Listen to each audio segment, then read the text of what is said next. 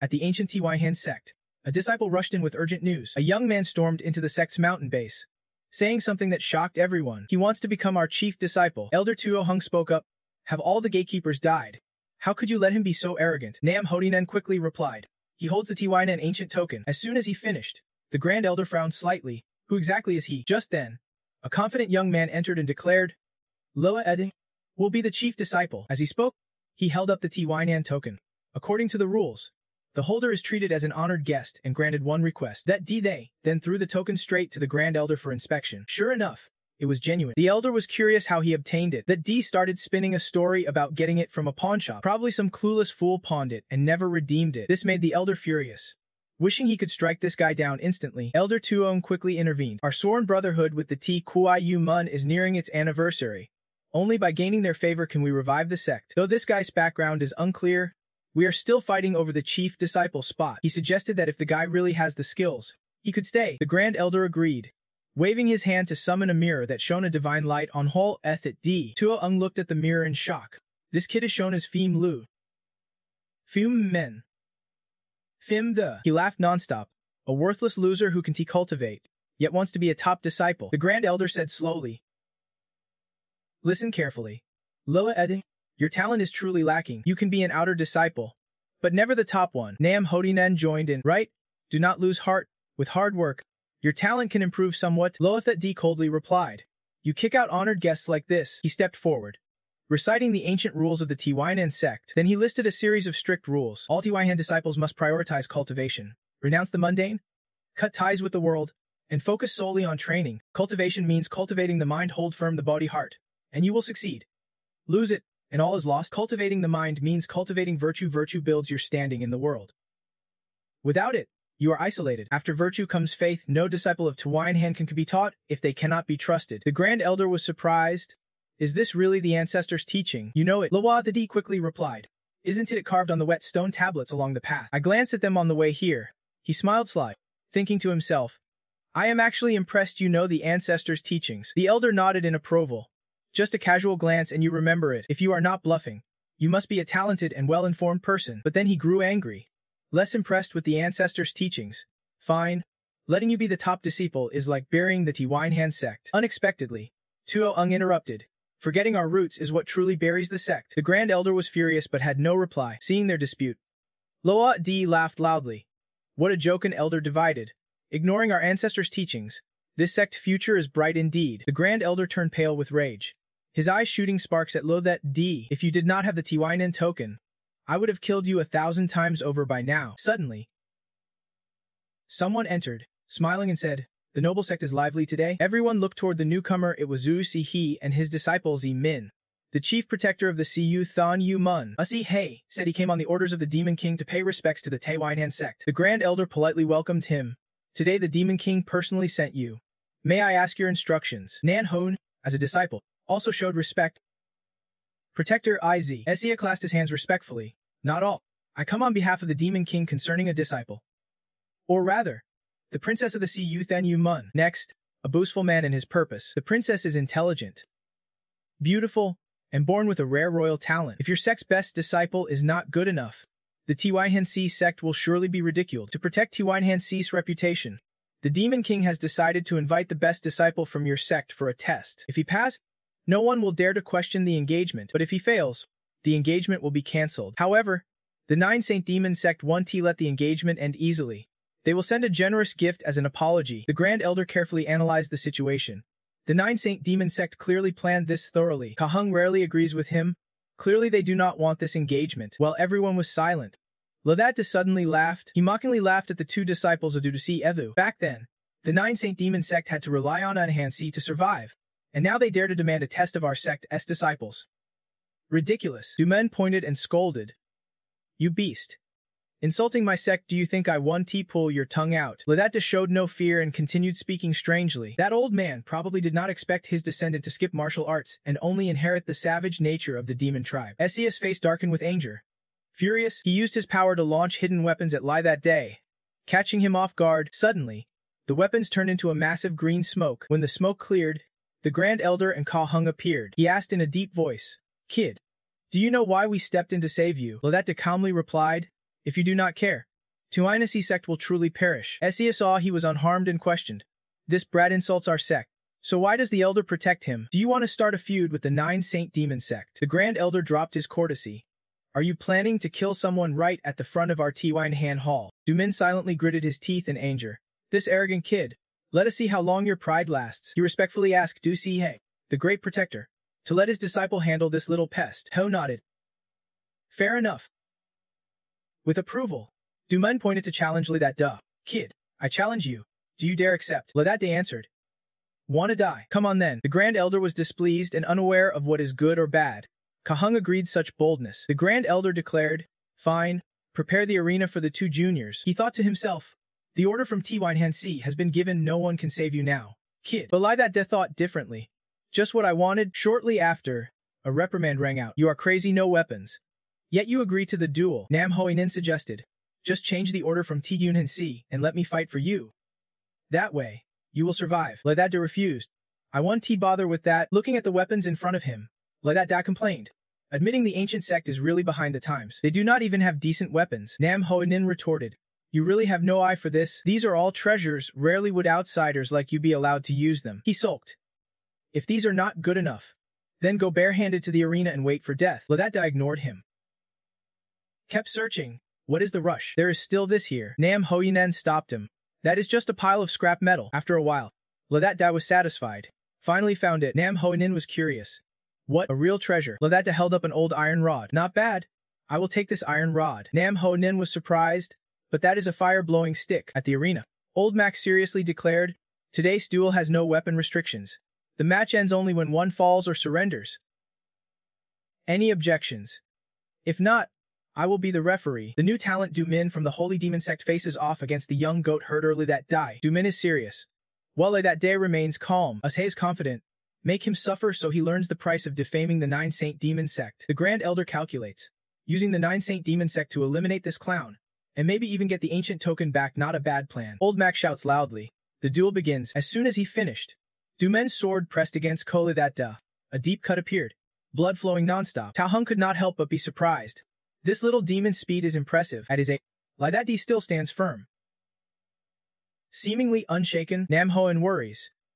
Shouting, stop standing there like a fool. The Grand Elder glanced over and immediately recognized that this is the true Yang technique, focused on speed, precision, and danger. On the arena, Du Min is full of killing intent. His sword creates countless illusions, like hundreds of swords attacking at once. Li that De quickly pushed into a defensive stance, his clothes torn to shreds. Nam Honan realized immediately this is not a duel anymore.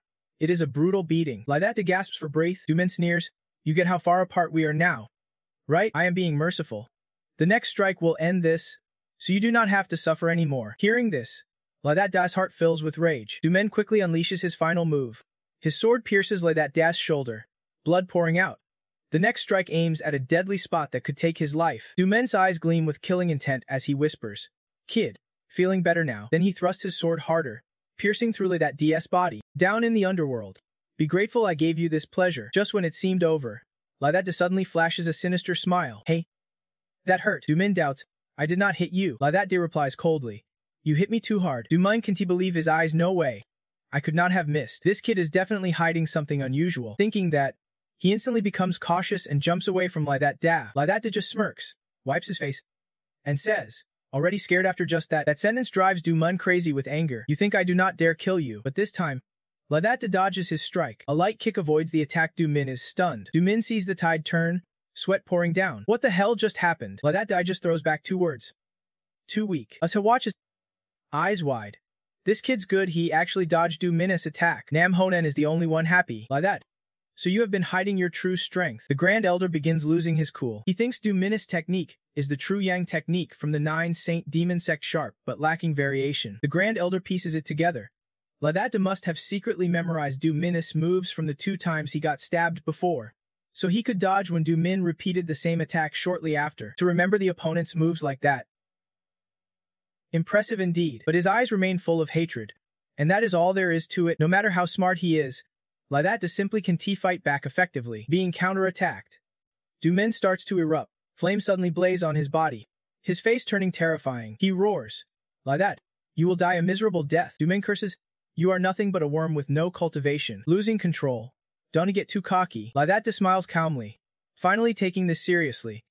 He tightly grips his iron rod, silently thinking, then so must that speaks in a calm tone. Let us get serious. Come on.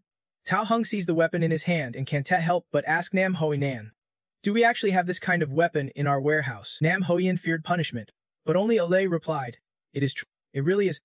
Even now, you can believe it was just a broken stick in the mess.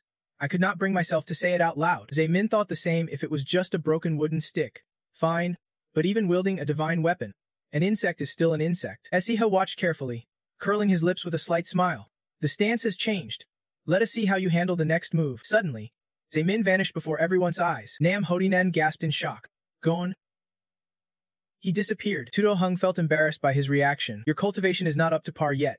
Old man. Zemin appeared midair, determined to finish Luthet D with one final strike. But although that D anticipated it came from above. Zemin plunged his strong sword down with all his might, ready to kill. Yet although that D remained calm, the sword tip never touched him. The fight as seen stunned everyone beyond belief. The sword tip was mere inches from Lothet Day as he struck lightning fast, seeming to have countless arms, leaving even AC wide-eyed in amazement. Zemin was hit by an iron staff. Nam Ho Nun and the two elders were equally shocked. Zemin caught up blood continuously. The wound from below made everyone grasp its severity. The deep sound of a cracking egg echoed. As Zemin fell, Elder Mech shouted loudly, the outcome is decided. Esiha rushed to the arena, his face pale and filled with panic. Wake up! Zemin struggled to speak. Master, the energy around him is weakening, which terrified EC. This is heartbreaking for a disciple. SE could not hold back his anger, shouting insults. You sneaky little bastard. How dare you destroy the cultivation of our 9 Saint Demon Sect as disciple? Loa D laughed loudly.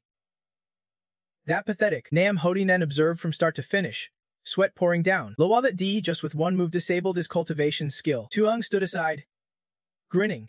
If the True Yang technique gets struck down in one hit, what cultivation is left? Who told that brat to use such a flowed move anyway? The senior elder remained silent since Min fell, lost in thought. But if La Lotha Da only remembered the opponent's moves, how could he avoid hidden attacks from Min's blind spots? Are you really just a little demon with no cultivation at all? Looking at Letha D, the elder still did not understand. Loa Ede, how many secrets are you still hiding? Loa D on the arena did not let others wrongly insult him. Hey, he is determined to kill me, he told Isaiah clearly. I spared his life. Has the 9 Saint Demon Sect lost its sacred honor for cultivators? What right do you have to lecture me? Asiha gritted his teeth in anger, but could not argue since everything he said was true. Furious, Essie immediately charged forward. Today, I will kill you no matter what. Loalat D gladly replied.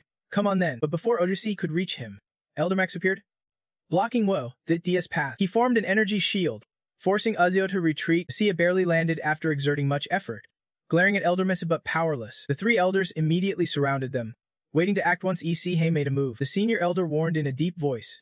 The deathmatch arena has its own rules. If you keep attacking, do not blame the Tiwaihan ancient sect for showing no mercy. Essia could only swallow his bitterness, sneering. Good family fight. 3 elders all stepping in. What is your background anyway? He willingly let Isihu know. Remember this. I am the chief disciple of the Tikyunan ancient sect. The senior elder, feeling overshadowed, shouted. What nonsense are you spouting? Sis smiled wickedly hearing this. Chief disciple. Huh. Fine. He declared his intent. If the clan leader agrees, then the trial begins in 3 days. If you are too scared to show, do not blame us for breaking the pact. Like a challenge. Ladata said. If you are brave, come to our 9 Saints demonic sect and try me. The reason the 9 Saints demonic sect exists today is because Old Rooster founded it, which surprised him. Han and Min Nan. 9 Saints demonic sect. The old man calmly confirmed. Yes, it is the 9 Saints demonic sect. Min Han was skeptical. Sounds too evil, does not it? But Old Rooster happily replied, I have never hidden my demonic nature. I founded the 9 Saints demonic sect to declare to the world that even demons must be honorable. After speaking, he turned to Amnahan for agreement. Sir Amnahan, you support me. Do not. Amnahan just sighed, saying nothing. Min then voiced his opinion. Old Rooster, you rely on your talent and physical cultivation to ascend, but without a sect, how can you establish one? Old Rooster laughed loudly. Big bro, I have thought about that for a long time. He spread out a pile of books. Amnan could not help but ask, why do you collect so many low-level martial arts manuals? Old Rooster scratched his head, embarrassed. I saw you are skilled at refining techniques. If you help me improve these, would not that be even more powerful? Amnan shook his head. So you have been paying attention to this? Minhen was easygoing and agreed immediately. I can help. Amnan remained silent. Minhen asked curiously. Amnan, What are you looking at that moment? Manhwa was intently studying the Chen Duong Quiet technique. Minnan approved. Good choice. Chen Duong Quiet is perfect as a foundational practice. Old Rooster was delighted. Big brother Minhan. Sir Manhwa, once the sect is established, please take care of your little brother here. Manhwa stayed neutral, neither agreeing nor opposing. These images were deeply etched in Lai that Dia's mind. He thought silently. Minnan. Old Rooster. Looking at the scene now, how do you feel? Whether TYNC sect or Nine Saints demonic sect, both have strayed from their original paths. If I have promised, I will see it through. Rest assured, once I commit, I will bring it back to the peak. Lost in thought, Lai that day was unaware someone was watching him where he could not see. The Grand Elder stood quietly. Seeing him sitting on the Founder's sculpture, the Elder scolded sternly. Lai that, who allowed you to climb on that? He came to announce the results of the discussion. Come to the main hall. We will discuss the disciple chairman role in detail. Lai that smiled. That is acceptable. In the hall, the Grand Elder admonished. Lai that, you are now the disciple chairman of our sect. Watch every action, gesture, and word. Don't he disgrace our sect? Lai that had changed into new clothes but felt uncomfortable. These clothes are so hard to wear. Well, I will just wear them for now. The Grand Elder shook his head, still aloof as ever. Don't you know what you are about to face? He slowly explained. You have crippled the disciple of Dru Ces sect. The upcoming test is a duel for revenge. The Nine Saints demonic sect is full of masters. Lai that, this time you are risking your life. Lai that curled his lip. Masters everywhere. I have already taken down one. The Grand Elder was angry. Do you think it will be easy? Ta Hung nearby spoke up. Grand Elder means this is very dangerous. If you need secret manuals or weapons, just say. The Grand Elder was furious. Let us see how long your arrogance lasts. Lai that seriously considered Tao Hung's offer and quickly decided. This staff is not bad. Just pick that from my weapon. Nam Hon smiled. I knew it. Lai that continued. As for martial arts, I heard TYNC sect has a unique sword technique. Pick that for me. And also get me a pair of twin blades. Tao Hung looked puzzled. Your sword technique is ordinary. With this staff, what are you planning to do? Lai that replied calmly. Martial arts and weapons are just tools. What matters is if they suit me. I have my reasons for choosing these. Nam Hoinan looked at him, seeing only obvious bragging. Seeing that, the senior elder did not say more. Then step back for now. Nam Ho, you are in charge of delivering the sword manual to Lai that day. Nam Hoinan quickly replied. Your disciple will obey. Lai that did not bother him further. All right. I am sleepy. Before leaving, just a couple words from you. Nam Hoen had to remind him. Watch your words. The two turned and left. Then Ka Hung asked the senior elder. Brother, why did not you stop this kid from acting recklessly this time? The senior elder answered slowly. If you call it reckless.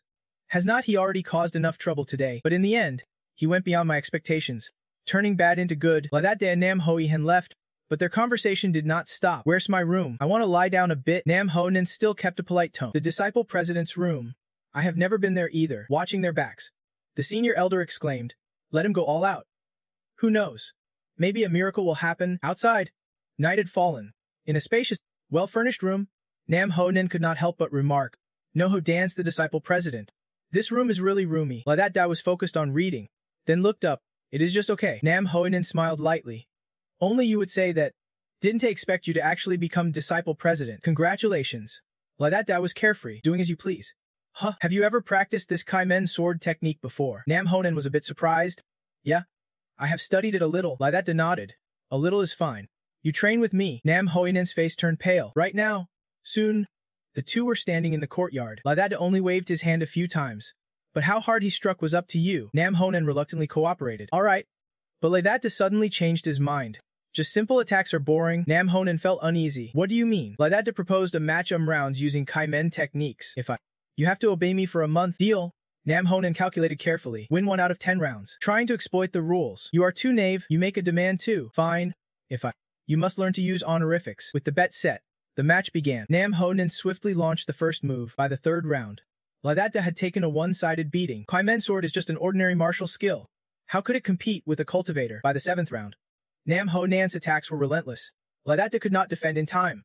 Maybe you want to go it alone, but this is reality. By the 9th round, Nam Honan thought, your chances are running out. In the final round, Lai that still stood firm. Nam Honan put all his strength into the last strike.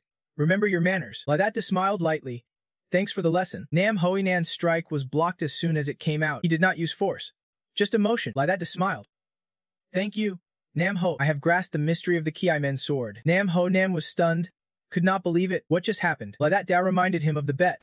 According to our agreement, You must obey me for a month. Nam Ho-nin suddenly became a temporary servant, feeling resentful and confused about the situation. As for Lai that de, no need to say, he was very pleased. Go rest and think about what to make him do. No matter, Nam Ho-nin stood there with a dark face, thinking to himself that he still considered himself clever. Although he never showed it, the inferiority of the Zenan ancient sect was undeniable. Watching Lai that Diaz back as he left, he could not help but ponder, but this ordinary mortal kid somehow sparked a potential in me, as if his passion is boiling inside. Suddenly, Nam Ho-nin loudly called Lai that de, making him jump and turn around. What is it? His face lit up with an unprecedented brightness. Test completed. Zen Hung ancient sect. Can you handle it? That expression made Lai that de see a reflection of Min Han. He was stunned for a moment, then smiled. Do you even need to ask? Time passed quickly, until one morning at Ku Then Yeomon. Tu-han was shocked to see Du Min lying motionless. Ha! You are just here to report the news. He did not understand how things ended up like this. Usa still could not calm his anger today. I never expected this kid to slit his own throat. He was crippled by Lai that Diaz cultivation-destroying move. Even unable to reincarnate, Kwang Vian beside him was both heartbroken and struggling to contain his rage. Seeing this, Lai that Diaz spirit advised, a cultivator's power is their lifeline. Your brother is freed earlier now. Do not lose your faith because of this. Kwang Vian's clenched fist showed his extreme hatred for Lai that Diaz, but the spirit's words silenced him. Master De, the spirit gently reminded, hold on to your faith to stabilize your cultivation. Endure the pain. Step back. Though Kwang Vian obeyed and stepped back, how could he ever forget this? His mind was consumed by the enemy's name. Lai that, I swear, I will kill you. Time flew by, and as Lai that prepared to head to Ku Then Yeomon, Nam Ho-nan and Elder Mak accompanied him. The elder knew his nature well and warned, that this trip is crucial. Remember your manners. As soon as the words ended, Lai that replied, no problem. Do not worry. Of course. The elder got angry again. Yeah, right. As if I can trust that. Ignoring him, he turned to someone else. Elder Mak.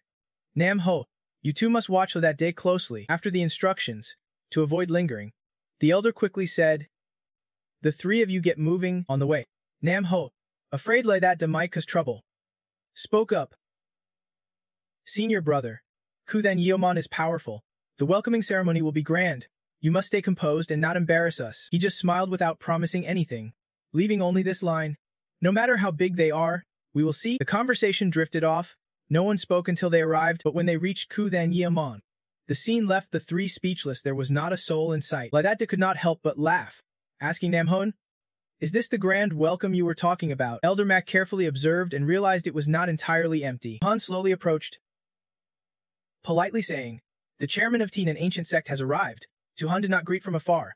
Please do not blame me. Elder Mak was not mild either, and immediately challenged him. Tu-han, only your protector came by to just get it over with. What do you take our Teen, an ancient sect, for? Tu-han's attitude remained calm. Protector Mak calmed down. The elder was in seclusion, and other elders had duties. There was no other choice. Elder Mak was furious at the excuses but could not do anything. Keep making up stories. On the other hand, Lai that was unusually easygoing. Forget it. Do not take these petty things to heart. At the test, make them pay back 100-fold. Only now did Tu-han notice him. This must be the noble disciple chairman. Within 3 seconds, Lai that reverted to his usual self. Right? It is Grandpa himself. Nam Ho-nan was shocked hearing him say that. Senior brother, watch your words. Watch your words. Tu-han was not angry, just replied slowly but sharply. At such a young age, he has already surpassed a gatekeeper's level in our sect. When that time comes, Ku Then Yeomon will have to pay attention to this new disciple's demeanor. After that, he said nothing more and quietly arranged things. For now, let me take you three back to rest before the test day. However, Lai that had his own plans. He shook his head and said, no rush. If the Nine Saints demon sect is thriving like this now, we should take a look around. As soon as he finished speaking, he quickly walked off, making Nam Ho-nin hurry after him, shouting, senior brother, from the soul sect's perspective, Lai that day's words clearly sound like he is inviting death. Lai that day and Nam Ho-nin arrived at a place. Their eyes lit up seeing the scene before them.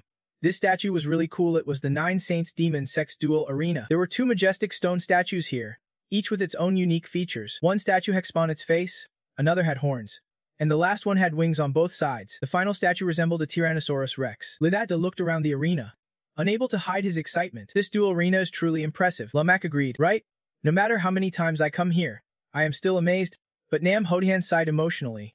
I remember back then, we had a dual arena just as big. Suddenly, Lai that day put his hand on Nam Ho-nin's shoulder, calling out slowly, Nam Ho, you are cold down your spine. It feels bad. Sure enough, Lai that then demanded to be lifted up onto that stone statue. Nam Ho-nin thought he misheard, but when he realized it was true, He gawked and shouted, jokingly, "What the hell is this?" He was scared to death, just by looking. That is clearly the sect's sacred relic. Climbing it without permission is just asking for trouble. Seeing he did not obey, that Dao reminded him. Don't forget.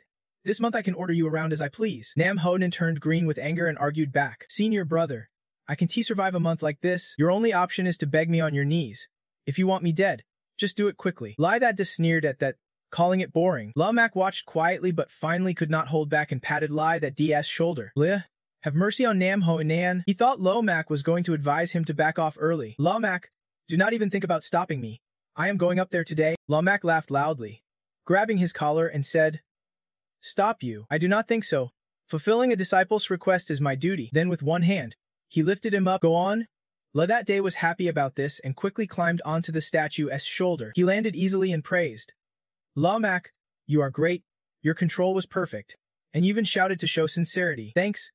Mac, you are way more perceptive than Nam Honan. Nam Honan felt like his head was about to explode with these two. Master, you are crazy. Mac just sighed and replied, the Nine Saints demon sect does not see us as guests. Why should we be polite to them? Someone quickly noticed. Shout out, where are you? People from the ancient Tainan sect disrespecting our sacred statue. Mac was pleased with this reaction. That was a pretty quick response this time. Meanwhile, Nam Honan was crying silently. This time, it is over for us. The Nine Saints demon sect disciples quickly gathered and shouted angrily.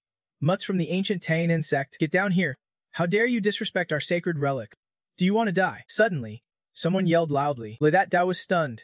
Surprised by the sudden shout, Kwang Via, sword in hand, flew up to the sacred statue, striking straight at That Da. He hated him deeply for Du Min's death. That Da could not help but laugh. Dogs can fly now. As the sword neared him, a ring of light suddenly appeared. It was Mac coming to protect That Da. A booming explosion sounded, and both were thrown back. Kwang Via was unharmed and muttered, blocking the way. Carried like a princess by Mac, laughed joyfully, teasing him. Of course, not letting it slide. What now? Still want to fight? Nam Honan stood helplessly in the middle, feeling powerless. Sighing, this is too much. Kwang Vin stood before him, bitterly calling out Loithat D's name. Kwang Vin faced Li Dida, eyes blazing with fury, and began to accuse. First, you killed my brother. Then you disrespected our sect's sacred relic. Today, I must kill you to protect the honor of the Nine Holy Demon sect. Loithat D stared at the stranger and asked, Who are you? He introduced himself. I am Vin Kwang. Zhe Min, the one whose cultivation you ruined at the Tiwanhan ancient sect, is my own brother. The disciples around also chimed in. They said Min, senior brother, was crippled by this guy, and he is not even worthy of being called a real man. Pathetic. Hearing that, Loithat D suddenly recalled. It is. The disciples continued mocking. Now he is facing Kwang Vin. No matter how many lives he has, it won't be enough to repay him. This scumbag will definitely cheat. We should gut him alive. Kwang Vin yelled like a mad dog. Afraid now. Even if someone protects you today, I will kill you. No one can stop me. He smirked arrogantly, but added, If you kneel and beg forgiveness for my brother, I might let you die quickly. Suddenly, a cold voice rang out. Kwang Vin, do not be rude to our guest. Kwang Vin immediately retreated, respectfully facing Tihen. Master, Tihen calmly lectured. Loithat D is the chairman of the ancient Tiwanhan sect, not someone you can provoke. Besides, people say he has no cultivation. Your challenge is just bullying. Loithat D's followers realized they would been exposed. As soon as Tihen finished, the Nine Holy Demon sect disciples laughed mockingly. The chairman of the ancient Tiwanhan sect is a cripple, with no cultivation. Unbelievable. Someone like that wants to marry a princess. What a joke. A toad asking to eat the sky's meat. Loithat D did not get angry, just smiled dryly. Sheep really knows how to speak hitting and soothing at the same time. Clever. Then he turned to his challenger. Zhe Kwang Vin. Right? I accept your challenge in front of everyone. I declare that life or death here on this arena is decided by the fight. Kwang Vin shouted. Ignoring death. Loithat, I do not care if you have cultivation or not, but you killed my brother. I will kill you. Loithat D sounded tired. How many times have you said that? Is the Nine Holy Demon sect all talk and no action? This instantly angered the Nine Holy Demon sect disciples. This bastard dares to be so arrogant. Brothers, kill him. Killing him would be too kind. Cut him into 8 pieces. Sever his tendons. Let him lie crippled for life. Tihen did not stop them, because he already looked down on Loithat D. Instead, he said, Forget it. This guy won't live to the trial anyway. Old Mac worried deeply. This is not good. If the fight happens on the arena, I can intervene. Nam Hodian whispered to him, Master, Your face shows worry. I am very concerned about Wathit D. If he keeps acting reckless, he might lose his qualification. But if the fight takes place on the arena, Loala D might not lose. On the arena, Quang Vin charged at Lethitha D with all his strength. His sharp eyes locked onto his opponent. There was even some admiration. His stance showed he was not an amateur clearly trained in martial arts, but his left shoulder had a big weakness. Then he targeted Lethit D's left shoulder with his attack. Thinking, no need to be polite. I will just take this. Loala D was struck by Quang Vin's sword, causing the disciples to cheer loudly. The swordsmanship was so skilled. No wonder Vin Quang brother killed that mixed blood bastard. Old Mav was restless outside, unable to sit still. I can let the DD die here. If the enemy makes a lethal move, I will have to step in. Nam Hoi had a different thought now. He was not worried about what Master should be concerned about, because now Nam Hoinen recalled the night when he exchanged a few moves of K Men Dao with Ulwut the D, surprisingly defeating him. You ask why my K Men Dao could beat you. Nam Hoinen truly wanted to know, right? No matter how I think about it, I still can't grasp the magic in it. That seemed very willing. It is nothing. This is something disciples of the ancient sect must know. It is said that when Min Hang Shanda founded the Tain Han sect, he revised a large amount of immortal arts. What few know is that the mysterious sword technique hidden in the Tain Han sect is exactly the revision personally refined by Mun Nahang Xian D. This surprised Nam Hoinen greatly. What? That Dao was not surprised. That is right. That fierce sword technique in the martial world was transformed into an unpredictable mystical martial art in the hands of Min and Xian D. Such a precious secret manual ignored by all is truly a regret. The ancient sect's mysterious sword technique is indeed incredibly profound. Just as he finished speaking, a flurry of sword strikes suddenly flew toward Quang Vian's back. At that moment, Quang Vian realized and suddenly understood that that day was someone who used weakness to overcome strength, not useless as he had thought. Tuhan, seeing this, panicked and shouted at Quang Vian. The whole group of disciples panicked and could not say a word. Quang Vian's sword fell just as he gasped for breath. Though that debulled slightly, it was nothing serious. Since he was still smiling, anyone else, bring it on. Seeing Quang Vian lying in a pool of blood, Nam Hoinen also paled a bit. You do not have to hold back so much, do you? Lomax stayed silent, saying nothing. Tuhan's anger flared up fiercely. That, how dare you? He looked like he wanted to finish that right then. And there, Lomax saw the situation was bad and rushed forward, loudly reminding, Tuhan, have you forgotten the basic rules of the arena? Though angry, understood this was not the time. Still, he could not help but scold. But you are so brutal and bloodthirsty. Are not you afraid the disciples will come after you? The group of disciples surged toward the Lei family. I want to duel you. If you are good, fight me and me too. Suddenly, a black cloud appeared in the sky, from which a commanding voice echoed. From the cloud emerged an angry face. The Ku then Yeoman people immediately recognized him as the Grand Elder. As Han Tuhan knelt in respect, and the disciples dared not do anything else. The Grand Elder began. Du Quang Min died in the arena due to weak cultivation. Disciples, stop causing trouble. As for that De, your brutal nature is unwelcome in our sect. Heal your injuries quickly, participate in the trials, and then leave Ku then Yeoman. That De replied defiantly. No need to tell me. Just arrange whatever trial you want. I am too lazy to stay in this Ku then Yeoman sect. Tuhan seized the opportunity, saying if you do not give me time to rest, do not blame Ku then Yeoman for showing no mercy. So that De immediately entered the trial. The first test, stop the chaos of the mind. For those unfamiliar, stop the chaos of the mind was established by the great ancestor of Ku, then to train disciples, mental discipline. This place is incredibly mystical, with a total of 14 panels.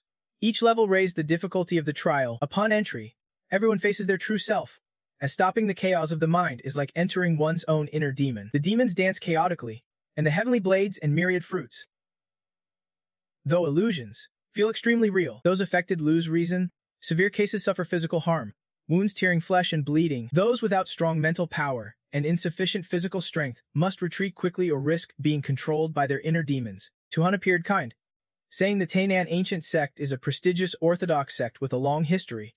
We do not want to see the aristocratic chairman looking shabby. Ladata heard this and lost patience. All right. Hurry up and start. Call your princess to fight me. Tuhan found it very ridiculous. You arrogant. He volunteered. You are not afraid of death. But Ku then Yeoman fears being accused of bullying the weak. Let me fight you once. Ladata sneered, finally remembering he is from a prestigious sect. He even warned. But a small protector like you better not deny it if you lose. Tuhan was triggered, breathing hard as he warned. Ladata, you will pay for your arrogance. The disciples around continued boasting that he had risen from protector rank. One disciple whispered to his companion, I remember years ago when he was my senior brother.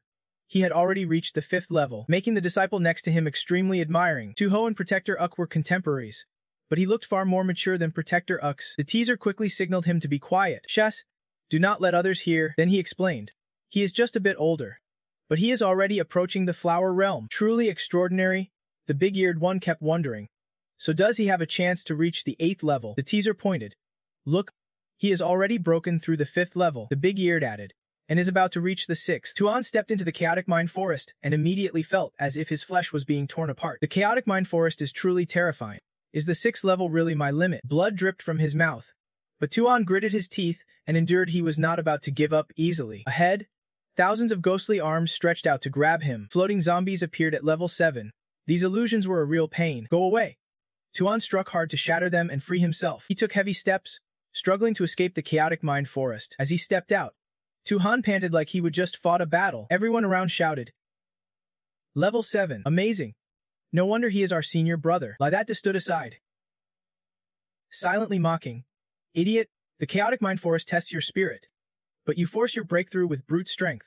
Tuhan's going to pay a heavier price for that. Just as he finished, Tuhan was suddenly flung far away, shocking everyone. Protector 2, are you okay? He looked completely drained. The chaotic mind forest's power was stronger than expected. Even the 8th level could not overcome it. Usa quickly comforted him. You did great, senior brother 2. It was tough. The teaser and big-eared disciple chimed in. Protector 2, you are the best. Usa praised him, saying with more training, he could be promoted to elder. Tuhan was touched, thanking the great protector. The first one's done. Next up is Lydata. Lydata sneered and slowly stepped forward to observe Tuhan. Not bad. He even kindly encouraged him. At your age, reaching level 7 in the life fate realm is impressive. Then he added, maintain that strength, and before you die, you might break through to the flower realm. Tuhan's eyes widened at those words. As he reminded Lydata that day, Protector 2 is done. How long do you plan to make us wait? Lydata laughed loudly. I thought you guys were waiting for the guy underground to stop breathing. Nam Ho Nen stood near B, used to his attitude. Senior brother, be careful. Just have fun. Usa paid no mind. Lydata, are you all talk and no action? Lydata calmly replied. He is lucky to go first. Otherwise, I would finish all 14 levels. Then he would not even have the face to live. Then he asked, don't you think what I said makes sense? Usa had no reply. So he turned to Tuhan, uncertain about his fate. Tuhan was furious beyond recognition. A mere martial technician like you dares brag. If you do not fear death, would you dare bet with me? Lydata showed no fear. What bet? Tuhan said. If you do not finish all M levels, you have to kneel and crawl through my legs. Lydata happily agreed. Fine, I will bet with you. Then he asked, if I finish, do you have to crawl through my legs? Tuhan could not refuse either. This bet. Today I will see the ancient sect head to Winehan crawling under someone else's legs. Lydata just smiled and stepped into the chaotic mind forest, leaving behind. Then just wait and see. Nam Hodian and old Metzi watched Lothet D intently. After a while, a fat guy ran up to the big-eared guy and the teasing one. Hey, what is the situation? The big-eared guy replied warily. Don't remind me. It has been half an hour already. Lothet D still stood firm on the first level. The disciples around laughed loudly. No way. The head of the C5DYN can't even take one step. If C5DYN's people are not capable, do not waste everyone's time. Nam Hodian grumbled in annoyance. The disciples of C Than Mun have only this much patience, chirping like baby birds. Then he thought, but I am curious to see how Lothet D will handle this challenge. Lotheta now closed his eyes, focusing deeply. Countless bizarre monsters appeared in his mind, but he remained calm, unshaken. Suddenly, Lothet D's eyes snapped open. A mischievous smile flashed across his face, and he confidently stepped into the chaotic forest. The two teasing guys whispered nervously. Movements happening, the big-eared guy added. Finally some action? I thought he was going to sleep right there. Both looked down on Lothet D. Sure, he is scared of losing badly, so he is risking it all. However, Asiha noticed something different. Seeing Lothet D's relaxed attitude made him wonder this guy's state is way too calm. Could he really have some secret technique? Lothet D sang happily as he stepped into the chaotic forest. In just moments, he passed the first 3 levels. He coldly remarked, Fire!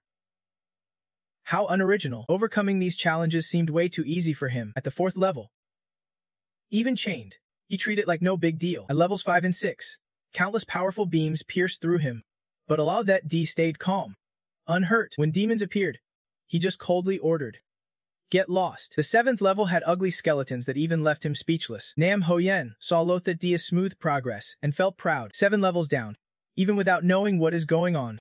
Big bro is amazing. Lothet D just found the nagging annoying, making a mountain out of a molehill. The fat disciple of Cu Then Mun showed dissatisfaction. Impossible. How could he be this easy? The guy next to him was even more extreme. Cheating. He is definitely cheating. The fat guy seemed energized. Yelling. Shameless C, fighting a hand. Cheater. Sehei could not stand it and shouted for silence. He knew cheating was impossible in the chaotic forest. A test of one's resolve, he thought quietly. Could his resolve really be that strong? But he forced himself to stay calm. The illusion's power would grow after level 7. He could not get past level 14. Loa the D stepped into a completely different space. Bathed in dazzling golden light, he raised a hand to shield his eyes. Intrigued, is there a new toy? In front of him stood a huge golden statue, surrounded by alluring beauties. With countless soldiers at its feet, the statue symbolized power. The soldier's strength, the beauty's beauty, and the gold bar's wealth. Lothet D smiled, each one very tempting. The statue laughed loudly as a blade swung down. Loa Ed shaken now, but the statue's smile suddenly froze when it saw Huff the D still standing firm, unharmed. Loa D laughed out loud. Shaken my ass. You are killing me. The illusion disappeared. He was disappointed. Just that old guy's stories are always this boring. The disciples of Siyu Than Yu Mun stared in shock. He has cleared all 14 levels. He has done all 14 levels. Nam Hodinan cheered. Big bros mighty. I thought he was frozen at first. Lothet D smiled. I was just teasing them. He also teased. Gotta give Chief T some time to mentally prepare. Then he reminded him about the bet. You remember our bet? Right, Chief T? Chief T's face reddened, unsure how to react. Laidata shrugged. Forget it.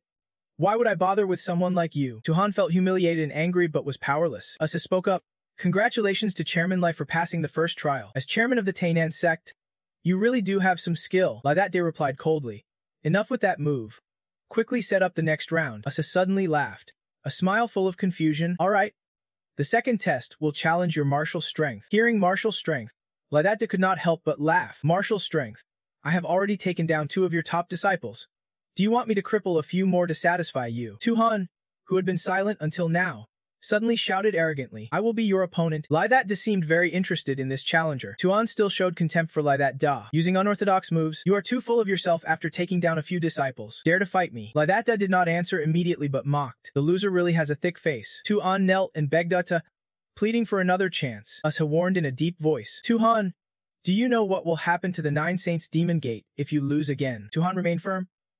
This time, I definitely won't lose. Surely, Usa had no choice but to agree. All right then. The match quickly began. Usa stood between them and declared, the second test round, Tuhan versus Laidata. Officially starts. Tuhan held a large saber pointed at Laidata, shouting, you rotten brat. Where's your sword? Show your weapon. Laidata calmly replied, who said I want to use sword techniques anymore. In his hand now was a familiar staff, showing complete disregard for Tuhan. This burning staff is enough. Tuhan, furious, you are asking for death? Laidata was unfazed. I have heard that line too many times. Usa recognized the weapon. This staff had once crippled Du Min. He suspected the staff held some secret. Let me take a closer look. Usa used magic to inspect it more carefully. Suddenly, he could not believe it. What? No traces of celestial enchantments. No hidden mechanisms. It really was just a worn-out staff. How could that be? Tuhan remained arrogant and impatient. He launched the attack, wanting to show you the gap in our levels. Laidata calmly accepted. Suddenly 2 Tuhans appeared before and behind him. The Tuhan behind swung the saber with all his might at Laidata's back, but was blocked by the staff. Tuhan gasped, how is this possible? Laidata taunted, when you say gap, are not you just bragging? Tuhan cursed silently. Damn it, furious, he thought. That bastard hit the weakest point in my offense. Damn, my hand's numb now. Tuhan still believed in himself, calm with his Tranmen level cultivation. Sure he would not lose. He attacked again but was easily blocked by Laidata. The weapons clashed, sparks flying fiercely. Laidata did not want to drag it out and decisively disarmed Tuhan. The disciples gaped. Tuhan, the Guardian, was already being suppressed. Tuhan panted, refusing to accept the truth. This can keep. Usa also lost his composure. Tuhan, you worthless piece. Do you really want to destroy your own sect? Tuhan knelt respectfully before Ukha. Great Guardian, do not worry. I have not revealed my true strength yet. Uta did not know where to hide his face. Why are you kneeling? The fight's still on, still fighting. That is what, Nam Ho. You have been watching from start to finish, and could not hold back. Master, no matter how I look at it, I do not understand. Clearly, Tuhan attacked senior brother first. But no matter how I see it, it looks like he is the one getting pushed back again and again. Old Mac said something sensible. It must be because your senior brother is a genius. Nam Ho Ren was even more confused. Didn't you say before that ordinary bodies with rotten flesh can be carved? Tuhan was mentally shaken and still could not recover. Impossible. What trick did you use exactly? Why did every move hit the weak spot in my attack? Lashia was too lazy to explain. Don't he get it? I advise you to surrender quickly. Suddenly, Lashia recalled the past, back to the ancient era, where a strange venomous snake hid in the jungle. Even cultivators who reached the Huakai realm found it hard to escape death from this snake. However, few knew that in this jungle, a monstrous tree preyed on these venomous snakes. It was not because the monster tree was stronger than the snake, but because the key hunting secret was its strange branch that could precisely lock onto the snake's attacks, exploiting its weakness. This branch became a training tool known as the snake-beating stick to teach disciples. Few knew before reaching the Tianyuan realm, young geniuses could not resist the punishment of the snake-beating stick. A small life realm cultivator was no match. Silently, Lashia smiled gently and asked, "Thought it over yet?" He even kindly warned, "Surrender and you will be spared death." But Tu-hun had no intention of giving up. Suddenly, his pupils changed, becoming fierce, sharp claws appearing on his hands. Gritting his teeth, he said to Lashia, "Let me show you my true power." And then Tu-hun truly transformed into a snake. He continued, "My real strength comes with this new armor." Tu-hun began to boast, "You have insulted me many times. Now I will make you pay 100-fold. Lashia was also shocked by his transformation half-demon beast. Nam Ho-ren was extremely worried. This is bad. Tu-hun is half-demon again?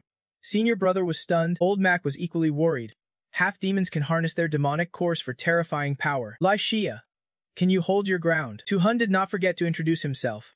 My father is a golden core demon. This half-demon form greatly boosts my strength. You are sure to lose. Lashia heard this and instead of fear, he laughed and said to Tu-hun, "Why do you always transform into a snake demon? Why not something else? If you do not survive this time." Tu-hun laughed loudly, thinking Lashia was so scared he would gone mad. Trembling yet still dared to speak boldly. Then he charged at Lashia with terrifying speed. Nam Ho-ren lost control and shouted, "Danger!" The disciples got even more excited, biting him to death. "Kill him." To protector. Lashia thought this group was foolish and trembling, "It is not me." Just then, the snake-beating stick struck true, piercing through Tu-hun's head. The stick got overly excited when it saw its prey. "I can hold back now. I told you. You will lose your life. How tragic for you." He decisively pulled the stick out of Tu-hun's head, returning him to human form. Lashia turned to ask Aha, "Hey, is this clear who won?" Aha was fuming but said nothing. Nam Ho ran outside, cheered endlessly. "It is. You won." I recalled the warning. "Aha? Do you know the consequences if this pre-marriage test goes wrong?" He was extremely worried. Demon King warned, "If you turn the sect into a joke, the rest of your life will be full of suffering." Aha shuddered recalling this. Damn it. He really did not expect Tu-hun to actually lose to that worthless martial artist. His hand began preparing a hidden weapon. This can happen. Lashia turned his back to him, cheerfully saying, "Hoi Ren, you do not know what is coming if you marry the princess. The Nine Saint Demon sect will definitely become a laughingstock. The charge is slandering our sect. Let us see how you defend yourself." An ice arrow shot out this time. "See, he is determined to kill you right here." The ice arrow flew straight at Liwa Th's back. But suddenly a stone came flying from nowhere and smashed the arrow perfectly. Emerysiha was about to lose his mind. What? Where did that stone come from? Liwa Dia of course knew what he was up to, trying to ambush me for the second time. Asiya could not contain his rage, shouting loudly, "Who dares?" Only to panic when the stone statue moved. The holy statue of Lethet D laughed mockingly. "Looks like even your ancestors do not approve of you anymore." Seeing the statue change shape, Ol's also deeply suspicious. Was that really what the statue looked like before? Nam Honan was just as shocked. Could it be that it moved on its own? The disciples of the Nine Saint Demonic sect were even more terrified. They were speechless. As the giant stone statue stepped forward, screams echoed everywhere. The giant statue has come to life. The disciples fell to their knees in fear, begging. The holy statue has awakened. Master Protector. Master Protector. Esia's face turned as black as coal, filled with horror. He could not understand why the holy statue was acting this way. The holy statue is supposed to guard, so why now? How could it possibly protect that Luathat Dedem? In a friend? Essie screamed. "No way." Luathad stood there coldly, completely unmoved. He said just two words. "Die." At that moment, the giant hand of the holy statue came crashing down. Essie laughed maniacally from sheer terror. The holy statue's hand drew closer and closer, finally crushing everything beneath it. The disciples watching dared not move, only whispering. The holy statue's out of control. Panic-stricken, they scattered, screaming, "Run!" The statues lost control. "Run for your lives." Luala D watched the scene with satisfaction, thinking those terrified disciples deserved it. Nam Hoyen could not help but shout, "Senior brother." Old Malso asked curiously, "What on earth is going on?" Nam Hoinen suspected, "Are you behind all this?" Luala D recalled whispering the secret code into the holy statue's ear. Since then, the statue had awakened, its eyes brightening and focusing. Though no one noticed, he stated plainly, "That is right. As long as you know the secret code, I can control the guarding stone statue. Nam Hodinen was shocked. Is that even possible? Loa that D calmly watched the holy statue clearing out the 9 Saint demonic sect disciples, saying, if they kept the sect's secrets, I might forgive them. But since the 9 Saint demonic sect broke the rules, they must be eliminated. Suddenly, a figure fell from the sky, chains of shimmering gold trailing behind. The person quickly wrapped the chains tightly around the holy statue's arm, then landed using one hand. In an instant, the holy statue was restrained, leaving Nam Hoen and old Maphis stunned. Loa that D seemed to have anticipated this. He immediately recognized a master had appeared. The Demon King appeared, his voice calm. Young Master Lo, please stop. We can negotiate this peacefully. Lotha D replied fearlessly. Demon King, why do not you dare show your true face? His attitude did not anger the Demon King. Young Master Lo, it is true that my 9 Saint demonic sect acted wrongly first. Let the holy statue calm down. Then I will invite you to my heavenly palace for tea. Lotha D agreed. Fine, he said easily. I will give you that courtesy. Only Nam Hodi Enchen stammered like he would seen a ghost when facing the Demon King. Together they went to a quiet, fresh place. The Demon King spoke calmly. Young Master Lo, I sincerely apologize. While I was in seclusion, the elders caused trouble without permission. I hope you can forgive them. Loa Dedi held his teacup, fully understanding the Demon King's intention. Come on. You used to tell me to leave, and now you are all friendly just because I know the secret to controlling the holy statue. The Demon King laughed heartily. Not offended, lol. You speak frankly, I like that. Exactly. I am very curious about this lost secret code. The Demon King continued to tempt. Lol. You know the secret code of the 4 guardian statues, right? Loa the D proudly replied. Of course. The Demon King quickly proposed, if you hand over the control method, I can guarantee you become the chairman of my sect and inherit the Demon King's position. What do you say? Lothat D coldly refused. I am already the chairman of the Twihan ancient sect. I want to betray my master. One more sarcastic word from you. Your Highness Demon King. No more jokes, this guy's pretty good. No success. The Demon King shifted tactics. I was being foolish. Isn't he you who betrothed to Xingen Hai? Then why does he need the chairman title? He quickly summoned Xdungen He to pay respects to young Master Elo. The Demon King whispered to Let D. You two should get to know each other and build your feelings first. But Alex Ninghan seemed uninterested. Before arriving, she was already lost in thought about the arranged marriage. The maid called her several times. Miss, the peach blossoms are beautiful. Huk Songnan replied indifferently. The scenery here is only beautiful at this moment. She added, even though it is beautiful, I have grown tired of admiring it over the years. Naha Hong did not quite understand her meaning, but kept flattering happily. The young lady's delicate beauty made people unable to look away. Lo Da Nan was helpless with this girl, wondering why she smiled so silly. You there? The maid continued to comfort. Miss, do not be upset. After fulfilling the engagement, you will travel the world with your husband. One to you. This made Luxnin Hen laugh out loud. The maid was a bit embarrassed. Miss, why are you laughing? Luxan confidently replied. Taiyu Tot. Do you think there is any man in this world worthy of me? Taiyu Tot agreed. Truly, no man worthy of the young lady exists. Back in the present, Lo That D sat until his butt was numb. Face cold. Lo Dun Nan entered, feeling irritated the moment she saw him. What kind of joke is this? The Demon King kindly told her. Sighing Nahai. Greet young Master Lo. Get to know him and build feelings first. But Alex Ninan deeply disliked him. Is this brat really the one I am betrothed to? The Demon King thought she was shy and encouraged her. Son and I, do not be shy. Go on it. Finally, she spoke. Master, Lilixunganan told herself the discontent must end here. Because of the praise and nurturing from her master, she had no choice but to obey. Thinking this, she felt better and stepped inside. As she walked, she kept reminding herself, as the princess of the 9 Saints Demon Gate, her master's will is her mission. The moment she entered, the Demon King and Liltha D fixed their eyes on her. Lo Dugnan tried to appear gentle, but Aloa D immediately noticed. She started to act coy. Sung Hai greets young Master Lu. Lotha D coldly replied. Not bad. This almost drove Lixdrungnan crazy. Not bad. Who do you think you are? She imagined him as a puppet she wanted to torment. Someone this clueless about right and wrong definitely needs a lesson. It was hard, but Lixdrungnan calmed herself. After all, she still had to complete this engagement. Too kind. Young Master, the Demon King happily said. Taiyu Hu, take a look. Lothat D slowly said. This engagement? Huh? He continued warily. I think maybe we should just call it off. Lahuk Sun Nan was shocked to hear this, and the Demon King was equally surprised. He did not understand what it meant. This kid did not care about power or money, nor beauty does not seem like someone chasing status. Unable to hold back, the Demon King asked. What exactly is your goal? Even I can figure that out. Suddenly he laughed loudly. Lol, do not worry. Thought I was upset. The Demon King reassured.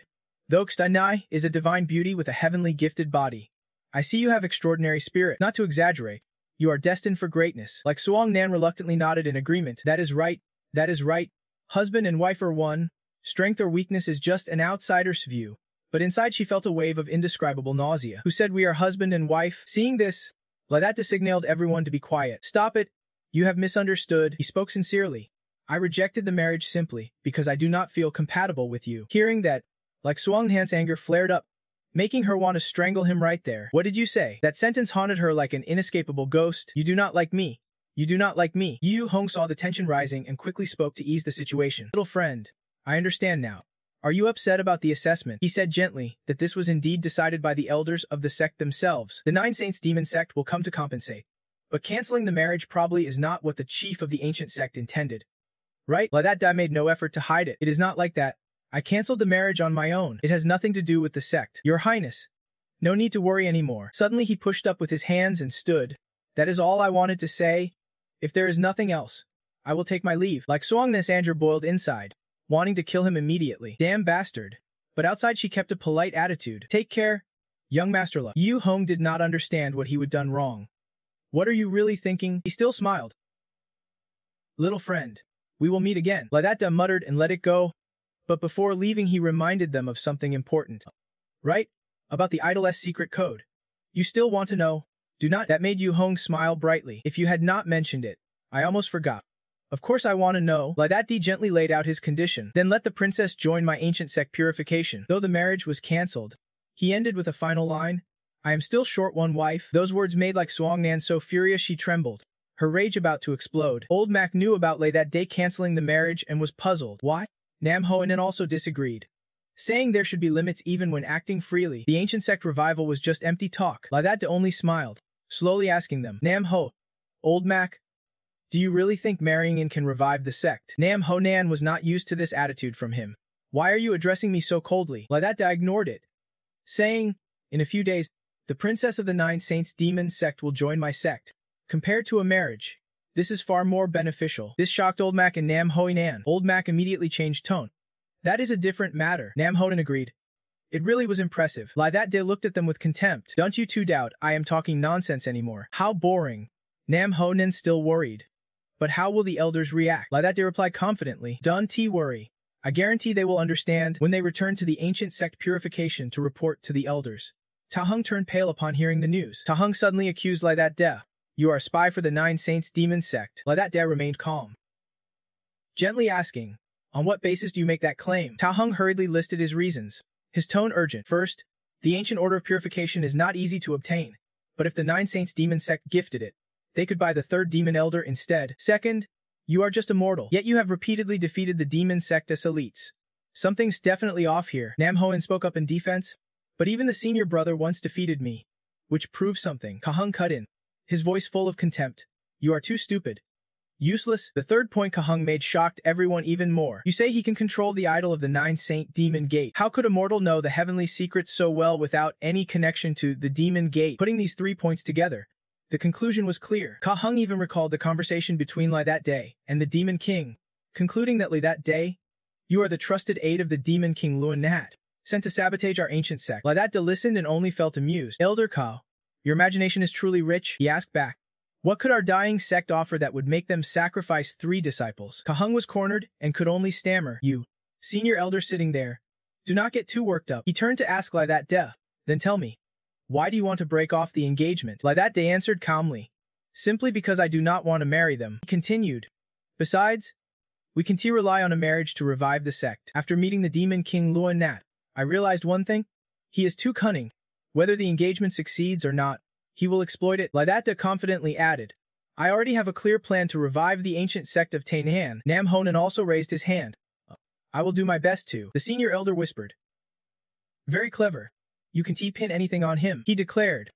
Anyway, you have passed the Demon Gate S trial, so you can choose one of our sect's treasure techniques or weapons as your reward. Lai that day nodded.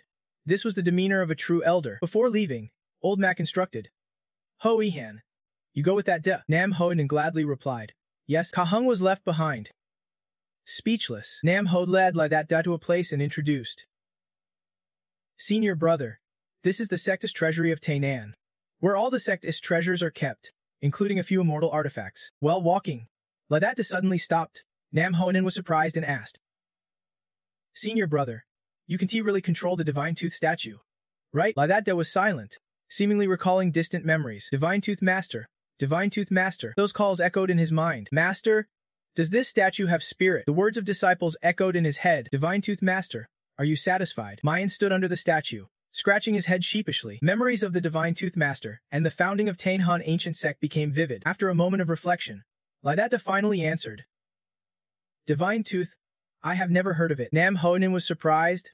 "You really do not know." Suddenly, a crashing sound startled them both. They noticed a man with disheveled, untrimmed hair. Intriguingly, that is someone else here. He turned to ask Nam Hoi and why this person was imprisoned here. Nam Honan quickly replied, "I am not sure.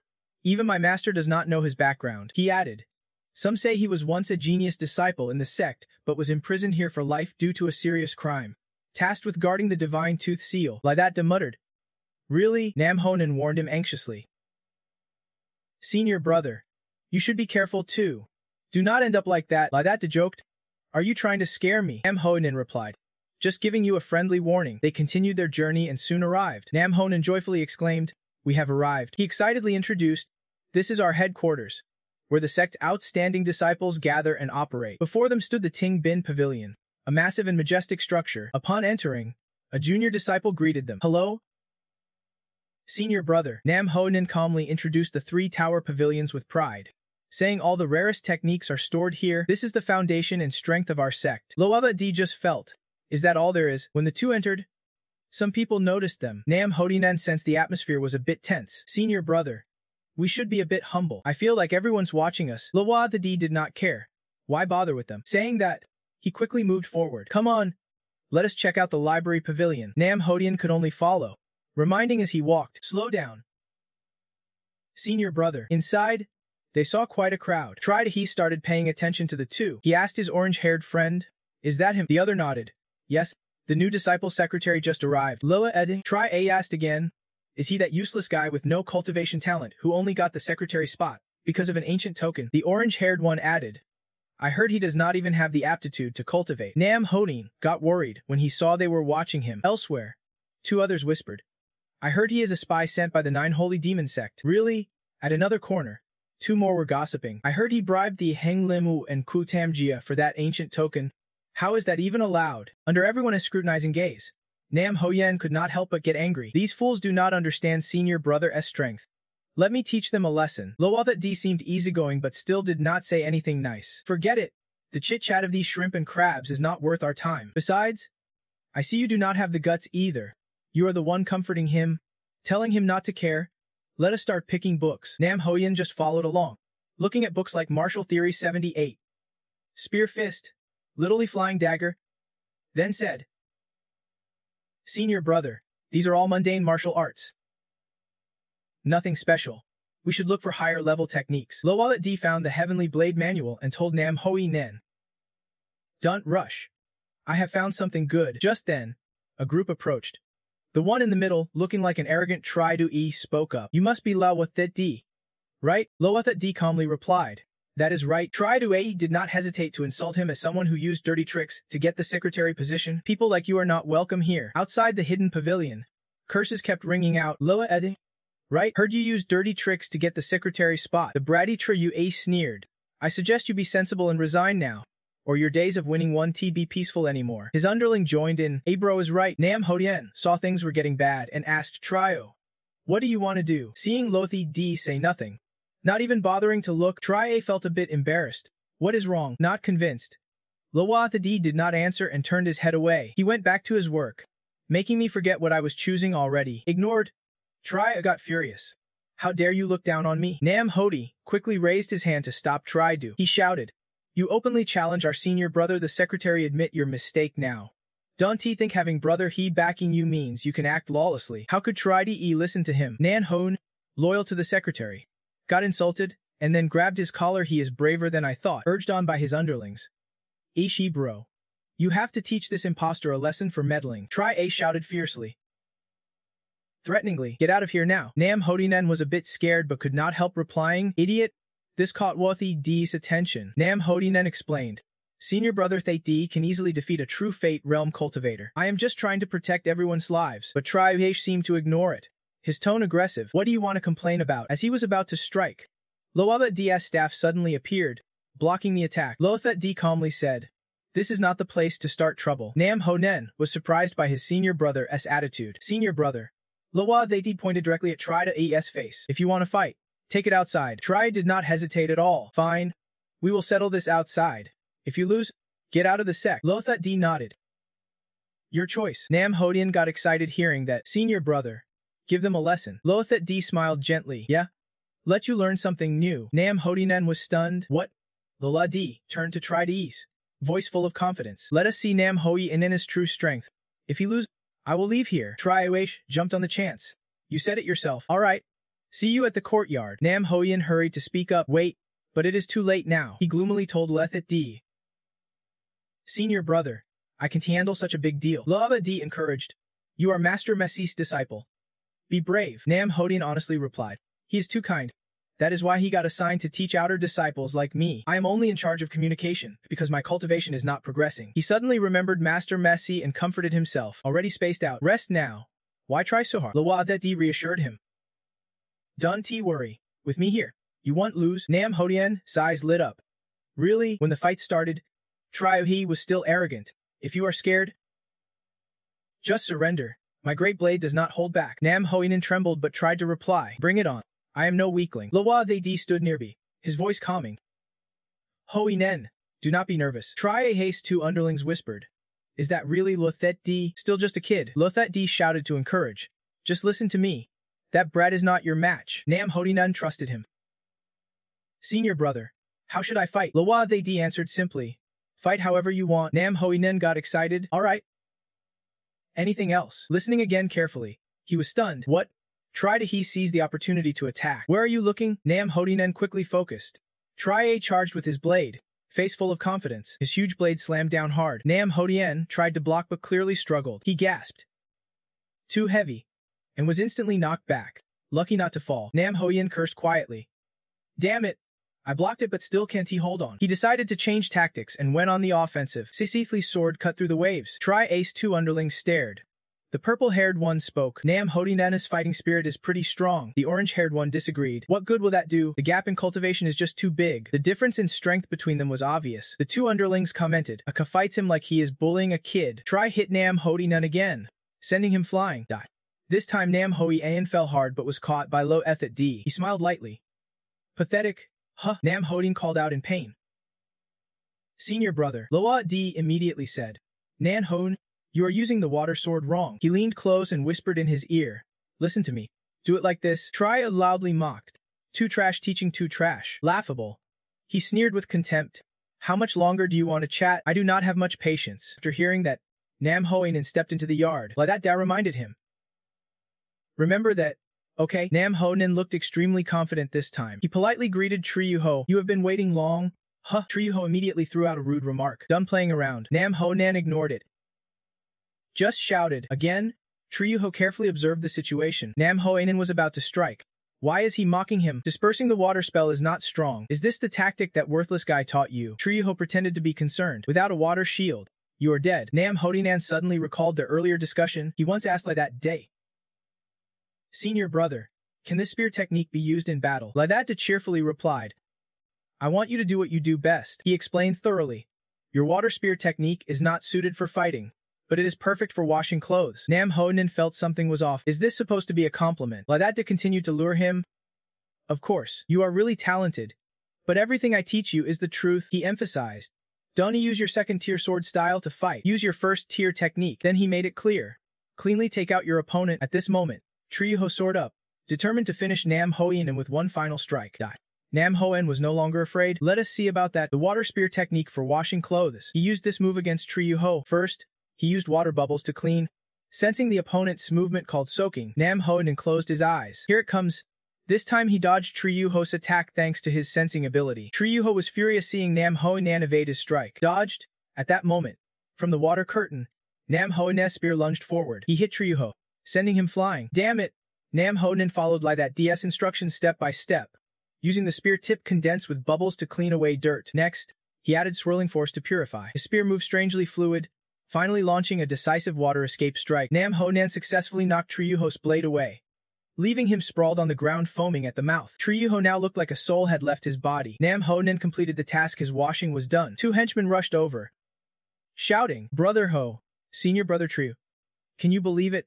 Purple-haired guy lost to Hoka." The orange-haired guy was surprised. Why are his clothes so clean, beaten like that? Yet they still threaten Nam Ho-yan. Don't he think it is over? Just wait. After they left, Nam Ho-nan turned to Lai that day with shining eyes. "Senior brother, you are amazing." As soon as he finished speaking, just a little guidance was enough to be that powerful.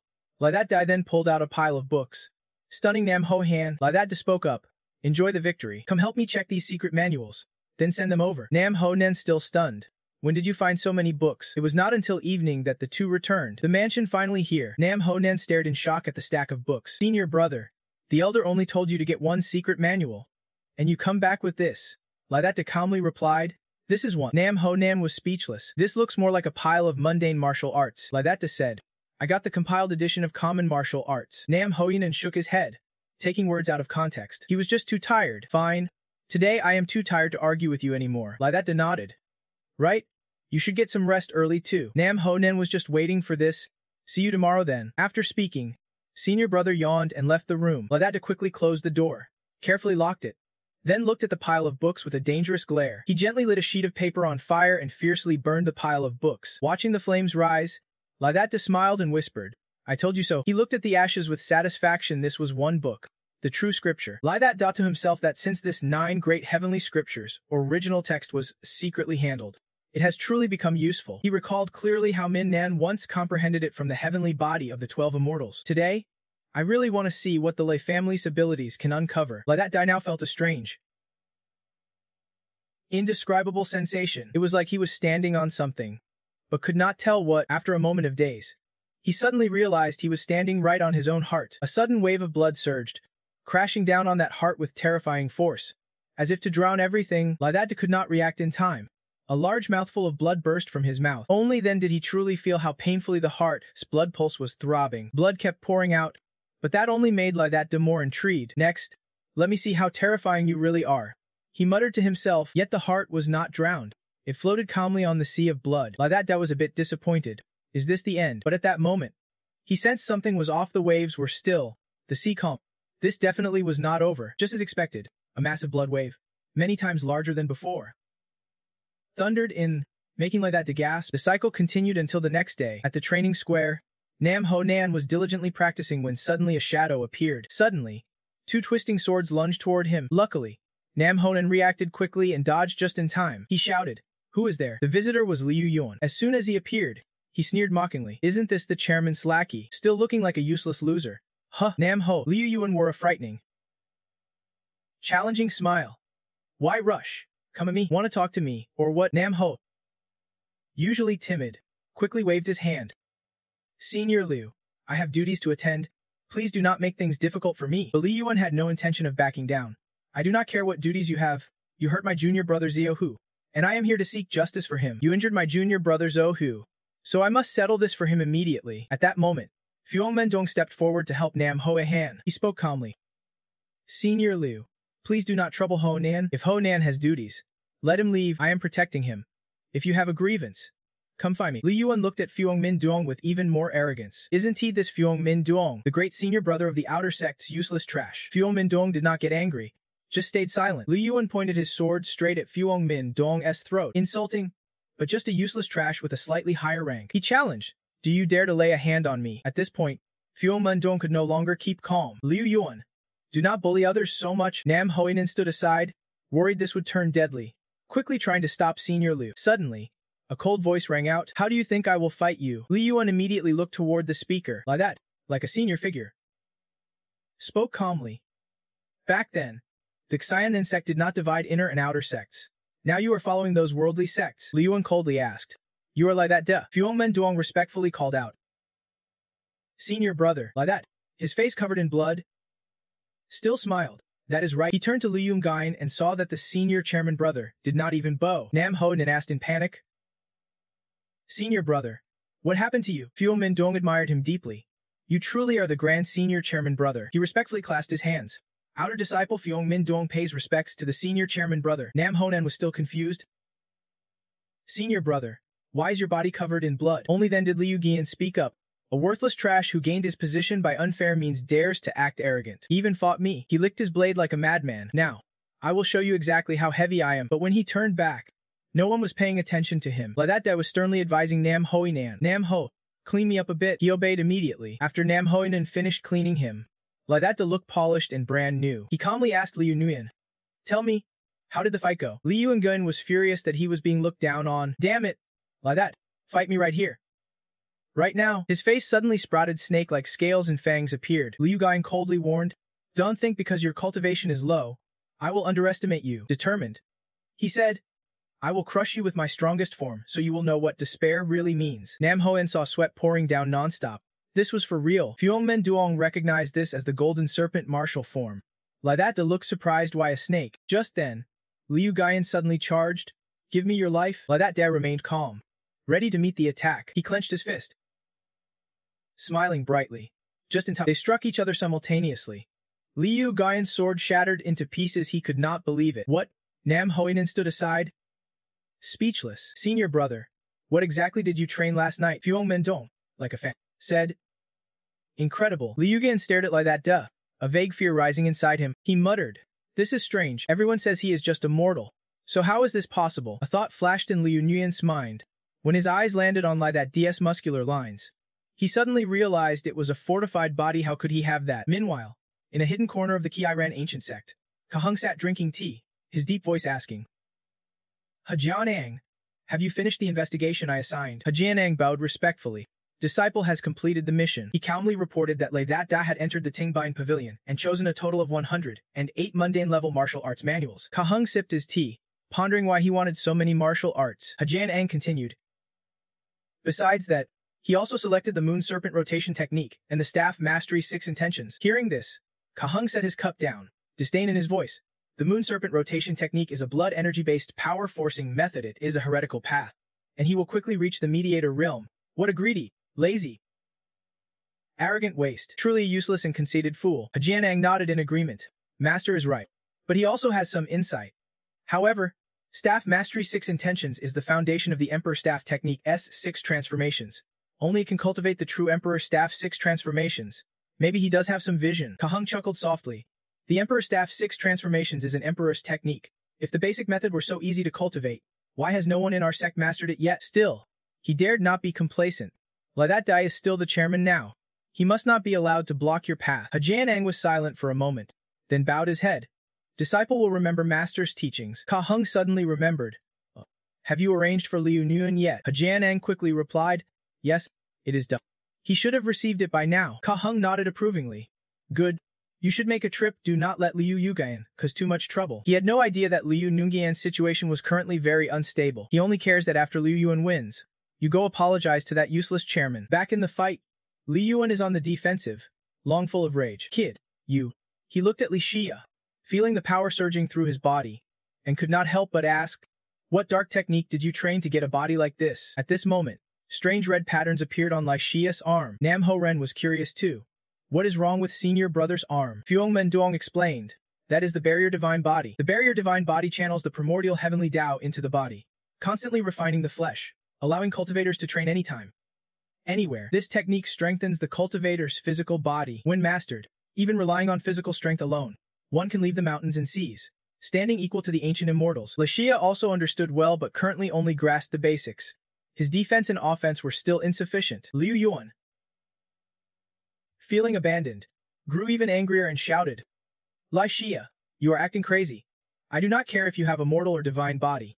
Today I will teach you a lesson. Saying that, he discarded his broken sword and suddenly drew a new one, seemingly stronger than before. Liu Yuan sneered wickedly, glaring at Li Xia to provoke him. Come here. He jumped into the air, voice full of arrogance.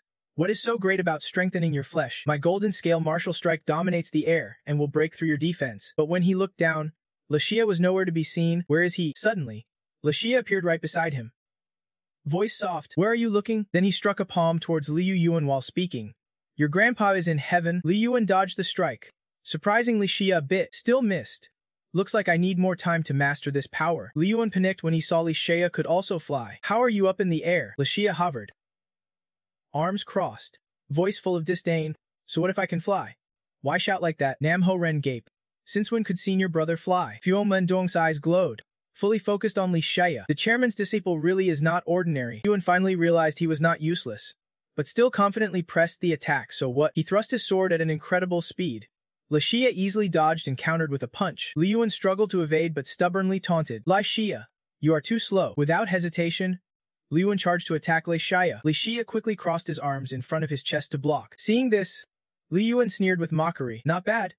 You know how to block? He narrowed his eyes, danger flashing in his gaze. This time, I will go all out. Saying that, he gripped the sword with both hands, seemingly trying to add power to it. Sword suddenly lengthened in his hands, boosting his confidence even more. Let us see how long you can hold out. Li Yuan swung the sword in a circle, creating a terrifying power ring, his cold voice ringing out. Li Shia, can you withstand this strike? Li Shia looked at him, barely suppressing a smile. You have got quite a few moves. Still, he felt the terrifying power behind Liu Yuan's attack and had to admit it was strong. No sooner had he spoken than Liu Yuan slashed straight down. Li Shia tried to block but could not hold it, getting thrown far back, blood spilling from his mouth. In that moment, he realized the barrier divine body and his newly learned six-strike staff technique were not strong enough yet. Fuong Menduong shouted, "Watch out!" Nam Ho Ren also called out in alarm. Senior brother. Li Yuan did not wait and continued his assault. Seeing the situation getting critical, Lai Data immediately decided to use his familiar weapon, snake-beating staff. Time for you to show your power. Strangely, the staff suddenly started to vibrate, as if it was moving on its own. He felt that today it was acting automatically. The staff seemed to be reminding him, hey, use your hands quickly. Lai Data quickly gripped the snake-beating staff tightly. When Liu Guiyan charged forward, he decisively swung the staff straight into his face. The strike landed perfectly. The staff hit Liu Guiyan's left cheek hard, making blood spill from his mouth. Liu Guiyan fell heavily to the ground. Lai Data breathed a sigh of relief but still felt uneasy inside. Sorry, this victory is not exactly glorious. Nam Hoen ran over, worry in his voice. Senior brother, are you hurt? Lai Data replied slowly. I underestimated him, so I just fell hard. Fuong Menduong praised from the side.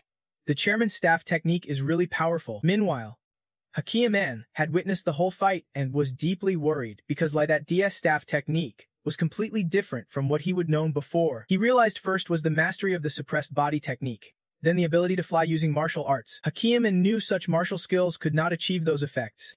He started to think, could it be thanks to the moon goddess wheel and the staff technique of the sixth form? But he immediately dismissed the thought it was impossible to reach such results. Just then, Tao Hung suddenly appeared, giving Hakiya an answer. You are not wrong, he spoke confidently.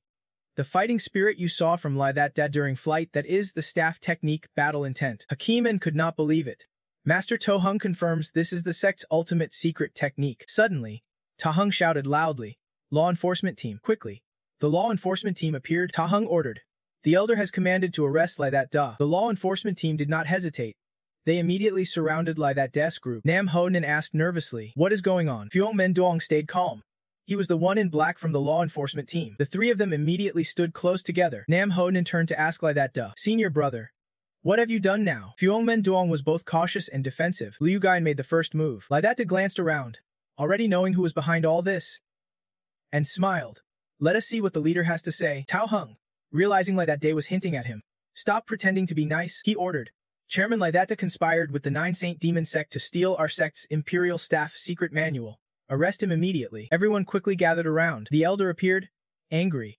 Dragging the traitor Lai Data forward, he shouted, Lai Data, ever since you came to the ancient sect, there has not been a single peaceful day. Although Lai Data was blinded, he showed no worry. He turned to the elder and asked, Elder, do you really believe those baseless accusations? Seeing his attitude, the elder grew even angrier and more insolent. The tense atmosphere left no one daring to speak. Tao Hung could not stay silent on the baseless claims either. He pointed directly at Lai Data, loudly accusing, Elders, Lai Data colluded with the Nine Saint Demon sect to steal our sect's Imperial Staff secret manual. He must be punished severely at once. Lai Data could not help but laugh at Tao Hung's groundless words. Second elder, with such a serious charge against me, there must be solid evidence.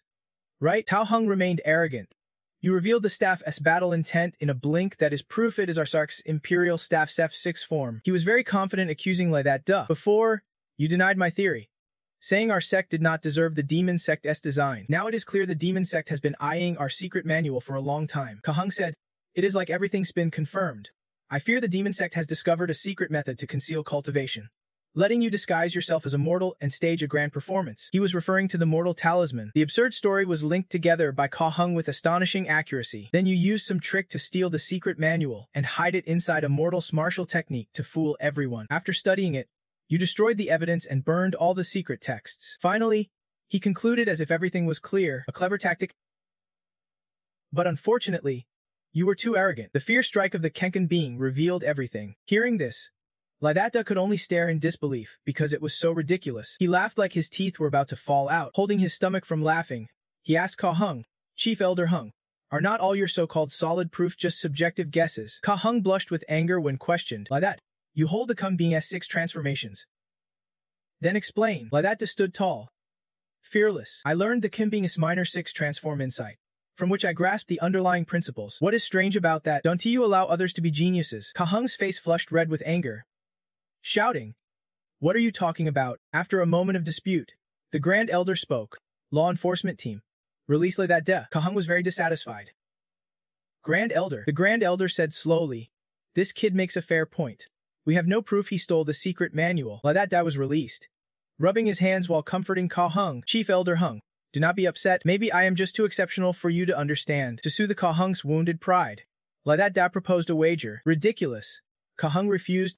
Who do you think you are? But the Grand Elder agreed. Let us hear it. Laidata began. Give me a month. I will train 3 disciples. Then have them compete against 3 elite disciples chosen by the second elder. Ka Hung had no choice but to listen as Laidata said. If my disciples win, Chief Elder Ka must forever acknowledge my superior talent. Hearing this, Ka Hung laughed loudly. Ridiculous. A spy from the 9 Saints demon sect like you finding a few elite disciples is no big deal. You think I will fall for that? Laidata anticipated this reaction, knowing he would say that, don't worry, I will choose disciples from my own sect, and they will be outer sect disciples. Any objections? The Grand Elder was surprised by this choice, and was momentarily speechless. Ka Hung thought Laidata was really stubborn. The 4th Elder had been silent all along, but now he could not sit still. Outer sect disciples outperforming Ka Hung's disciples in just a month. Impossible. Another elder spoke up. The conditions were set by this kid himself, so why not try it? Elder Mac also agreed. Right? Right? Would not that be great? Laidata continued. It will prove the strength of the outer sect disciples. He added. Then I hope the elders will abolish the discrimination between inner and outer sects. The Grand Elder understood. So that is your real goal. Ka Hung agreed on the spot when he heard Laidata wanted to use outer sect disciples. Disciples with poor talent belong in the outer sect. What is wrong with that? Laidata earnestly proposed to the Grand Elder. Old man, the ancient sect should give every disciple an equal chance to cultivate. These unreasonable outer sect rules must be abolished. The Grand Elder sighed, feeling helpless. The ancient sect is weak, resources limited, so this measure can be avoided. Laidata awaited this reply, saying he wanted to bet to prove these disciples deserve the ancient sect's full support. His righteous words made the Grand Elder laugh. He scolded lightly. This kid is preaching to this old man again. Then he quickly made a decision. I have no objections. Chief Elder Hung, what do you say? Ka Hung could not refuse. If he wants to bet, I will bet against him. He warned Laidata. If you lose, it proves you are a traitor. When that happens, do not ask for proof. Laidata showed no fear. Fine. If I let the second elder decide, everything would be settled at Th Kethuis, the training ground for the outer disciples. At that moment, many outer disciples were training. Nam Hoyan led Lethet D there. Worried? He asked. Senior brother, the gap between us and the inner disciples is huge. Are you sure you want to pick the outer disciples? These words accidentally reached Chu Din Hazai's ears. You, stand right there. He pretended to show concern. Outer disciples are training. Idler, stay away. Lawadhet D looked at him, puzzled. Who are you? Isn't he your master Elder Mex? Nam Hodian's heart filled with doubt, thinking, if it really is Elder Mas teaching, that D be great. Then he added, this is Elder Chu Dian Hai, the transmission elder. Everyone knows he is the second elder's henchman. Any outer disciple with potential gets introduced to the second elder through him first. Lawadhet D smirked quietly, mocking the outer sect but still forced to rely on the sect's underling. He stepped forward, surprising Nam Hodin. Senior brother, Lawadhet asked Chu Din Hai eagerly. Elder Chu, have not you heard about the bet between me and the elders? Chu Din Hai arrogantly replied. So what if I have? You are just causing trouble. Lawadhet lightly patted his shoulder, voice soft but commanding. From now on, you can rest for a month. I will take over their training. Chu Din Hai still stubborn. Who do you think you are? Loa That Di's hand on Chu Din Hai's shoulder suddenly tightened. Chu Din Hai's face changed, clearly in pain. Lo That Di calmly said, Elder Chu, do not struggle.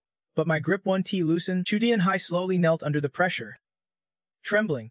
What kind of power is this? Lo That Di looked seriously at the kneeling man. Elder Chu, listen to me and take a break. Chu Din Hazi grimaced in pain. What are you doing? Let me go immediately. A curious disciple asked. Who is that? Just one hand and he already overpowered Elder Chu. Fang Min, standing nearby, replied. That is the senior elder, the sect leader's disciple. The outer disciples whispered, saying he is here to replace Elder Chu in training them. After Lo That Di released him, Chu Din Hai hurriedly ran away. Nam Hoi loudly called out, Elder Chu, take it easy. Chu Din Hai ran while shouting, just wait. You will regret this. Loa That Di ignored the threats and walked proudly. He introduced himself. Hello everyone. I am Lada, disciple of the sect leader. You can just call me senior brother. He got straight to the point. You probably know already. For the next month, I will be your instructor. Before we start, I want to ask you something. Loa That Di appealed to the disciples' pride. You all came here with big ambitions to cultivate, yet you let a henchman train you. Are you okay with that? I am here to restore order. The disciples felt his words hit home and quieted down to listen. Loa That Di raised a finger, declaring, 1 month after we defeat Elder Tuong's disciples, a victory that will move all of you to tears. Our sect will no longer divide inner and outer disciples. Accept my teaching and break this unfair rule. As soon as he finished, only Fanu Ming enthusiastically responded. Well said. Unbeatable senior brother. Loa That Di felt a bit embarrassed with just one supporter. Hey, you guys are way too calm. Suddenly a hand raised. The person politely asked, Senior brother, may I ask a question? Lo That Di gladly said, Go ahead. Les Jian bravely voiced his doubt. How will you train weaklings like us in just 1 short month to beat Elder Tuo Hong's elite disciples? Loa That Di nodded approvingly. Good question. I like kids who ask questions. Les Jian thought, senior brother's still just a kid himself, acting like he is so grown up. Talking about teaching, Lo That Di grew serious. You will soon learn how I teach. He smiled, his tone making listeners feel he was genuine. Nam Hoyan stood beside them, reminding, disciples, you need to brace yourselves. The senior brother is really strict. Loa That Di turned Nam Hodi Nun and said, Nan Hon, what are you doing standing there? Fall back in line. Nam Hoing cried out in fear. Do I have to do it too? As the sun dipped below the mountain, Loa That Di stretched tiredly, looking at the disciples collapsed on the ground and asked, How was today's training? Did anyone get anything out of it? Nam Hodian looked pale, lying on the ground, groaning. We need the medical team right now. Lo That Di reassured, Relax, I have already contacted the medical team. Each of you will get thorough treatment. No one's dying on my watch. No sooner said than done. The medical team arrived professionally and took over. A medical team member checked Luf Ji Nin and said, Don't worry. Just minor injuries. You will be fine by tomorrow. Les Ji Nin was surprised. What? Meanwhile, Nam Hodin kept groaning. I am seriously injured. Can't move at all. After checking, the medic said, You are just tired. Rest a bit and you will be fine. Lo That Di spoke up. Hear that? Training continues tomorrow. Nam Hodin cried out again. No way. Loa That Di left the disciples to treat themselves and went back to rest. Before leaving, he reminded, For the next month, your schedule will be sparring with me in the morning and emergency drills in the afternoon. Noticing their hesitation, he provoked them. If you do not want to look this miserable every day, then work harder to get stronger. Les Jianin shivered hearing this, stammering to repeat one-on-one wins. Fang Ming suddenly felt a heavier burden and grew more discouraged. He sighed, My parents miss you both so much. Meanwhile, in a quiet place, the Grand Elder was concentrating on his training when suddenly the door was pushed open forcefully. The Grand Elder quickly looked up, recognizing Lo That Di, and asked in a deep voice, Aren't you supposed to be teaching the outer disciples how to fight in bets? Why are you here? Lo That Di did not beat around the bush, answering directly, Some things won't let my mind rest unless I clear them up, so I came to ask you. The Grand Elder seemed to understand. You want to know why the second Elder is opposing you, right? Lo That Di nodded. Exactly. At first, Elder Tuo supported me, but now his attitude has completely changed. There must be something behind it. The Grand Elder could not help but laugh. I thought you already knew everything. Lola Di found him annoying. This old man was really petty. After laughing, the Grand Elder began to explain. Here's the thing. Tuo Ung once aimed for the sect leader position and caused quite a stir. He spoke frankly. In the end, I had to teach him a lesson before he finally behaved. Still, he held a grudge deep down, so he poured all his effort into training disciples, hoping one day someone would replace you. Lo That Di realized. He wants to groom a disciple to succeed the sect leader. His guess was spot on, and the Grand Elder agreed. That is right, his top disciple, Akim N, is a strong candidate for chairman. But since I once tried to abolish the chairman system, the position has remained vacant. Lothar D nodded. So on the surface he supports me, but really he wants to use me to stabilize the chairman system and wait for me to die to promote his disciple. The Grand Elder continued. Exactly. But he did not expect you to hold your ground so firmly. Lothar D smiled. So now he opposes me, trying to push me to give up my position. After asking, he turned to leave. All right. Everything's clear. I will be going now. The Grand Elder suddenly called out. Wait. Tuong's reasoning is not entirely baseless. If you really betray the sect, I seriously warn you, I will personally take back the chairman position. Lothar D smiled coldly. Don't worry. Grand Elder, this sect is not just yours, it belongs to all of us. The next day, Lothar D looked at the disciples in front of him with disappointment. Too many are missing. Nam Hodinun scratched his head and whispered. Senior brother, half of the disciples have reported sick. Lothar D was not surprised. Honestly, I thought even more would quit. I did not expect you all to still have some backbone. Suddenly, a passionate voice rang out. That is right. We must never back down. Fang Min, a devoted fan of Lothar D, shouted. Senior brother is forging our willpower and strengthening our resolve. Disciple Fang Min Tepa will never complain or retreat. Les Jianin also spoke up. That is not right. If we just take the hits, it won to help. She analyzed. Every move senior brother uses targets our weaknesses. He wants us to rethink, fix those flaws, and improve. Lothar D smiled and praised. Smart girl. What is your name? Les Jianin thought to herself. Clearly younger than him, but still answered. Les Jianin. Lothar D turned to Nam Hodi Nun. Nan Hon, what do you think I am trying to achieve by fighting you? Nam Hoi replied innocently. I do not think much about it, but I trust senior brother that it is good for us. Lothar D did not know whether to laugh or cry. Another disciple jumped in. That is right. Following you is better than following Elder Chiju. Another disciple was simpler.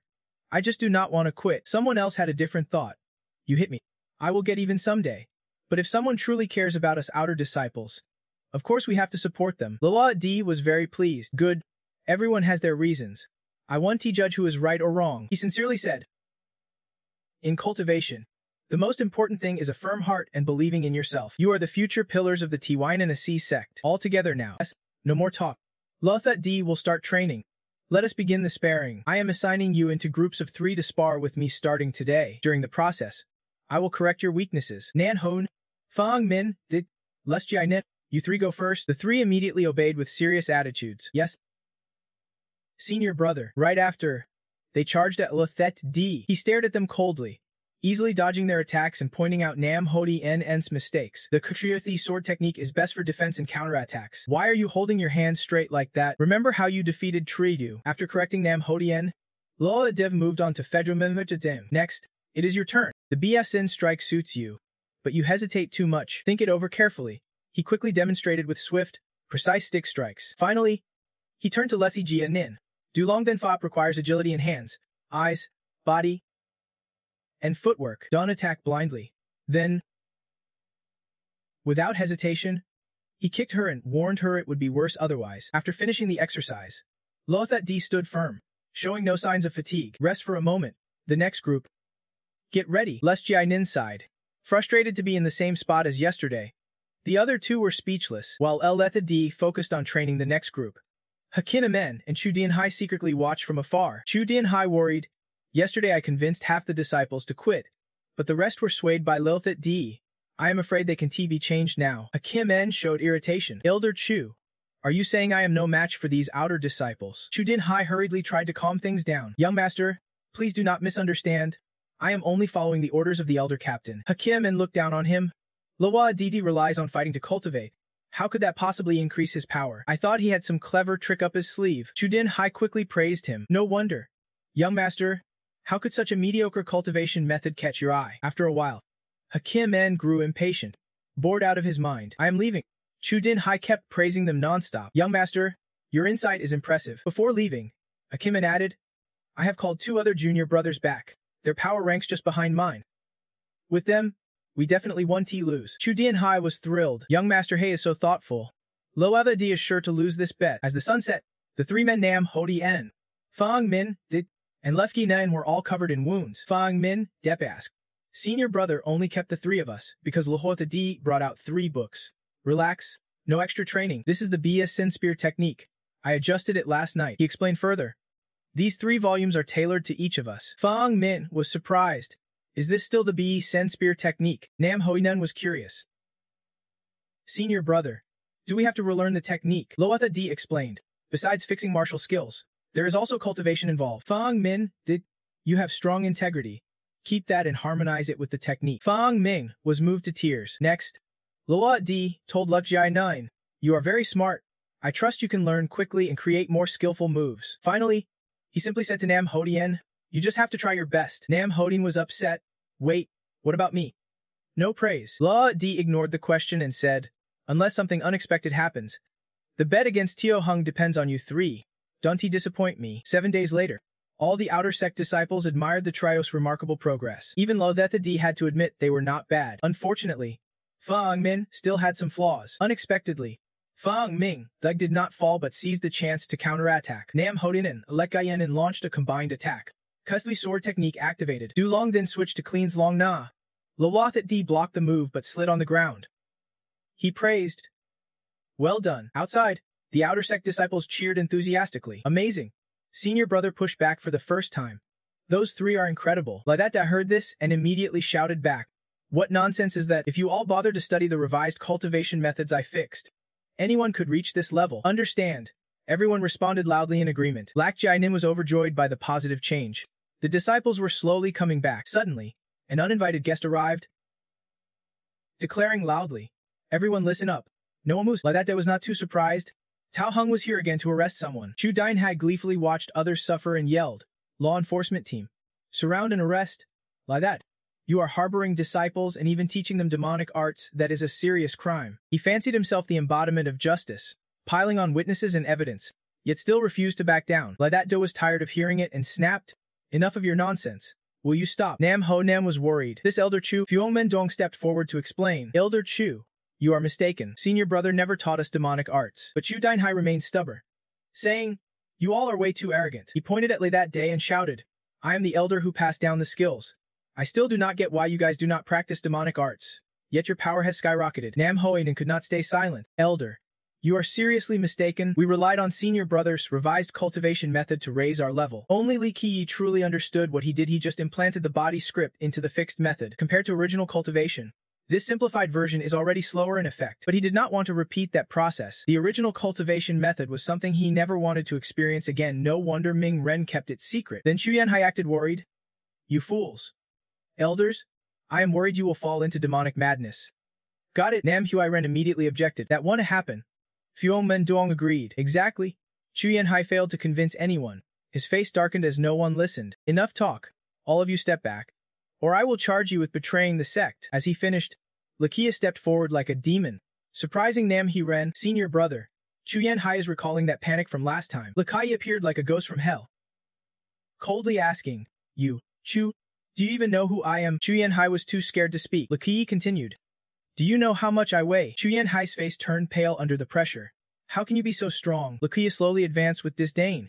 You dare try to catch me on your own. Chu Yanhai fled without a fight, leaving only the law enforcement team, hiding behind 2 guardians like frightened rabbits. These 2 guardians are yours to handle. The guardian in yellow despised the old elder, and the guardian in red did not trust people like you either. Lakia teased them. Is there really someone here who can fight? The yellow guardian muttered. Such a strong stench. The red guardian agreed. This one's from the demonic path. Both spoke in unison. We must handle him now and use the soul sealing formation. The entire law enforcement team formed a formation, each person like an invisible chain sealing in Lakia Yi. He laughed contemptuously, even resorting to a soul formation. Nam Hui Ren and the others worriedly called out, Senior brother, but Likaya ordered you to stay still. Dun T move. He does not even see you. This little trick won't phase me. Chu Yanhai boasted from behind. Dun T get ahead of yourselves. Even elders can be sure to win this formation. You should surrender. Lakuyi calmly asked the law enforcement team. Do you arrest people without evidence? He was angry that Kao Song's guesswork was being used to punish him. The 2 guardians replied, We will investigate the evidence later. The urgent matter is to eliminate your influence. We want to allow people like you to exist. Lakiyi went mad at their nonsense. Those who stray into the demonic path become slaves to it for life. He laughed savagely and flexed the soul formation's chains dissolved into smoke. The two guardians could not believe their soul-sealing formation was destroyed. Lakiyi spoke hoarsely. Ridiculous. I will show you what the demonic path really is. It won't waste words on you. The two guardians were no ordinary men. The yellow guardian shouted, revealing his true form. Law enforcement team. The red guardian ordered to kill him as well. Lakiyi laughed at the law enforcement team charging with sticks. One strike is enough to wipe out all the small fry. Step aside. They come in waves. I will just have to fight again. Don't you get it? In an instant, the law enforcement team was smashed. Lying scattered, gasping for breath. Lakiyi calmly looked at the two guardians, coldly saying, "Your turn." Without hesitation, he continued, "Come get your death." As soon as he finished, the two attacked simultaneously. They wielded newly manifested sticks, full of power. One of them shouted, "Such bravado. Let us." Lakiyi smirked. So obedient. He thought, killing two birds with one stone, testing recent cultivation progress. Very convenient. With that, he charged straight at the two guardians. They did not hesitate either, swinging their sticks hard at him. But when they struck, the two guardians were horrified to realize something. He was not hurt at all. Lakiyi showed regret. "Is that all you have got?" The crowd at Ming Hall gasped. "That move is coming next." Nam Huaren thought quietly. When sparring with us, he really held back a lot. Lakiyi grew impatient with the two guardians. "My turn now?" He focused his strength, forming a massive energy ball. Then with a boom, the two guardians were blasted away, crashing heavily to the ground. The guardian in yellow's eyes dimmed as he recalled the last move, the staff driven by battle intent. This energy is too chaotic. He really is like a ghost. Suddenly, the guardian in red shouted, "That elder is dangerous." The guardian in yellow looked battered beyond repair. Lai Xia, with bloody fists, coldly said to the red guardian, "You are next." The red guardian charged, putting all his strength into a punch at Li Xia. But Li Xia gently threw a punch that sent him flying. His teeth shattered. The red guardian fell, his face twisted in pain. "You two are finished." Li Xia turned to Chu Yanhei, who was trembling. "Don't rush. You are next." Chu Yanhei ran while shouting, "Elder, save me." But before he could finish, Li Xia appeared right beside him. His arm pierced through Chu Yanhai's chest, who could only scream one last time for help. Li Xia was stained with his blood. At that moment, the Grand Elder appeared, his voice deep and stern. "Lai Xia, what have you done?" Next to him, Kahung was ready to act. Furious. "Grand Elder, I told you, this guy can be spared." He accused Li Xia. "Look at what you did. How dare you kill your own sect members? 3 people lying on the ground are already dead." Kahung showed anger outwardly, but was secretly glad Li Xia was in trouble. "Understand, you arrogant brat. I know your pride is your biggest weakness. Put enough pressure on you, and you act recklessly." Kahung thought silently. Destroying a person does not just take force. Just wait in hell and rethink it. The Grand Elder could not hold back. Li Xia is the sect leader's disciple. How can you be so ruthless to those who've lost their fighting spirit, even if they provoked you? It should not go this far. Kahung jumped up. "Provoked you?" he shouted. "Grand Elder, you were killed by the law enforcement elders and guardians." The Grand Elder doubted. "Law enforcement team? What law enforcement?" Li Xia watched them argue, finding it ridiculous. The Grand Elder turned to question Kahung. "Why did not I get any reports but the law enforcement team acted on their own? Do you think the law enforcement team does not need my permission?" Kahung was speechless, unable to reply. Li Xia saw him stuck and thought, "Kahung, you really pissed me off this time. But your ambition is obvious. Why would not I prepare for this?" That was his plan. He knew Kahung only wanted to eliminate him. Seeing him caught by the Grand Elder gave Li Xia great satisfaction. Like an enemy aiming at me but being blocked. Isn't that sweet? Kahung could not do more, so he lowered his voice. "So the Elder did not know. Please allow me to explain." The Grand Elder gave him a chance to speak. Kahung started making up stories, suggesting Chu Yanhai discovered Li Xia practicing dark arts and, to protect the disciples, decided to strike first and explain later. Li Xia scowled. What a lame excuse. The disciples outside thought. Is the Elder apologizing to the Grand Elder? Ming Hall panicked, thinking their senior brother might have caused big trouble this time. Nam Huaren was used to this. Their senior brother was always like that. He trusted him and believed he already knew the outcome. After making up the story, Kahung urged the Grand Elder for a wise judgment. His lie slipped through. Elder Chu, Chief Elder, and the two guardians risked their lives to prove their judgment. Li Xia was a bloodthirsty madman, most likely a member of the demon sect. Li Xia just felt that Kahung was truly relentless. Kahung revealed his intent, suggesting to back down 10,000 steps, saying such virtue does not suit the position of chief. The Chief Elder agreed. This was indeed worth considering. Seeing his attitude, Lashia understood old crafty man still wanted to pressure me. Suddenly, a voice called out, Chief Elder. Second Elder, a careful report. Princess Lixuanghan from the Nine Holy Demon Gate has arrived. The Chief Elder was stunned. What? Ka Heng looked confused too. Was not the engagement already broken? The messenger explained clearly.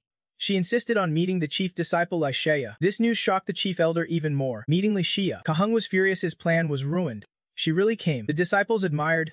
Senior brother really has influence. Nam Ho-nen could not hide his smile. She really came. Lixia was pleased too.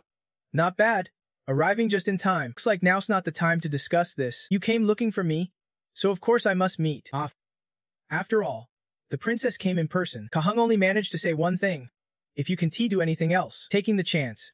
Ka Heng quickly tattled. See, this kid really is allied with the Demon Gate. But the Chief Elder stays calm, do not get worked up. First, scout and clarify the visitor's purpose. At the transmission hall, Lixuangnan appeared with a grand reception. She spoke gently. I am Princess Lixuangnan of the Nine Holy Demon Gate. I have long heard of the Tyn ancient sect's fame.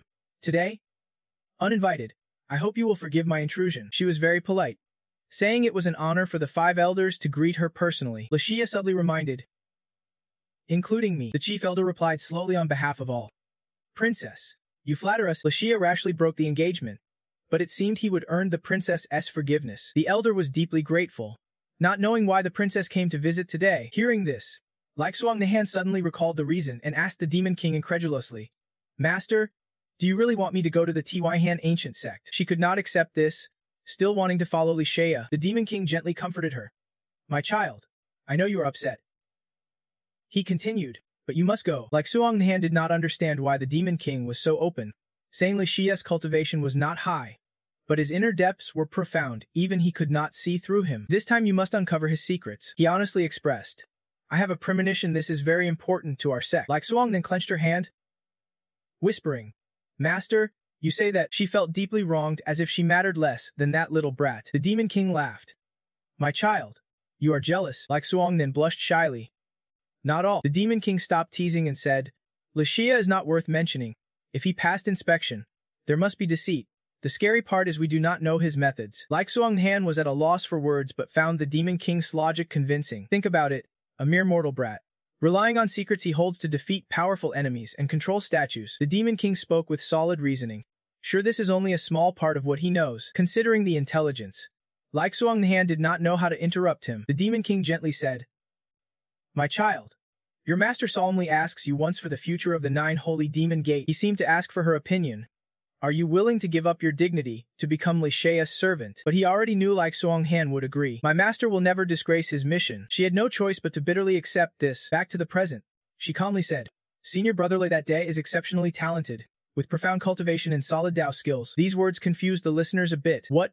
Lixuangnan did not care and openly stated her purpose. This time I came just to follow senior brother, serve by his side, and try to learn. Old Mac felt puzzled. Solid Dao skills. The Grand Elder was no exception. Profound cultivation. Ka Heng was unquestionable. Exceptionally talented. They wondered if these words were really about Lai That D. Lai That D was very pleased and proudly declared, That is me. He stepped in front of Lixuangnan and naturally pointed at her. In your eyes, I am not that bad. All right. Just follow me then. She had not expected things to be so easy and was a bit surprised inside, though she showed gratitude outwardly. Inside she kept cursing, wishing she had killed him sooner. Just then, Ka Heng suddenly spoke up. Wait. He is accusing Lai that day, a princess Lai. This guy just revealed his evil nature. I hope you stay away from him and avoid any trouble. Lai Sunan looked regretful. Is senior brother Lai in some kind of trouble? Lai that knew she was pretending to be nice, so he patted her on the back. Lixuangnan winced in pain but said nothing, taking the chance. Lai that spoke. What is that elder talking about? She is just an outsider, not a disciple of the outer sect. I find Ka Heng's tricks cheap and low class. I despise such schemes. Unlike you who both badmouths me and calls me a traitor and demon. Fine. Let today's matter count as half a favor between us. He confidently provoked. If you win, you rule. No objections. Right? Ka Heng could only accept. Night fell, and the sound of Ka Heng grinding his teeth echoed in the room. Well done. Lai that to let him escape again. He clenched his fists, trying to hold back his anger. I am so pissed off. Hakiman respectfully said, Master, please calm down. Thinks just winning the duel is enough. Right? Hakiman was very confident. With me and brothers Lam Loi and Lam Thang Loi, victory is in our hands. Ka Heng nodded. That is true. He pulled out 2 bottles from his chest, examined them, and said, It is time you all repay your master. The next morning, in a fresh, open place, Lai that day introduced, my beloved disciples.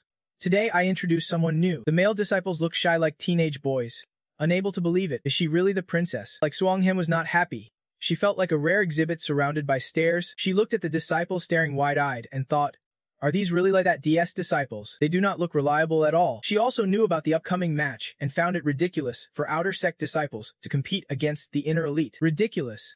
Like that day is too arrogant. Fine, I will make him owe me one here. Thinking this, like Suangnan turned to Lai that day and said, young Master Lu, looks like I have arrived just in time. He nodded. You have come to help me with something important. I need you. The disciples guessed that the princess of Kuthan Yaoman would teach them personally, and everyone was excited, thinking it was amazing. But unexpectedly, Ladata took out a broom and instructed, the disciples are busy training. You handle the cleaning, make it spotless. Nam Hoyinan shook his head. Senior brother, that is rude. Lai Dongyan stood like a statue. You called the princess here just for this. He answered as if it was obvious. Like, what else would it be? Don't be lazy. She was so angry her face turned pale. Cursing inwardly. How could he even say that? The gentle look from before vanished completely. I will kill you. I will tear you into 1,000 pieces. But in reality, she just kept cleaning diligently. Silently thinking. Damn it. Do not let small stuff ruin the big picture. After assigning tasks to Lai Shuangyan, Lakai got to work with the Nam Hoi Ren group. Today it is still you three first. Hurry up and make your move. Lilux Ninghan watched them. Curiosity stirring inside. I want to see what you are really capable of after training for a while. The Nam Hodin, Fang Min, and Lefke Nin burned with fierce energy. Surprising Ulkdungton, what is with this energy? She realized they were nearly at the Chen Men level, far beyond what outer disciples should have. Loa They D faced 3 alone. The fight was intense. Loa That D felt deeply satisfied he had given it his all today. Fuo Min Dong enthusiastically said, with VIP guests here, of course we have to put on a show. Lai Data could not help but laugh and repeated, like I said, she is just a cleaning lady. Lai Duongnan heard this and felt anger rise inside. What cleaning lady nonsense was that? This little brat was maddening. Yet she kept a calm exterior. But she could not understand how Lai that duh, who showed no sign of any martial energy, could hold his own against 3 true disciples at once. Looking at the staff in Lai that DS hand, she wondered if it was fighting on its own, without any cultivation technique. Then she remembered what the Love Emperor once said. The master is a near-immortal practitioner. Watching the disciples being trained to the brink, she thought silently. Justice said Lai that day is truly deep and unpredictable. After the Manhwa Ren group was defeated, Lai that showed no sign of fatigue. He ordered, fall back. Next group step up. Lai Donghan vowed. Just wait. I will uncover your secret for sure. Time passed. A month later, Lai that day's team arrived early, and Ka Hung's group was gathered as well. The Grand Elder stood between them and spoke slowly. I hope this match can settle the conflict between you two, whatever the outcome. I ask everyone to avoid causing further trouble. But rules must be clear. I will repeat the rules. Best of 3 rounds. 2 wins takes the match. Competitors are chosen by referee draw. Weapons, cultivation techniques, and martial skills have no limits. Victory can be decided 3 ways. Surrender, leaving the arena, or being knocked out unable to rise. The Grand Elder sternly reminded, stop immediately when the point is reached. We are all fellow disciples, try not to endanger each other's lives. Ka Hung smiled with hidden meaning. Heard that, try not to hurt fellow disciples. Lam Loi repeated, try not. Lam Fong added, don't say it absolutely not allowed. Lam Loi understood, meaning it is okay to take their lives. Lam Fong laughed loudly. Exactly. Fuo Mendong glanced distractedly at Ka Hung. Sensing deadly intent, he warned everyone deadly moves from Elder Ka were planned from the start. The male Huai Ren were worried. Everyone must be careful. Lak Jai Nin felt uneasy. This was brutal. Ladata said, good. You do not have to hold back killing them. Right? Lak Jai Nin was displeased. I do not want to kill anyone. The gong sounded. Bok Trongdiu stood and announced, everyone. Thanks for waiting. The match is about to begin. I am Bok Trongdiu, the referee for this match. The disciples below murmured, who is this? Never seen him before. Name does not matter. Right? Outsider disciples cheered. Brothers, show them what we are made of. Ka Hung's disciples were not far behind, ready to teach those useless outsiders a lesson. The referee shouted, first round competitors, step into the arena. One side was Lak Jai Nin, outsider disciple. The other, Lam Loi, disciple of Elder Kao. Bok Trongdiu asked, are both ready? Lam Loi smiled provocatively. Little junior sister, I advise you to surrender now, better than dying miserably. Lak Jai Nin was fearless. Don't worry. Dying ugly's still better than your senior brother. Bok Trongdiu shouted. Threats done. Let the match begin. Lak Jai Nin attacked first with a whip. Lam Loi sneered. Little sis. That is not how you use a whip. Swinging wildly like that makes you a sitting duck. Lak Jia-nin replied. Is that so? She used 2 fingers to channel energy into a maggot. Lam Loi's eyes widened. Oh no. She can control the maggot with energy. Lak Jia-nin used the dragon flying strike to send Lam Loi flying. Thinking, you are the real sitting target. Lam Loi got hit, his weapon flying from his hand. He stared at Trong Diu in shock. That was totally unexpected. You got bested by the junior sister from the outer sect. Kahung's disciples were furious, especially since they were ambushed from behind. The outer sect disciples cheered. Well played. Really well done. Lak Jia-ning was confident. You really are something. Lam Loi. She smiled. The outcome already clear, but unexpectedly. Lam Loi slowly got up, though he wanted to concede. He was tougher than she thought. He asked coldly. You think I did not prepare for this? Lam Loi revealed. Before the direct hit, I already used a technique to protect my back. Lak Jia-ning was not surprised. No wonder you are an outsider in this chaotic world. But were not you supposed to be done for? Lam Loi calmly picked up his weapon. You plan to win with that move, right? Lak Jia-ning noticed Lam Loi changing the subject, feeling a pang of regret. Why not respond properly? Lam Loi, energized, stepped forward eagerly. Now that you have shown all your skills, it is my turn. Lak Jia-ning was not someone to be underestimated. She leapt up, swinging her whip fiercely, making it hard for him to get close. Whip marks appeared along with a dragon's head breathing fire. Aimed straight at Lam Loi. The slight strike forced him to put all his strength into defense, trying to counter the whip's dragon-like attack. His spear thrust towards Lak Sun's dragon head with full power, but Lam Loi broke through the encirclement, meaning when the spear was about to hit her face, her defense would be extremely weak. Lak Jia-ning quickly channeled energy into the whip, powerfully raising it to block Lam Loi's spear. He was shocked beyond belief, blocked it. That was not surprised by this at all. He was very pleased with Lak Jia-ning's performance. Finally, the snake training paid off when Lak Jia-ning shortened her long whip into a short one. The weak point attack strategy was triggered. Lam Loi was stunned. What? You shortened your long whip into a short one? Lak Jia-ning smiled. Though both called whips, what I hold is actually the dragon flame whip. She was confident that even in battle, she would not be at a disadvantage. Without hesitation, Lak Jia-ning attacked Lam Loi. Like Swang, standing outside, suddenly spoke. Lam Loi. Lidata turned and asked, what is up? Like Swang then expressed suspicion, as if he was deliberately suppressing his own realm. Lidata whispered, is he your man? She was startled. How could that be? Lak Jia-ning was fighting fiercely, taking one whip strike from me, making Lam Loi only able to defend without counter-attacking. Hakiman watched anxiously, wondering what nonsense this fool had been practicing outside. Even the outer sect woman could defeat him. Lam Feng did not expect this situation to happen. Junior brother. Kahung remained calm, assured that Lam Loi was actually suppressing his own realm, because he knew Lam Loi had consumed the blood pill, and must control the bloodline corrosion at this moment, after which his power would surge briefly. Lam Feng quietly said, actually, we do not even need this. Kahung disagreed, saying that when dealing with demonic arts, any means are justified. He started muttering that the time had come. Lam Loi, exhausted and unable to stand, began to cough. Lak Jia-ning seized the moment to taunt. Senior brother, can T get up? Even the male hair can T hold back anymore. Not strong enough? Huh, what is this girl saying? Lam Loi, stirred by her, flushed with anger and shouted, damn girl, I will kill you right now. His face changed as a green energy enveloped Lam Loi. Lak Jia-ning was not frightened. Angry now. Could it be that you are really powerless now? But suddenly, Lam Loi disappeared right in front of her, and Lak Jia-nin started to worry. This is bad. A spear appeared out of nowhere, aimed straight at her. Lak Jia-nin gritted her teeth and barely dodged, but the spear grazed her shoulder, blood flowing and making her wince. That was fast. Lam Loi called coldly, Lak Jia-nin, you damn girl. Then he vanished again. Striking from another direction, she was doomed. Lak Jia-nin was a bit confused but managed to evade. Yet he reappeared, spear ready to strike down. Where do you think you are running? Lam Loi was determined to kill Lak Jia-nin. Given the situation, she had no choice but to take a risk. Her words confused Lam Loi for a moment. Lak Jia-nin swung her long whip fiercely. The strike hit Lam Loi's face, making him spit blood. Both fell to the arena floor at the same time, Lam Loi wiping blood from his mouth repeatedly. He gritted his teeth and muttered, damn it. Slipped up. That whip is tricky to handle in a flash. Lak Jia-nin sighed. Good thing I hit, or I would be beaten to death already. Ta Hung started to fidget anxiously. Lam Loi, what are you hesitating for? La Dong'an also felt Lak Jia-nin had no chance to win.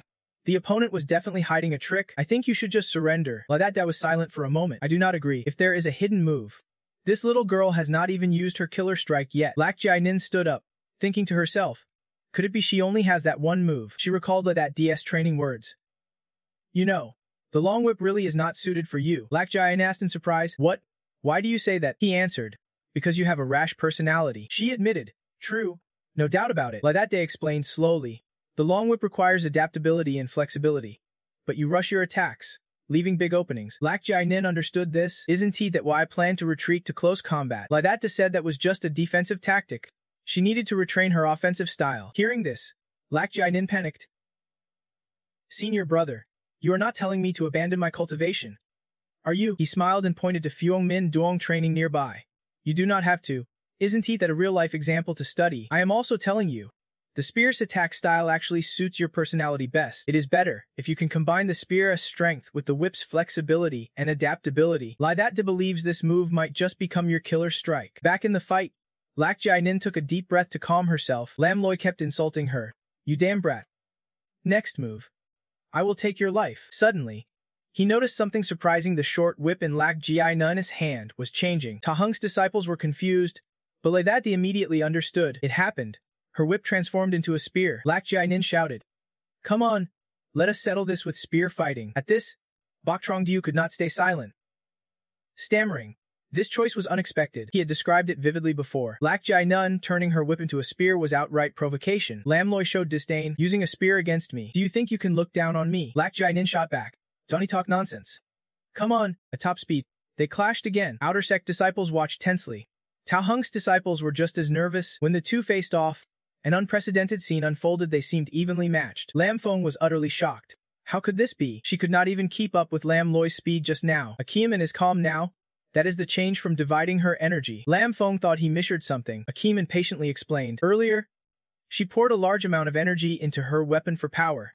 Now she uses her energy to boost speed to catch up with Lam Loi. Lam Feng muttered about dividing energy. Is this little girl's energy really that deep? Akeem agreed. Indeed, we underestimated her. But the heavier her injuries, the sooner her stamina will run out. Of course. Lam Loi noticed that too. Confident, he decided to unleash a powerful attack to settle the fight. That moment, Lak Jai-nin took a heavy blow from Lam Loi, blood pouring from her mouth. Seeing that, Lam Loi grinned wickedly. But Lak Jai-nin smiled even brighter. Lam Loi's smile suddenly vanished as Lak Jai-nin's spear transformed into a whip, wrapping tightly around his spear. Got you now.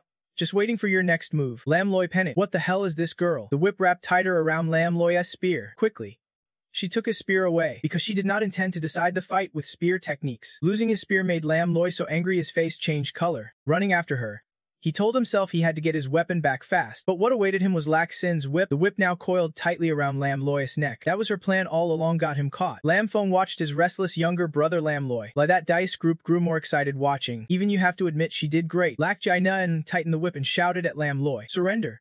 But he stubbornly refused. Absolutely not. Though his consciousness was already fading, Lak Jai-nun shouted urgently. Surrender. Lam Loi still refused. Everyone could see he was about to break. Lak Jai-nin almost begged him to give up. Lam Loi's face twisted, blood pouring nonstop. Then with a snap, the whip broke. Lak Jai-nin's eyes widened, her arm dropped, and Bok Trong-diu shouted. The victory was clear, but Lak Jai-nin looked at the lifeless Lam Loi. Hearing nothing, Bok Trong-diu grabbed Lak Jai-nin's hand and raised it, shouting, the first duel between the inner and outer sect is over. The winner is clear. Lak Sin, the outer sect little junior sister. But all she could think was that she would just killed someone. Like that Dao reminded her. No winner loses their soul like that. Seeing no response, he told Like Suang-han, I can calm her. You go comfort her. She agreed immediately. Leave it to me. Like Suang then held Lak Jai-nin gently. Little Jai-nin, do not be sad. Her next words were you did great. And for a first-time killer. Like that Dao was speechless. Is that supposed to be comforting? Nam Ho Nan and Fuong Min Duong had no time to comfort either. As the gong sounded again, Bok Trong-diu announced. The second round of duels was about to start, inviting the two fighters Lam Feng and Fuong Min Duong to the stage. Fuong Min Duong was a bit nervous already. Nam Ho Nan kept cheering. Senior Fuong, you can do this, he replied confidently. Don't worry. I will definitely win. Ka Hung also reminded Lam Feng. Your brother's death makes others mourn. But he replied, I am not as strong as him. No point in mourning. He tore off his cloak, gritting his teeth. He was just a dumb little brother who could not make it. As the two stepped onto the platform, Bok Trong-diu slowly said, prepare your weapons. Lam Feng prepared 2 swords. Fuong Dong chose a spear. The gong sounded again, signaling the start of the battle. Lam Feng immediately charged to attack Fuong Min Dong. He put all his strength into this move. Fuong Min Dong struggled to defend and got injured. Lam Feng was slightly surprised. His slash was not deep. Your body's pretty tough, but he was not shaken in fact. He wanted to test just how tough you really were. Fuong Min Dong threw all his strength into defense, but could not counterattack. Gripping his spear tighter, He finally pushed Lam Feng's sword aside, but Lam Feng seemed even more energized. Is this all you have got? He pressed the attack, forcing Fuang Mindong to kneel. But moments later, Lam Feng was pushed back. Kahung's disciples cheered excitedly. Perfect suppression. Well done. Very well done. Fuang Mindong kept gasping for air. Nam Honan worried. Senior brother Fuang's completely overwhelmed. Like that calmed him. Dun Ti panic. It is just a minor injury. Still, determination showed clearly on Fuang Mindong's face. Kahung silently observed, thinking the death of Lam Loi had fired up Lam Feng, making him reckless against resistance. It pushed him to use the blood sacrifice pill. Lam Feng attacked relentlessly, switching between defense and counterattack. You planning to just stand there? He wanted to finish off his opponent. Fool, try blocking this. He poured all his strength into the final strike. A whirlwind punch, gritting his teeth. Fuang Mindong struggled to defend. It was intense. Fuang Mindong's spear plunged deep into the ground, his steps heavy. Lam Feng sneered. Still not beaten. He mocked. Thought you got away. Huh? Too dangerous. Don't come back to the arena, go straight to hell. Suddenly, Fuang Mindong coughed up blood. Lam Feng laughed loudly, taunting, spitting blood now. Hey, do not be so weak. Fuang Mindong thought silently. Can't fully defend. His insides felt injured, making it hard to use strength. He started controlled breathing, but it did not help. Lam Feng was displeased to see Fuang Mindong still breathing. The prey is still alive. Then I will send you off for good with this whirlwind. Now he charged like a tiger. Seeing Fuang Mindong as Nam Hoinen could not stay calm anymore. Senior brother Fuang can't hold this. He shouted. Senior brother Fuang, get out of the way. Hearing the frantic shout, Fuang Mindong suddenly recalled the past. Senior brother Fuang, he remembered when they were bullied and was told not to rely on strength alone. We were wrong. But you do not understand what is wrong with us coming to the library. Yet they were mocked by Kahung's disciples. Is this where you outer disciples belong? They even called senior brother humiliating names. Useless leader. He recalled the day Chu Dian He, drunk and full, said, want me to teach you high-level techniques? He laughed scornfully. Min Dong, did you misunderstand? Just excuses. It is not that I refuse to teach you, but your outer disciples lack talent. He remembered every word. Forcing cultivation would only harm himself. Fuang Mindong gritted his teeth and endured, telling himself that at 6 years old, he became an outer disciple of the ancient sect. Over the years, he learned one truth. Standing tall or begging on your knees, outer disciples were always one level below. Outer disciples, no matter what, were always looked down upon. Until a light broke through the darkness like that said, outer or inner disciple, what kind of damn rule is that? Let me break this rule. So Taina, an ancient sect, no longer divides inner and outer disciples. He was deeply moved by this. You tell yourself, elder brother president. Right now, the two tigers in Lam Feng's technique are almost on top of you, ready to swallow you whole. Zhou and Liu Yuan are very pleased. Well done. Regaining 1 point. Nam Honan whispers. Senior brother Fuang. Zhao Hu still stands there staring at the thick smoke ahead, but he senses something's off.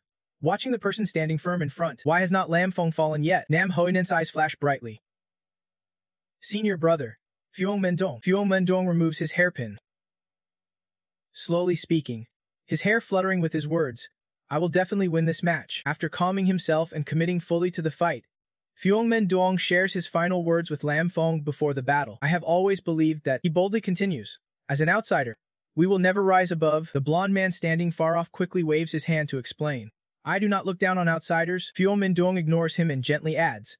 But I was wrong. He is absolutely certain that he is not strong enough to uphold the outsider's dignity. The more he speaks, the more determined his gaze becomes. Lam Feng's name flashes with a hint of confusion, but he tries to stay calm and asks, what nonsense is Fuang Mindong spouting? Fuang Mindong stops, focuses his inner energy, then suddenly launches a powerful strike at Lam Feng, charging forward with his spear blazing.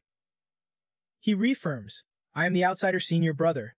Fuang Mindong. Lam Feng panics, quickly drawing his sword to block the fierce attack. Fuang Mindong grows more passionate, his voice full of resolve. I will stand proudly at the top of this world. He attacks relentlessly, forcing Lam Feng to defend without a chance to counterattack. Lam Feng shouts angrily. Outsider trash. Do not get cocky. At that moment, Nam Honan appears, shocked at the scene before him. What is going on here? What exactly did senior brother Fuang do? Like Suang, like that. And Lak Jianing also arrive immediately. Lai Sunan hesitantly says with concern, his realm suddenly skyrocketing. Before he can finish, Lai that nods. Exactly as you said. The two focus on watching the fight, while Lak Jianing listens intently, and Nam Honan remains confused. Lai that day explains that he is lacking a vital life essence segment. Lai Duongnan turns to scold. You taught the disciple to do this. Lai that day immediately denies. I never taught him that. Lak Jianing wonders. Why risk so much? Lai that day calmly answers. Because some things are more important than life itself. Nam Honan agrees. Right? That is dignity. Lai that day adds slyly. Ambition, two people say it, but each shows a different view. Nam Honen continues. Senior brother Fuong, how can you be like him? So what if he is ambitious? He is sacrificing part of himself for the outsiders' uprising. Back in the battle, Fuong Menduong and Lam Fong are deadlocked. One attacks. The other defends. Neither yielding, Lam Fong starts to tire. Angrily cursing, Fuong Menduong just smiles with contempt. What? You are already out of steam. He strikes hard, sending Lam Fong flying several meters away. Hakiman watches from afar. Displeased. The fighting looks sloppy, under constant pressure from outsiders. He shouts at Lam Fong. You bastard. Fight seriously.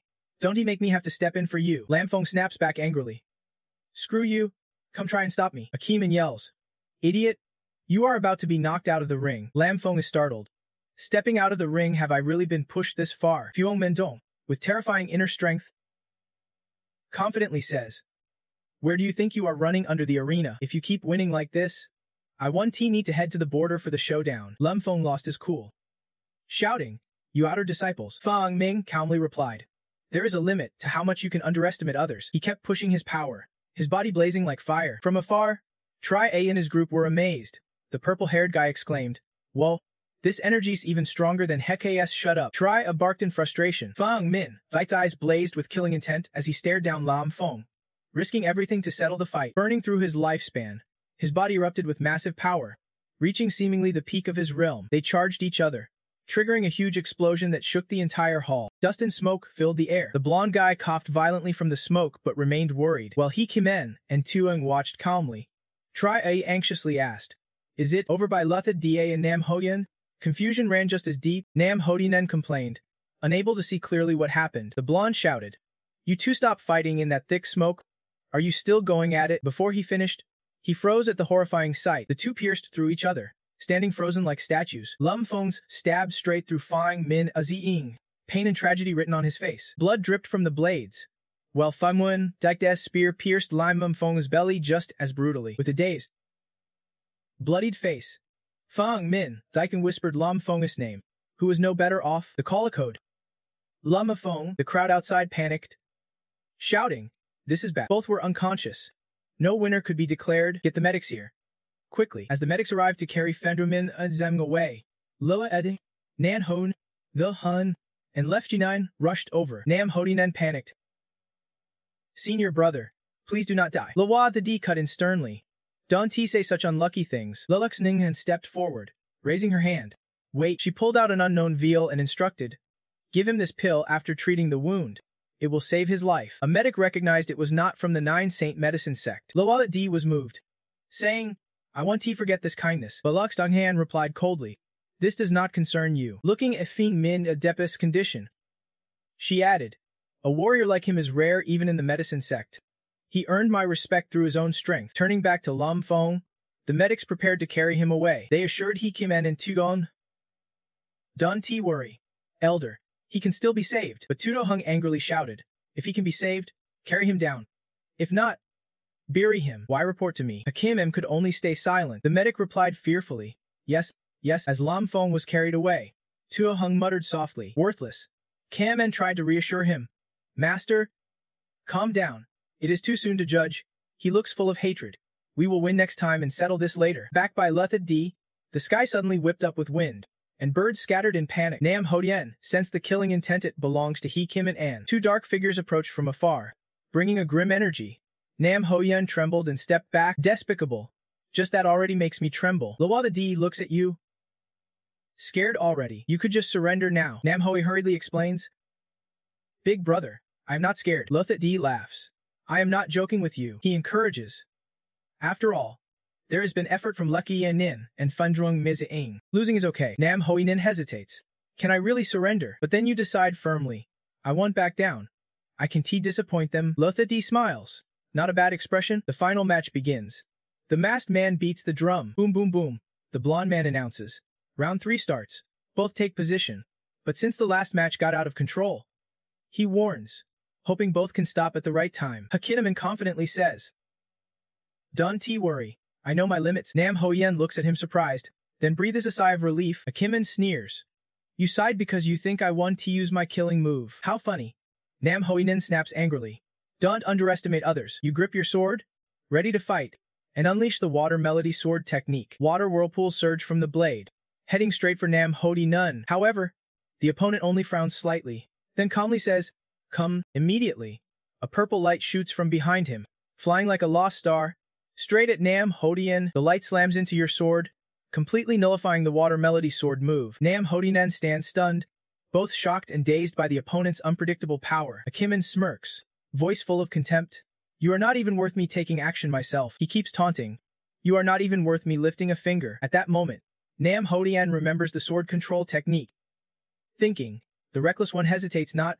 You quickly set the stance. Water streams gather, wrapping around you and your sword. Nam Hodian coldly retorts, "Not moving, then do not blame me." Just as he finishes, you point at He Kim-en, unleashing the water melody sword cleansing strike. The rushing water flows like a tidal wave at dizzying speed. Tri-A and the purple-haired man stand far away, mouths agape in shock. Tri-A exclaims, "How did he improve so fast?" The purple-haired man can't hide his surprise either. This move is truly terrifying. Yet, Hakim-en still stands firm. Unshaken, he sneers slightly, voice full of disdain. Petty tricks. With just a wave, the sword and purple light appear again, easily slicing the water streams like cutting through mud. Nam Hoin immediately freezes. What? He can slice water that easily. The water loses all power, falls lifelessly. You stand speechless. But He Kim-en does not wait for your reaction. Coldly interrupts. "You bore me." "Not good enough." Before the sentence ends, the sword flies up. He snaps his fingers. The sword immediately darts straight toward Nam Hodi-nen. You dodge each strike quickly, but still get hit hard. Falling down, Hakineman keeps mocking. Truly disappointing. Utterly bland. He compares. If it were the two before, maybe I would be interested. Nam Hodi-nen hears this, long-eyed dissatisfied. Damn it, the gap between me and him is huge. You realize the terrifying difference between you and your opponent, but still calm yourself. Steady. You can give up. Outside, Leluk Hunhan and Lilthat D watch the match closely. Leluk Ninghan shakes his head. Nam Hoinen is completely overwhelmed. Lilthat D smiles softly. He Kim-an's eyes are full of contempt when looking at you. Kim-an just sneers at that, making Leluk Ninghan grimace. Hating that fake smart look the most, Lilthat D turns to tease. Isn't he that the type you like? Lux Dunnan can only shrug. Speechless. Back to the match. Lux Dunnan comments. But his strength really can't be underestimated. Hakimen hears the praise and immediately smirks. The princess has noticed my talent. Has not she even placed in Kuthen Yemon? I could become one of the top disciples. Meanwhile, Nam Hoinam was training with the green sword and a straw pillow when he suddenly heard applause behind him. He turned around and saw Li That De, who smiled softly. Not bad. You have basically mastered the water sword technique. Nam Hoinen humbly replied. Senior brother, you flatter me. Li That De continued. But do you know the water sword technique is just an incomplete version of the cold water technique? Nam Hoen nodded. I know, it is an ancient, lost technique from our sect. Because it is incomplete. It is my turn to learn it. Li That De shook his head. What a pity. If you had taken one more step, you could have reached the cold water technique. This technique can turn water into extreme cold, penetrating directly into the enemy's body. He kept explaining that besides this, the cold ice technique had other amazing powers. Hearing this, Nam Hoen looked uneasy and replied. Of course I know the power of the cold ice technique, but this technique has been lost for a long time. Li That De just smiled slightly, then pulled out a book and handed it to Nam Hoen hand with a mocking tone. Take a look. What do you think this is? Nam Hoen read it and was shocked. Stammering, this is the lost cold ice technique. But something's not right, he said. The paper's still new. Could it be that you wrote this? Senior brother, Li That De just gave a sly smile and answered. Of course. Nam Honean did not know whether to be happy or sad and asked, why would you do that? Before he finished, Li That De proudly pointed and said, I dreamed it. Coincidentally dreaming of the core technique of the cold ice technique. Nam Hoinen felt more and more helpless. All right, I believe you. But what kind of dream was it? Li That De remained silent with a strange expression. A long, dull dream. The scene shifted to the battle between Nam Hoen and Akiam-an. Akiam-an kept using psychological tactics to provoke Nam Hoen, saying, Fireflies can compete with stars. Just surrender already. Still, Nam Hoinen stood firm and replied, even if I am no match for you, I want to surrender, he said seriously. Besides, you have already missed your best chance. Akiman did not understand and asked, what do you mean by that? Nam Hoinen prepared to strike and said, I am not very familiar with this move yet. Thanks for giving me time to get ready. After saying that, he prepared to attack. Hakiman did not care and unleashed a flashy move. A purple light twisted from the sword and shot toward Nam Hoen at lightning speed. Nam Hoen showed no fear, his eyes steady. waiting for the right moment. When Hakim N's sword came right in front of him, it suddenly stopped and dropped, the purple energy vanished, and the sword bent. Hakim lost his composure and shouted, "What?" Then he collapsed to the ground, refusing to accept the truth. Namhonan sighed deeply and said, "It worked." Bang of Treeho, watching the fight, was shocked. One of them asked, "What happened? Why is senior brother kneeling?" Now it is one standing, one defeated. Hakim was poisoned by the cold ice technique. His face twisted pale like a banana leaf. He told himself, "It is cold energy spreading inside my body. The sword stopped because of it. I have to push it out quickly." He tried to force the cold energy out, but suddenly realized, wait, how is this possible? The cold energy entered his body and could not be completely expelled. Hakim desperately knelt down. This guy could not sense his power increasing. The nature of the energy had completely changed. He struggled to stand and shouted at Nam Hoinahan, "What kind of dark technique did you use?" Nam Hoinan did not hide it and replied, "Senior brother, earlier I still felt a big gap between us. I stepped toward Hakim, but when I successfully used the cold ice technique, I felt that gap closing. You stepped toward Hakim, but when I successfully used the Hen Bingju, I felt that distance closing in." Hakim suddenly asked, "And Bingju?" Nam Hoiren stopped and said, "Finally, an opportunity." A proud victorious smile spread across his face. "I am going to take you down." Before Hakim could recover, a streak of water shot past that was Nam Hoinan's move. Hakim quickly dodged, lucky to avoid serious injury. Nam Hoinan sneered contemptuously at that. Hakim asked, "What is so funny?" Nam Hoinan replied, "Sorry, I just remembered what you said. Senior brother, if you do not move, I can hurt you." He looked down at his feet. "Turns out you moved.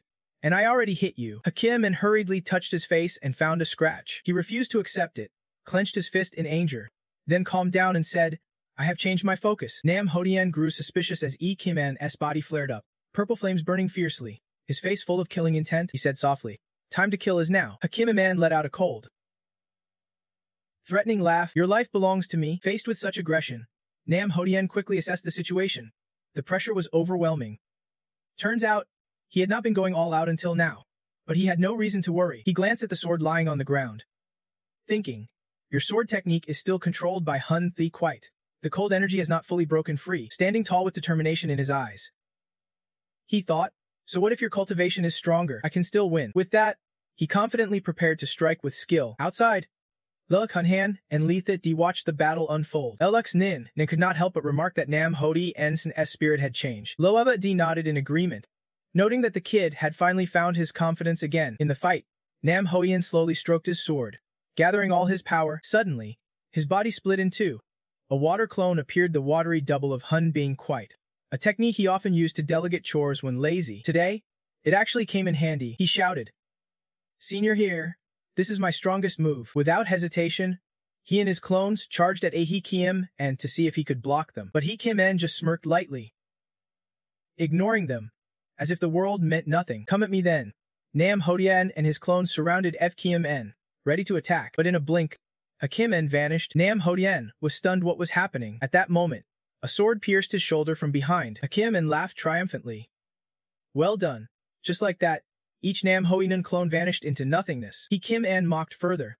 "You have only practiced a sloppy skill once and dare challenge me, yet you have cultivated for over 10 years. Nam Hodi Nan looked back and realized Kim's sword had long since disappeared. Questions flooded his mind. How could he do that? Dodging, drawing the sword, turning to stab all within a single sword stroke. Way too fast. Hakim mercilessly pulled the sword from Nam Hoi's body, blood gushing out. He collapsed in pain, crying out miserably. Hakim coldly declared, "I will say it again." His eyes blazed. How could starlight compare to moonlight? Then he shouted, "Extinguish the light," and swung his sword fiercely at Nam Hodian. In that critical instant, a loud explosion burst forth. Thick smoke rose, blocking Kim's view. He was bewildered, not understanding what was happening. From the smoke, Lux Undinan appeared and threw Nam Hodian far away. Hearing his cry, she gently warned, "Don't scream recklessly, or you will bite your tongue." Two outsiders with purple and orange hair gasped, "Is that the Princess of the Nine Saints Gate? Why did she just rush into the fight?" Triauza, one of their comrades, replied, "I wish the princess would save me like that." The others were surprised by Tridu's attitude. La Nanded lightly while Nam Hoinan writhed in pain on the ground.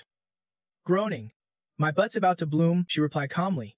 "You should be glad you are still alive." The blonde referee, Zir, looked at Luxin Han, only snapping out of it when Kim called him. He awkwardly declared this was a serious violation, but Allah that D cut him off. "No need to declare anything. I was the one who asked for a rescue first." He then said plainly, We have lost this round. Despite winning, Hakim was not pleased. He stepped toward Alextangen, bowed respectfully, reporting to the princess. Kun Trang, in her dress, replied coldly, "Kid, you are not the one to judge me yet." Hakim quickly said, "Of course not, of course not." Hearing that Awathitti treated the princess like a servant, really could not stand it anymore. She glared at him angrily and then turned away. Hakim turned to Awathitti, voice full of challenge. "Loa Edin, if the result's still undecided, do you dare bet the chairmanship against me?" Lothar asked in surprise. You want to test your strength against me?" Hearing this, he excitedly slammed his hand on the ground and charged at Hakim, fiercely replying, "Fine, then I will fight you." Hakim, pleased, praised. The disciple of the sect leader is truly bold. And so, a new battle began. Suddenly, Hakim looked back and asked in surprise, "Where's your weapon? Don't you need that stick?" Ladata immediately answered proudly, "Why would I need a weapon to deal with you?" Hakim blushed with frustration and said, "I want a fair duel. If you have no weapon, people will say my victory is not honorable. Lie that aside. So troublesome." Then he turned and called someone from the crowd. "You, come here." The young man ran over and asked, "Senior brother, what do you need?" Ladata whispered into his ear, "Go get me this, that, and that." The young man's face went blank, but he just replied, Ladata shouted, "What is with you? Running around crying like a baby. No need to be so fierce." Still, Ladata kept urging him on. Meanwhile, Ladata said to Hakim, "If you want me to fight you with weapons, just wait." Hakim helplessly replied, "Fine, I will wait." On the other side, the young man was helped up by the medics, leaning on a cane, trembling like an old man. Like Suang then happily ran over to Lag Jiai Ning. Ka Hung stood watching the fight from afar when suddenly a voice spoke. "Second elder, fate really plays tricks." Ka Hung quickly turned to find the source of the voice. The person continued, "After decades, the plan ended up like this. It is truly heartbreaking." Ka Hung gritted his teeth angrily and asked, "What do you mean?" Turns out that is Dong Dan Long, a guest of the ancient sect, a noble of Gunanshang Kingdom and the Biao. Dong Dan Long laughed. "Second elder, Ladate is currently fighting you to a draw." Ka Hung denied it was not a draw, saying there is still one more fight. Dong Dan Long laughed loudly. Good, it is not over yet." Though Ladate lost the battle with the Order disciple, he showed his strength, plus the backing of the 9 Saint Demons Gate. If the second elder still insists on fighting alone, he warned with a narrowed eye, he will likely fail. Ka Hung was annoyed but calmly replied, "No need to worry." Guest Dong, facing Ladate's sect leader, he could not sit still. Meanwhile, Ladate still did not know what was happening.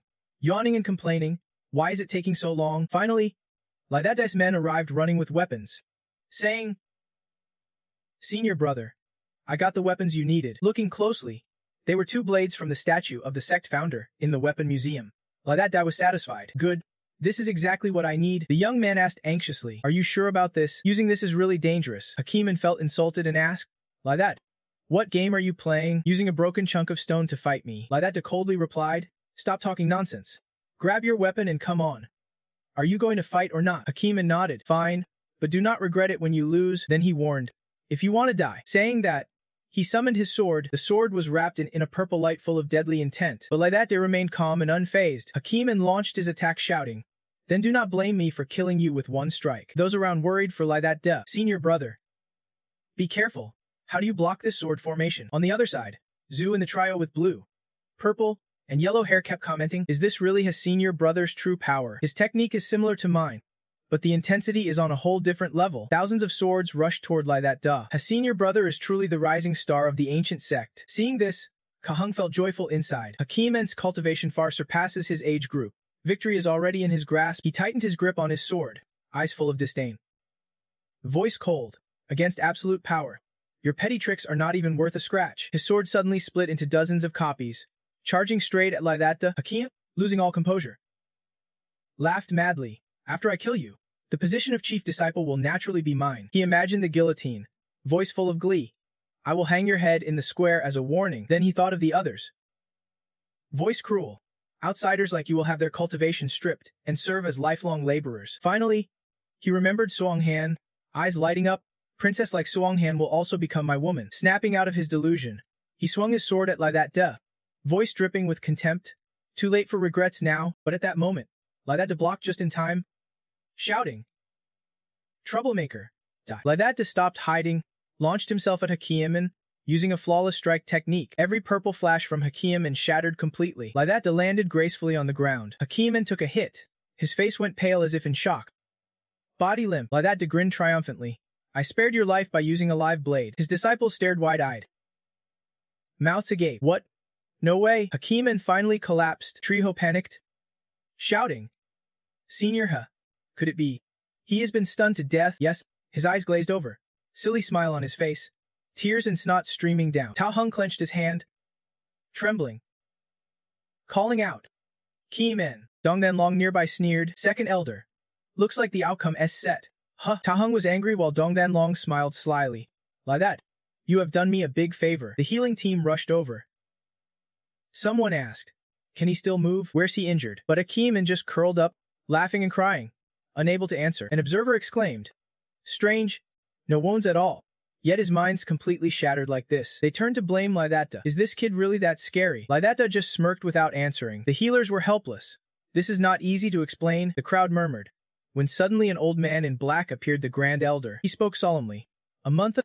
Lidata, the chief disciple, and Second Elder Tao Hung made a wager. Lidata confidently listened as he recounted. They bet on abolishing the outsider system and Lidata DS life. Everyone focused intently. In 4 matches today, Lidata won 2. Drew 1. Claiming victory. As the Grand Elder announced this, Treeho was stunned and resentful. Hakim still hid behind Tao Hung, crying pitifully. Tao Hung bitterly admitted the win only proved this brat turned to the dark path. Why does not anyone understand that? The Grand Elder ignored it and continued. From now on, the internal sect system will be abolished. All disciples will be treated equally, with rights to study scriptures in the library, use the armory, and train in the vault. Everyone, train hard. Finally, he concluded, the matches are over. Dismissed. The crowd erupted in celebration. Finally, we made it. Lidata victorious. Full of confidence, the Grand Elder called him over. I serious. Lidata, stay here. I have something to entrust you with. Lidata just smiled lightly.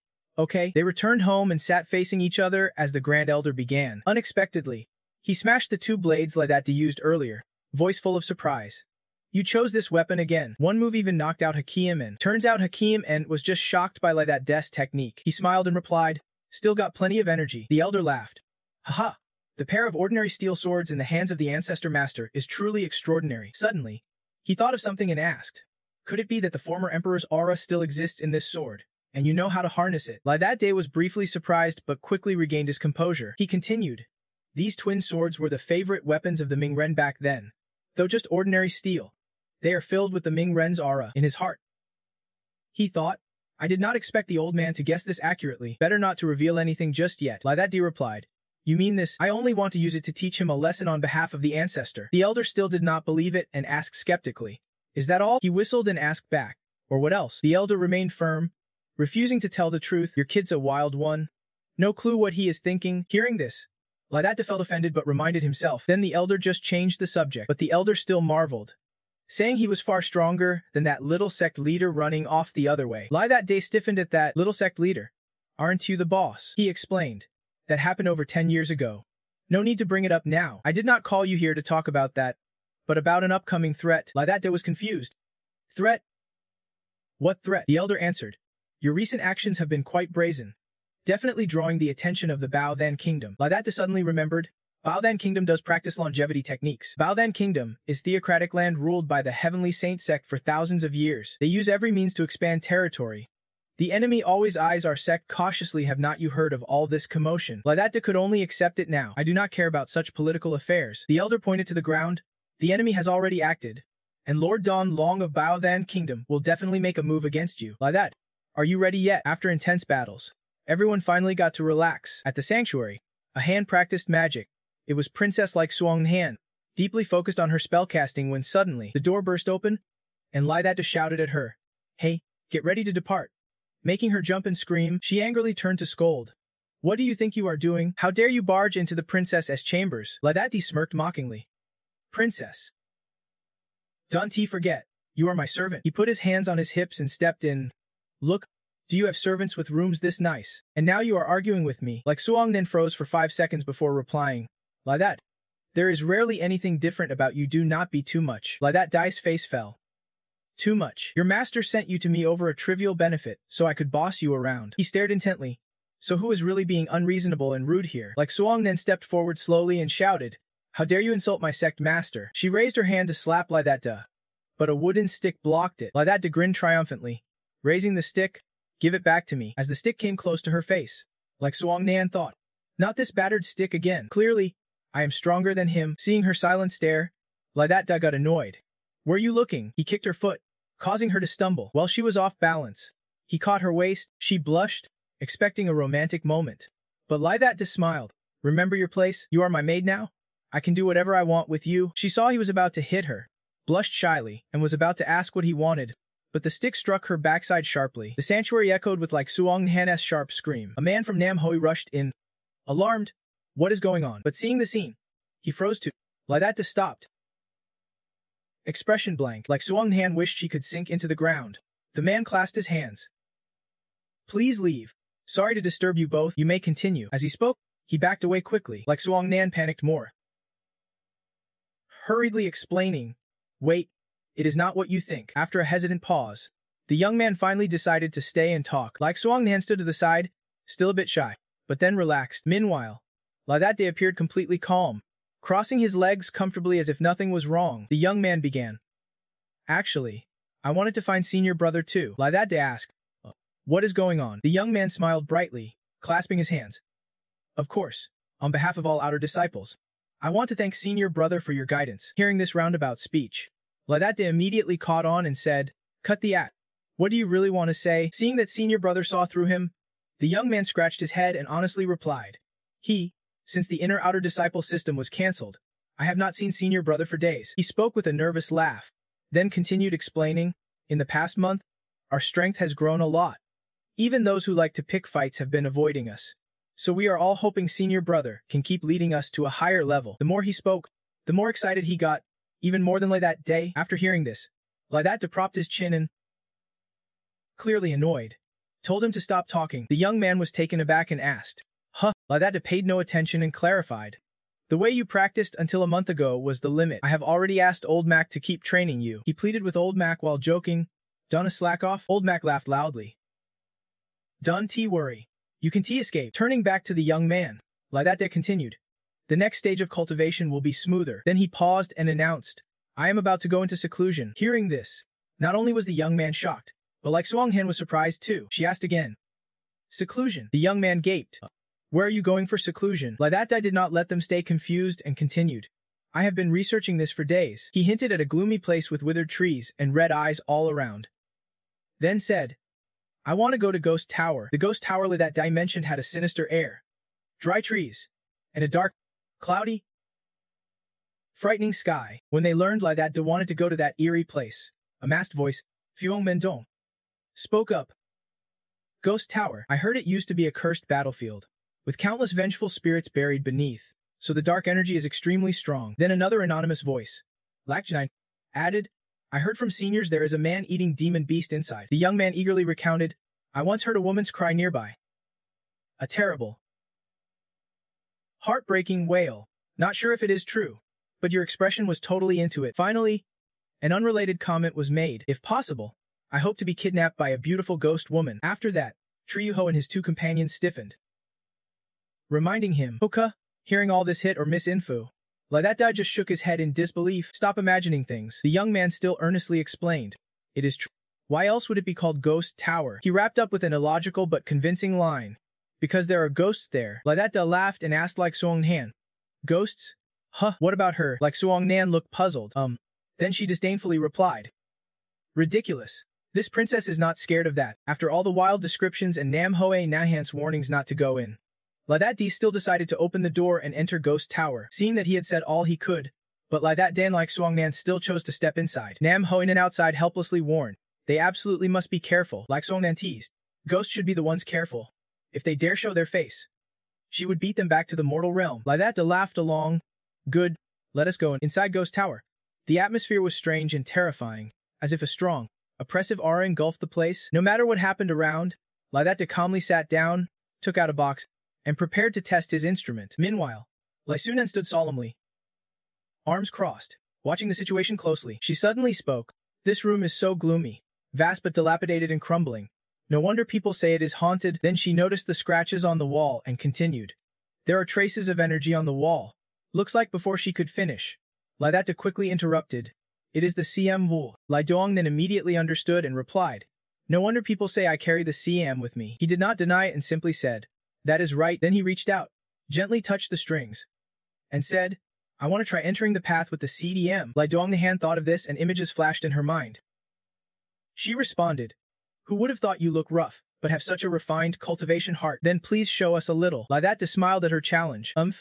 Looks like you are doomed. But when he played the instrument, chaos erupted. He played while shouting loudly, go away, you. Lai Dongham was shocked and annoyed. What kind of CMVN is this? Damn it, he calmly replied. This is called the T9 style. Suddenly something felt off, snapping her back to attention. Lai that also sensed the abnormality and immediately got into battle stance. Despite the tension, like Suang Nahan did not forget to tease him to calm them both. Looks like I am not the only one feeling this guy soft, she said, shrugging. At that moment, a strange purple light radiated from the wall, like Suang Nan warned. Something's about to appear. Just as she said, the purple light swirled and fused into a terrifying red eye. In note, it transformed into a huge horned monster. The monster raised its claws, ready to attack the two of them. Like Suang Nan did not hesitate and immediately struck. She drew her sword and exclaimed, are there really monsters here? Lai that day did not leave her to fight alone. He held his instrument, ready to cast a spell. He said, we will handle this. One jumped. The other played music to create magic. The monster was attacked from multiple sides, like Suang Nan's water strike, and Lai that das spark surrounded it. After their attack, both landed quickly. But like Suang Han felt something was wrong and said, it does not feel like we hit it. The monster was still intact. Unharmed, it turned to them, its red eyes cold and fierce. Lai that decided to speak seriously to it. This is not your true form. What exactly are you? He slowly stood, faced it, and said, listen carefully. This place is what my friends cherish most. If you do not reveal your true form and surrender, do not expect me to be polite. The monster seemed to understand and repeated, friends, this place belongs to Minnan. Both that and like Suang Han were stunned by this statement. Losing patience, like Suang Nan drew her sword and shouted, more beast coming. Lai that quickly stopped her and asked the monster, could it be that you are? Tanohe and Li Dongan froze, not understanding what was happening. The monster widened its eyes at Lai that then suddenly changed attitude, becoming shy and embarrassed. It said, how do you know? Lai that breathed a sigh of relief and asked again, are you really? Before he could finish, like Suang Nan was shocked. Mouth agape. The monster's name is actually that beautiful. The monster told them to wait, then slowly shrank, transforming into a beautiful blue-haired girl. Finally, she revealed her true form as Tanugakha. She clasped her hands, smiling shyly, and said, I'm little Tanugakha. I only took this frightening form to scare off trespassers. Sorry for the rudeness. Like Suang Nahan listened to Tanugakha's explanation for a while. Feeling a bit surprised inside, she quickly connected all the dots and thought to herself, so the legendary monster and that girl are one and the same. Then Kue, hey turned to Luthatia, smiling shyly. Little bro, are you a friend of Mun Nen? Hearing this, Loatha D quickly raised his hand and said softly, hey, back then it was thanks to me that she and Mintiyu to met. Don't you remember me? When she realized Lothit Didi was her benefactor, Tuva He could not help but exclaim, Divine Lord. Lo Hen, hearing their back and forth, felt confused and asked, Divine Lord, but Allah D is just from a humble village. If you do not want to answer, then do not. Lelux Ning then clicked her tongue and said, who cares? Then she turned to T Njuhi he, pointing and demanding, so who exactly is she? Finally, Loavid explained seriously with arms crossed. Well, it is said that Men, the immortal emperor, sacrificed himself for the great cause. Never married, and never cared about any woman. Then he began to tell the story of Tichudansi SS past in a remote, desolate village. Lovadi recounted that long ago, a young girl went out picking herbs. That girl was Tikui Hihiu. When she looked up, she suddenly saw the legs of a strange creature. Looking closer, she was shocked to realize it was a Mimhan flying, carrying an unconscious young man. Terrified, she stepped back. Loavat D continued, encountering a young man trembling all over. At that time, he was unconscious and covered in wounds. Tuva he stared for a moment, then handed the young man over to her for care. In that small house, the atmosphere grew warmer with another person present. They stayed together a long time. Tuva cared for him diligently. Perhaps from then, secret feelings began to grow between them. Their eyes exchanged tender glances. Slowly, they fell into love, bonded like newlyweds. Hearing this, Lo Dunan could not help but blurt out, how vulgar. Loa the D snapped. Mind your own business. Returning to the story, They seemed to have accepted Dramemen as their master. Loava D continued. The young man was a cultivator.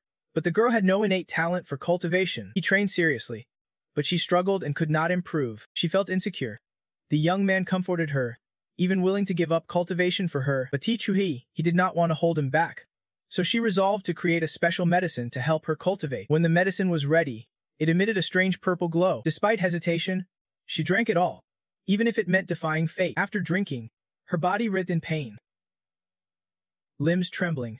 But suddenly a surge of energy appeared, easing all the pain. Finally, He succeeded in entering the path. Together they advanced on their cultivation journey. Thanks to talent, the young man became the immortal emperor. Through effort, He achieved the status of an immortal maiden. After finishing, Loava D concluded, "That is how the legend goes." Huksangnan pondered a moment, then softly said, "Immortal maiden Tekihi." Then she suddenly remembered. "I got it, she is then." Loava glanced at T2 Dikahi, confirming, "Right, she is then him immortal maiden to him." Lo Dunhan was still stunned and asked, "But why is the immortal maiden from the legend here?" He did not understand either and asked back, "Why am I here?" It seemed she had lost part of her memory. Loavat D said solemnly, "Because this is her resting place." Huksangnan was shocked and pressed. "Resting place?" Seeing he confused, Loavat D asked, "Little here? Do you know you are dead?" On a towering mountain peak, a wooden temple appeared amidst the misty clouds. Inside, a fierce battle was unfolding between Min Nevin and Tuat minions. In his hand, two sharp swords gleamed with cold light. With a swift strike, Minen defeated both opponents, making them scream in pain. The immortal maiden should have belonged to us. The two were knocked far away. Falling to the ground battered and bruised, they groaned and cursed without stopping. "Damn it! If not for the maiden's blessing, how could you be so strong?" Min frowned and shouted, "Get lost." The two guys grabbed their heads and ran for their lives, yelling, "You just wait, we will be back." After they disappeared, Min sighed in frustration. So disappointing. Cultivators are just mortals with higher powers. For their own gain, they are willing to do anything. And stood behind quietly and said, "I wonder who started the rumor that I can boost cultivation," making Min unable to train in peace. Her face drooped, her sunken eyes full of sorrow. "If I really had that power." Suddenly Min moved closer, gently touching her innocent face, comforting her. "What is wrong?" The unexpected gesture stunned him. He continued, "I want to stop getting stronger because I do not want those bad guys to take you away." The mood turned romantic. She blushed shyly and looked away, softly saying, "It is all my fault." Min winked proudly. "Don't he say that, thanks to you. To you here? I have made rapid progress." Hearing that, He smiled happily. Her cheeks flushed. At that moment, she floated in the air, surrounded by a dazzling golden light. She told the two below, "Min keeps getting stronger to protect me." The rumor spread even more. He had to grow stronger to face tougher enemies. Esnan looked up and asked, "Is that rumor true? But with your cultivation level, why do not you fight alongside Min?" Pondered then confessed, "Actually, I have no talent for cultivation, but I do not want Min to give it up because of me." She continued, "So I faked my cultivation using pills. Gradually, my body could not take it anymore. Maybe that is why I'm so small and fragile." Finally, in Nenki's memory, the scene of that day appeared clearly. A scorching sunny day. The sun seemed ready to burn everything. At that moment, Min's whole body radiated golden lightning, his aura terrifying. As he ascended to emperor status, a massive energy storm erupted. His hands still flickered with unending flames. He shouted with joy, I did. His voice was like a child's, excitedly calling her name. "To you here? To you here? Do you see?" Suddenly Min stopped. His eyes filled with worry. Next to him, he lay motionless, weak and lifeless. "What is wrong?" He shouted in panic. "To you here? What is wrong with you?" Hearing his worried voice, struggling to open her eyes, she said, Theo, I have weakened to the point I can handle the aftermath." He painfully knelt down, resting her head on his lap. "What? To you here? Don't scare me." Ingyusihe's voice trembled, her breath weakening. "Sorry. Min, afraid you would not keep going?" "I lied." Her face hollowed, her body slowly dissolving into the air. She whispered her last words. "The so-called immortal bond.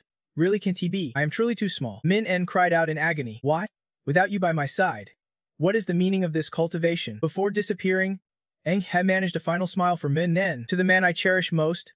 Sorry for breaking your heart." Her body vanished, tiny fragments blending into the space, scattering everywhere. The scene made everyone feel heartbroken, mourning a beautiful love. "I am one step ahead." Min, the last moment she saw him ascend to emperor status. Min screamed in agony. His scream echoed through the space, filled with grief yet a strange joy. After a long, thoughtful silence, Extang Han, Lethet D were left stunned and amazed. It is rumored that after Men Nun became emperor, the immortal maiden went into seclusion. So that is the truth. Extang Han spoke up. Yes, she replied. That D commented after hearing. How foolish. To him, Ningihia and men's self-sacrifice for others is truly baffling. I just can't understand such wholehearted devotion to others. Sung Han blushed upon hearing that, her steps casual. Truly astonishing. That D continued. Later, Min N, and her group were buried at CMML, where they once trained. Now, rumors claim the place is haunted. Min N stood alone in the cold, four-walled room, and he spoke up. Sorry. Maybe because I guarded this place too fiercely, I became a restless spirit causing trouble. The D interrupted firmly. You are no restless spirit. Surprised, Sung In asked. What? Not all. Pondered. Then said, you are a residual memory of Men N, born from the Emperor's lingering power as a fading shadow. The Emperor's lingering power. Are you making this up? Dung Han doubted. That D was resolute. Why would I lie? Min N's cultivation power and relics remain. If controlled, his strength could be revived. What he said seemed accurate. The hidden power in that great sword, though worn, still radiated a striking aura that was easy to sense. Zheng Han asked, how do you know all this? The D smiled, tapping his head. Knowledge is power. You should read more. But to you, you should have faded with time. Why linger so long? Actually, Anna hesitated. I was also drawn out decades ago by a terrifying energy underground. Hearing this, that D's face darkened as he quickly inquired. Terrifying energy. Underground. Zheng Han was surprised. That D said excitedly. Looks like I need to double-check something. From beneath the earth, a flickering light emerged, radiating strange energy. Cut to a manor where a young man was sweeping the yard. Suddenly, he heard a strange noise and looked up. Alert. Far away, under the clear blue sky among clouds, a warship appeared with large red mud wings marked with bold characters. He gasped in shock. The massive ship was speeding toward them. Shrouded in a misty smoke, he shouted loudly, mouth wide open in horror. The shout echoed everywhere. Enemies are attacking by surprise. On the ship appeared a fierce hero clad in bright red armor, the revered Marshal Duke of the Holy Kingdom. He wore a strange mask. Waiting, looking down from above, he marveled, noting how quickly the elders had gathered. Old Mas, Tuung, and 3 other hooded elders came out to greet him. Old asked, the Holy Kingdom's Marshal Duke. Tuung added, is this a challenge? Completely ignoring the ceasefire agreement, Tuung's face darkened, his fierce glare showing his anger. Brows furrowed. He was furious. He lipped high, the force shaking the ground and causing a small explosion. His furious expression, wide eyes burning with rage.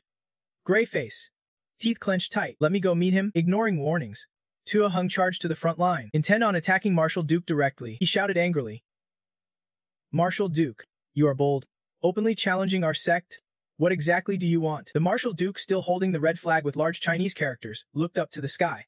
The ancient T-Winehan sect was the Imperial Gate's ruling force. Why would they come all this way to ask for guidance? Hearing this, Tua Hung's rage surged. So you want to fight here? The Marshal Duke sneered.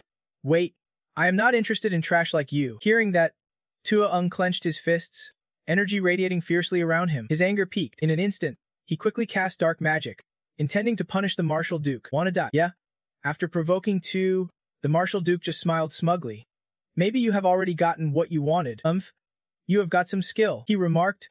At that moment, a blazing flame appeared before him. It was not an ordinary flame, but a massive, dark purple fire full of menace. The black flame sword Tugong shouted, lowering his hand defeated. Suddenly, the flag on the boat fluttered wildly, caught by a strong wind, flapping loudly beside the helm. Lei Qin summoned the flagpole back into his hand, likely hiding a powerful and terrifying spell within. As he held the pole, a sudden green wind swirled, forming a massive vortex that seemed capable of sweeping everything away. The vortex twisted into a giant hand, filled with many ghostly faces showing different expressions. It could crush anything, even Tua Hung's black flame sword. In an instant, the sword disintegrated into smoke. Tua Hung was stunned, speechless. What?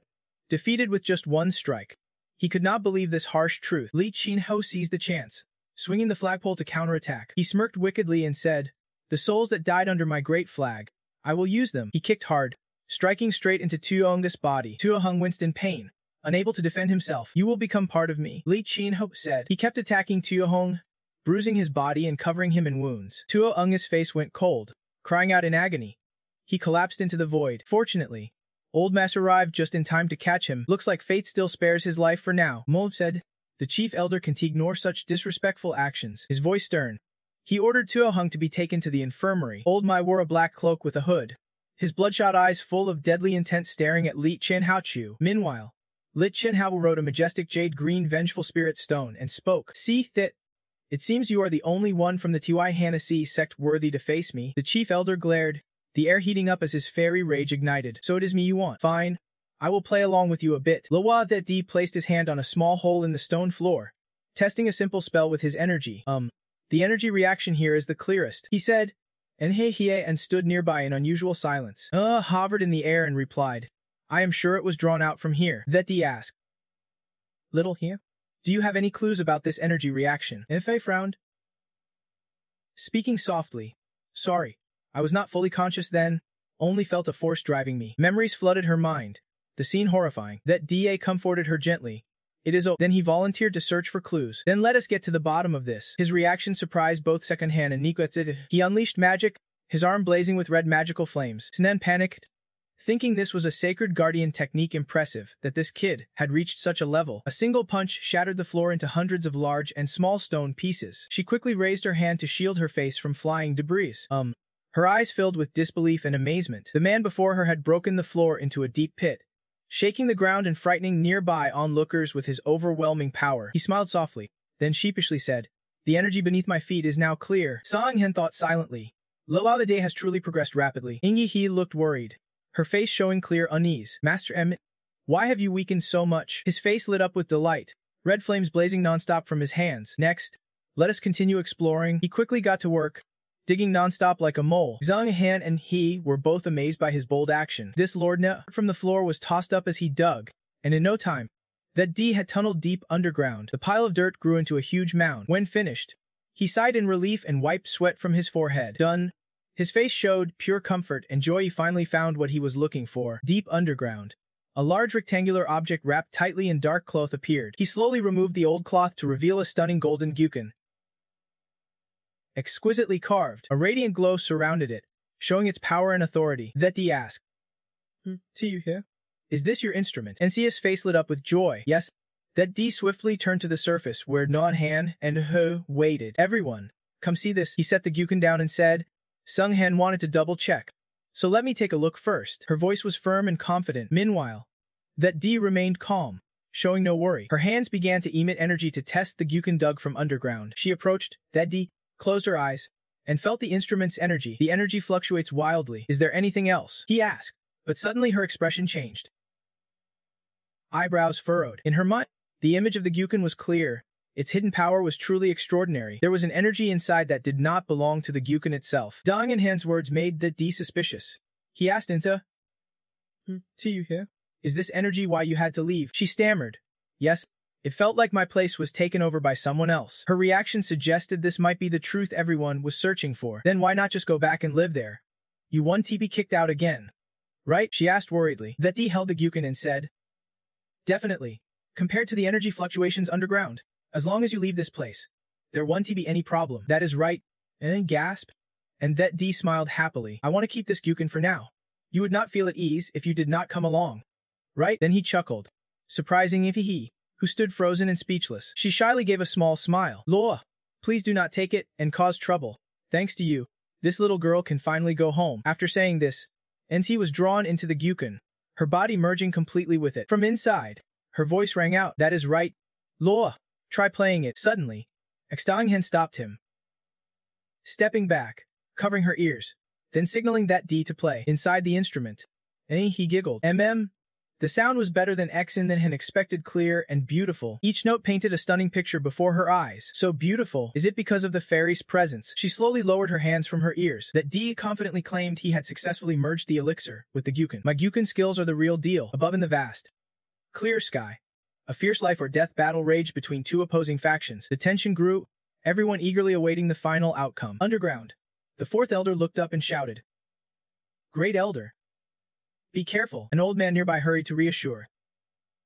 Don't worry. When he asked, there is no problem. The great elder roared with fierce energy. Li Chu, meanwhile, Lai Tichi and Hao stood majestically on a cloud filled with wandering spirits, who gathered hoping to earn merit for their commander. The grand elder's cold eyes radiated ruthless intent, using spirit energy to fuel his technique. You have got quite a few lives on your body. Do not, even as the commander, You rely on your subordinates' strength to fulfill your ambitions. Lai Tichi and Hao refused to back down. Responding sharply, profit comes first. The technique of these souls might not even work on me. And you are no different. His killing intent soared to the sky. No hesitation, he struck first. Want to take my life? A pure white fly whisk flew toward him. You would better have this kind of skill. The Grand Elder finally unleashed his true power, golden radiant energy enveloping his entire body. But do not lose your own life in the process. His voice warned Lai Tichi and Hao to be careful dealing with him. His eyes burning with unwavering determination to win decisively. Lai Tichi and Hao stood firm, counterattacking with his staff and the 6 transformations technique. All right. He laughed boldly and charged in, controlling the warrior souls to rampage wildly, attacking the Grand Elder fiercely. Suddenly, Lai Tichi and Hao stopped. Sensing something was wrong, a gigantic flying spirit beast appeared before them, far more powerful than his souls. The Grand Elder said coldly, chatter all you want, but watch as I unleash the spirit beast's technique. Everyone below, including the 4th Elder, was shocked. Is this the true perfected form of the 6 transformation staff? With a single strike, Lai Tichi and Hao's souls were wiped out, and he was flung far away. Lucky to be caught by the remaining spirits just in time. The Grand Elder's spirit beast held overwhelming advantages in size, quality, spirit, and strength, quickly dominating the battle. Lai Tichi and Hao refused to surrender, fighting desperately to get up and cling to his cloud of souls. You actually have the power of a Marquis, the Grand Elder sneered. What now? Coming to cause trouble in my Tynan sect? Already scared just by seeing a Marquis. Lai Tichi and Hao summoned more beasts to fight the Grand Elder as Spirit Beast. A blood-red monster with a terrifying form appeared, accompanied by a fierce army of crayfish. He ordered them to surround the enemy. The Grand Elder calmly responded, just a bunch of crayfish. Lai Tichi Hao said proudly, underestimate them, and you will die a miserable death. Their blood armor was indestructible, their claws venomous. As long as the Grand Elder Spirit Beast did not disappoint, the crayfish were wiped out in an instant. He sneered, using these rotten crabs to fight the 6 transformation staff. Are you just here to make me laugh? All the crayfish vanished into mist, and he stood stunned, mouth agape, unable to believe his once proud army was defeated so quickly. Damn it. He could not even buy more time. Not done yet. He still had one trick left and immediately summoned an even larger swarm of souls rising from the ground. They quickly formed into a giant skull, filled with countless cold blue lights, evoking horror. In an instant, a 2-horned skull monster appeared, spirit energy gathering. Lai Tichi and Hao declared clearly, don't think you are the only one with an ultimate weapon. The monster's energy radiated a painful, unsettling aura. Not only ugly in appearance, its full stench made everyone cover their noses. Watching the scene, he could only sigh in frustration. Good grief. Finally, the second round of the duel began. The 6 transformation staff seemed confident of victory. But would the tide turn? Both sides unleashed their strongest attacks, aiming to defeat the other. The atmosphere grew hotter, tension peaking. Suddenly, Lai Tichi and Thanen's monster seized the 6 transformation staff, but it moved faster, striking its master directly, catching Lai Tichi and Than off guard, who cried out in pain. The powerful punch made him cough up fresh blood. Yeah, he keeps coughing dry because of the bleeding. This is so boring. Get lost. The Grand Elder saw he was exhausted and told him to leave so he would not be an eyesore. In the emergency, a crowd quickly rushed toward the waiting hall. Leading the way was the southern exile, Fuong Mendong. Nan. And some disciples hurried to the main gate. What exactly happened at the main gate? Did an enemy ambush them? Just now, a giant beast appeared in the sky. Jinan shouted, can we catch up? An old man in a hood turned back. Noticing the noisy commotion, he grumbled about their fuss and the group of kids who came to watch. Don't you know this is dangerous? Luckily, the enemy has been defeated. Look, this is the fanatic who provoked our faction. At that moment, Lai Chin Hall was defeated, collapsing on his knees, trembling all over. He could not even hold the flagpole he was so proud of anymore. What a pathetic sight. Lai Chin Ha's whole body shook, his voice trembling as he stammered, old man, you are nothing like the intel said, unbelievably strong. Blood still dripped from his mouth, his face pale and worn, badly injured but forcing himself to speak. When did you master the Kunbang Luck technique so perfectly? Then the Grand Elder recounted the past, after losing the battle with Bao Then Thuong Quoc. He vowed to become stronger. I might have my cultivation today, thanks partly to the sect's support. His voice carried a hint of sorrow as he confided in him, and the mood grew heavy. He said, Lai Chin Ho, you ignored the ceasefire agreement and provocatively challenged us. Do you know the crime you have committed? Reckless and immature. Yet you fled back to your sect. Lai Chin Ho panted, hesitating as he spoke each word. I know. His gaze toward the Grand Elder held something hard to describe. Though apologetic, he secretly grabbed his flagpole, planning to betray the elder. Just as expected, Lia Qinhao swung the flagpole in a circle and charged to attack him. I will crush your head. A blue aura spread around them like a private barrier. Lia Qinhao rushed in, ready to strike. He shouted angrily, "You bastard.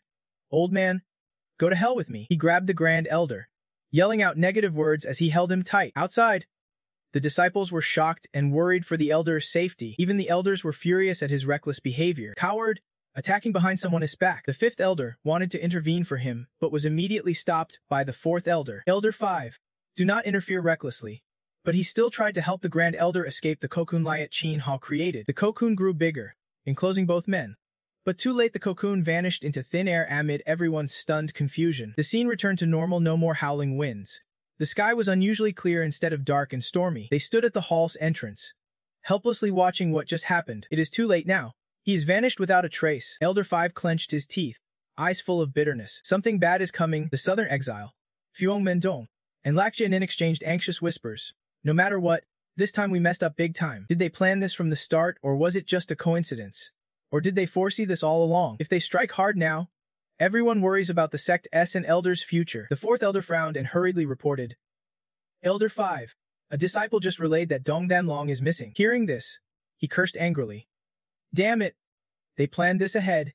We must prepare to fight immediately." Everyone shouted together, while that sat quietly in a corner, cultivating. Suang Han watched him, thinking it was strange how calm he was. How could he train to transform his mortal body into a divine body of the shock abyss so quickly? But his meditation posture looked so ordinary. She doubted his true strength as she studied his expression, yet his serene face was truly odd. It seemed he was taking this seriously. Suddenly, he burst into loud singing, making Duongnan angry. "Serious about what?" she shouted. "How can you suddenly start singing while meditating?" That De answered casually. "It is called entering the Tao through music. Cultivating the art of sound is an important part." Duonghan was not convinced. "You are just messing with me, are not you? Are you afraid I will steal your technique?" What do you know?" he replied. Suddenly, loud knocking startled them both. "Is someone bringing food?" "It is still so early." A voice echoed through the room. "Like that. Why are you still here?" Elder Tao Hung, trembling and pointing at his face, said, "Run fast. Dunti, you know the Holy Emperor's kingdom has been invaded. The great elder has fallen in battle." The news shattered the calm like a lightning strike. That Da was stunned. Suang Hen was confused. Had the Holy Emperor's kingdom gone mad? That Da frowned. "The old man warned me about this. I did not expect him." Tao Hung, trembling now, said, "The ancient sect is in chaos. The elders are trying to hold it back. You must run." That Da flatly refused. "I have to go reinforce." Ta Hung shouted. "Like that? You look grim. The ancient sect faces a life or death moment. We must preserve our strength to rise again. Listen to me. Do not argue." His voice trembled, as if begging. That defroze but finally nodded. "I understand." Hakiman spoke up. "You too. There is a secret path here. I will lead you through." He pressed a hidden switch on the wall. A secret door opened, and they stepped down into the passage. But soon, Ta Hung said, "You go on. I will hold them off." Suang Han and that Da went ahead, amazed such a secret passage existed here. Suang Han whispered, "Why do not you doubt the old man's words?" That Da was annoyed. "Donna slander Elder Tao's purity." Suang Han was surprised. This was unlike his usual style. Ta Hung stopped that day. "Wait, like that. Now that the great elder is gone, you are the only one with the Kun Bang 6 intent." That Da had not fully understood when Tao Hung continued. "Can you rewrite your insights to pass them on?" That Da hesitated. But Tao Hung was in a rush. Finally, that Da nodded. It made sense. "My insights are simple. But what about paper and pen?" "No worries. Ta Hung handled it. Paper and pen are not a problem. My hidden technique is not for fighting anyway." That Dai found it interesting. This trick was quite versatile. He took the pen and wrote a few notes, rough sketches and ideas done quickly. That Dai handed it to Tao Hung, trusting the elder's skills to grasp the Kun Bang 6 intent immediately. Tao Hung grabbed it eagerly, surprised by the trust. But as he looked at the paper, his face flushed with anger. Shocking truth was revealed. No trace of the Kun Bang 6 intent. Just an abstract doodle named Bum Bum with a mocking note. "I trust you like I trust my ass." Like that. Ta Hung instantly flew into a rage, tearing the paper and shouting, "Like that. You are so damn annoying." That Da laughed heartily. "Did you really think I would be that easy to fool?" Keeman worriedly asked. "Master Ta Hung, we have been found out." Sung Hen was still confused, asking, "What is going on here?" "I am just as clueless." That D laughed as he spoke. "I came here to train and unleash the snake." Tudong stayed silent, just watching him thoughtfully. That night continued. "The old man had long suspected the twin dragons would conspire with you to ambush me. I did not want to be on guard all the time. So I decided to give you all a chance to make the first move." The purpose of sealing himself off was exactly that. He even cleverly taunted them, not expecting Elder Ka to fall into the trap so easily. Ka Hung sneered, thinking himself clever. There is no ambush here, this is like walking straight into a net. That knight shrugged. Elder Ka really underestimates others. In less than 3 seconds, he and Xing Nan already had their weapons ready. Do you really think just you and a cowardly lackey can take down me and the demon sectus princess? Don't you respect me at all? Suddenly, Zhang Thonlong appeared from behind the wall, arrogantly saying, "What if you count me in?" Kahung sneered. "You said that knight was soft, but he ended up getting toyed with." In Thonlong confidently said, "But now with me here, facing 2 heroes, that knight is surely doomed." Kahung quickly tattled, "Brother Ang, this guy is vicious, we need to send him off as soon as possible." Xtung Han and that knight stood back to back, each guarding their own side. "You guys are crazy. Do not you know the consequences?" Ing Thonlong replied, "Letting you grow unchecked, that is the real madness. Kill that knight first. The rest can be handled later." That knight growled, "Kahung, you are risking the fate of the sect for your own gain." Kahung was provoked, shouting, "Shut up. You do not understand a thing. The sect's future should be in my hands." Kim En trembled like a leaf. Ing Thonlong struck. "That knight, you have been too arrogant. Let me send you to your ancestors." His blow roared like a fiery tiger, terrifying beyond belief. A thunderous explosion echoed from inside the tower as Kahung attacked simultaneously. In this life-or-death moment, that knight remained calm with wolves and tigers clashing. It was a breathtaking scene. Seznan worriedly said, "You are hesitating. Ing Thonlong's attack is like a tiger sprouting wings, breathing fire relentlessly." That knight strummed his instrument. "Relax. The 3 sides are locked in fierce battle." That knight reassured Xtung.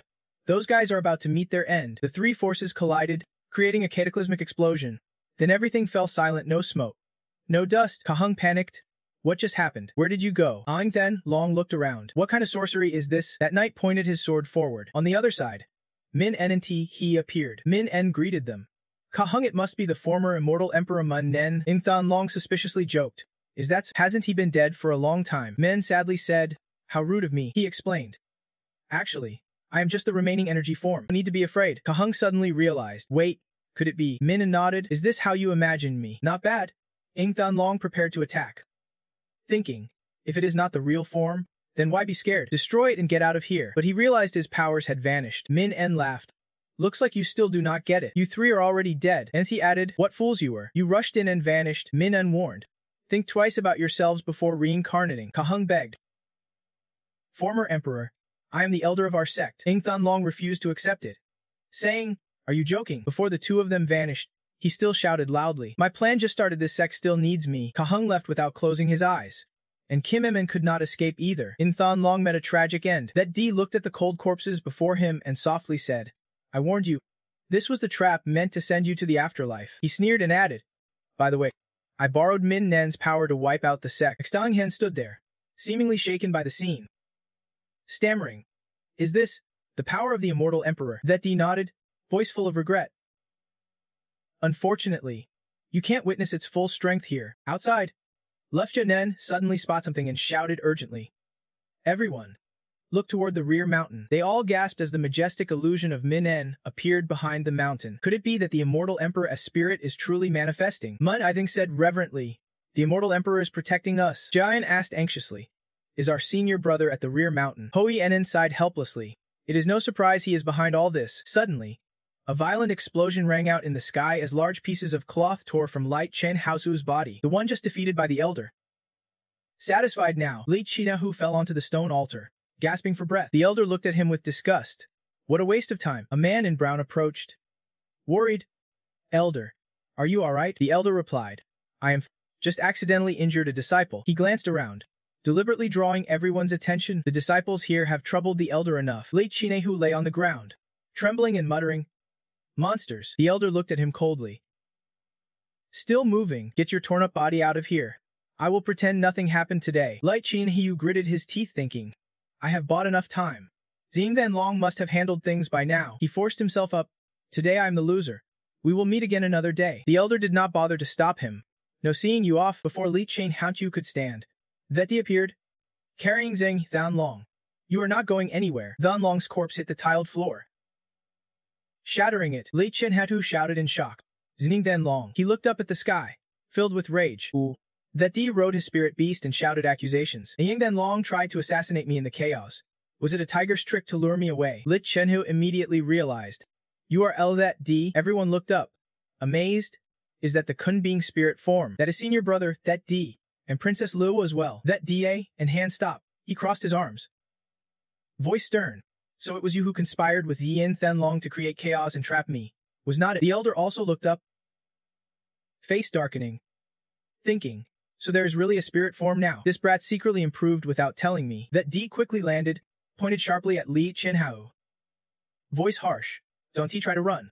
I will avenge Elder too. Zhang Han nearby was startled and quickly spoke up. Li Chin, hey panicked. Are you kidding? The elder behind also asked. Loa Eden? What do you mean by that? That D had to explain everything.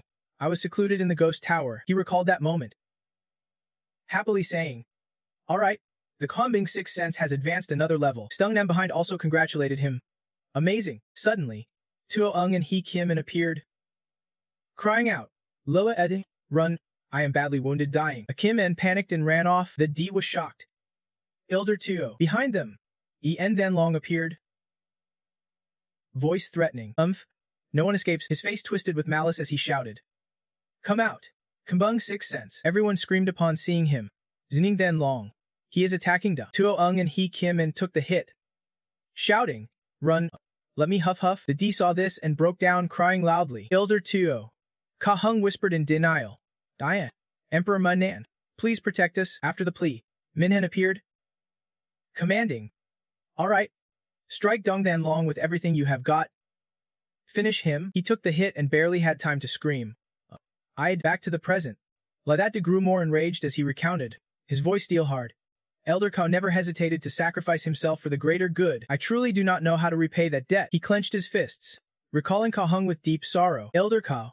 Sob. The Grand Elder trembled upon hearing this, muttering, what nonsense are you talking about? Meanwhile, like Suang Nan looked on with contempt, thinking, what is going on here? Suddenly, the Grand Elder screamed in pain. Kao Hung. My brother, why did you leave so soon? Like Suang Nan could only stare. Stunned, furious, the Grand Elder raised his hand toward Lai Qianhao, as if to crush him. Growling, Lai Qianhao, do not think you can escape. Today, you will answer to me. Lai Qianhao stammered, unable to argue, shouting nonsense to defend himself. Clearly Ka Hung was before he could finish. A blinding light suddenly shone directly on him. Lai Qianhao only managed to shout. Like that day and like Suang Han gasped in shock. Is there someone else? The Grand Elder was equally shocked to see Lai Qianhao suspended midair amid strange light. He panicked. He is appearing too. Impossible. But when the next scene unfolded, a huge ship appearing between two giant hands, the Grand Elder confirmed it was his magical statue. Just as the Sacred Emperor finished speaking, a voice echoed, I have no wish to fight, only to settle the clan's affairs. Everyone below was stunned. Someone exclaimed, what is happening today? Various magical statues appeared. A bystander agreed. Yeah, that is right. Suddenly, the Sacred Emperor continued, Dong Then Long betrayed us. Damn him. Lai Chin how dare defy Elder Ko's order? What is your stance? The Grand Elder quickly spoke. Your Highness, Dong Then Long is dead. Lai Chin Hao is his accomplice, but he was cut off. This matter, I will decide myself to show goodwill. When the magic boundary opens, nobles will be granted special access. The Grand Elder was stunned. What did you say, magic boundary? The Fourth Elder was equally excited. Amazing. The magic boundary is filled with treasures and great swords. But someone cautioned. Calm down. Yet whispers spread, could they really resonate with the magic boundary? These people really mean business. Indeed. Ladad spoke up. Why do you act like you have found a treasure? The magic boundary originally lies within the territory of our kind and ancient sect. What need do you have for the Sacred Emperor's favors? The Sacred Emperor flinched at that. Ladad continued sarcastically. The magic boundary belongs to the Kiaihan ancient sect. Why do you meddle? The Fourth Elder panicked. Kid, what manners are those? The Sacred Emperor was furious. Who is this brat? Vochi? And where did he come from? There is no place here for your talk. He pointed directly at Laidata. Do you even know who I am? Daring to speak so arrogantly. But Laidata stayed calm, so you can talk like a civilized man. What was the point of those words you spat earlier? He looked up with disdain. I do not care who you are. This is ancient sect territory. The Sacred Emperor shouted in rage.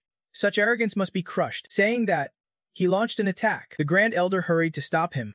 Laidata stepped back but calmly said, no need.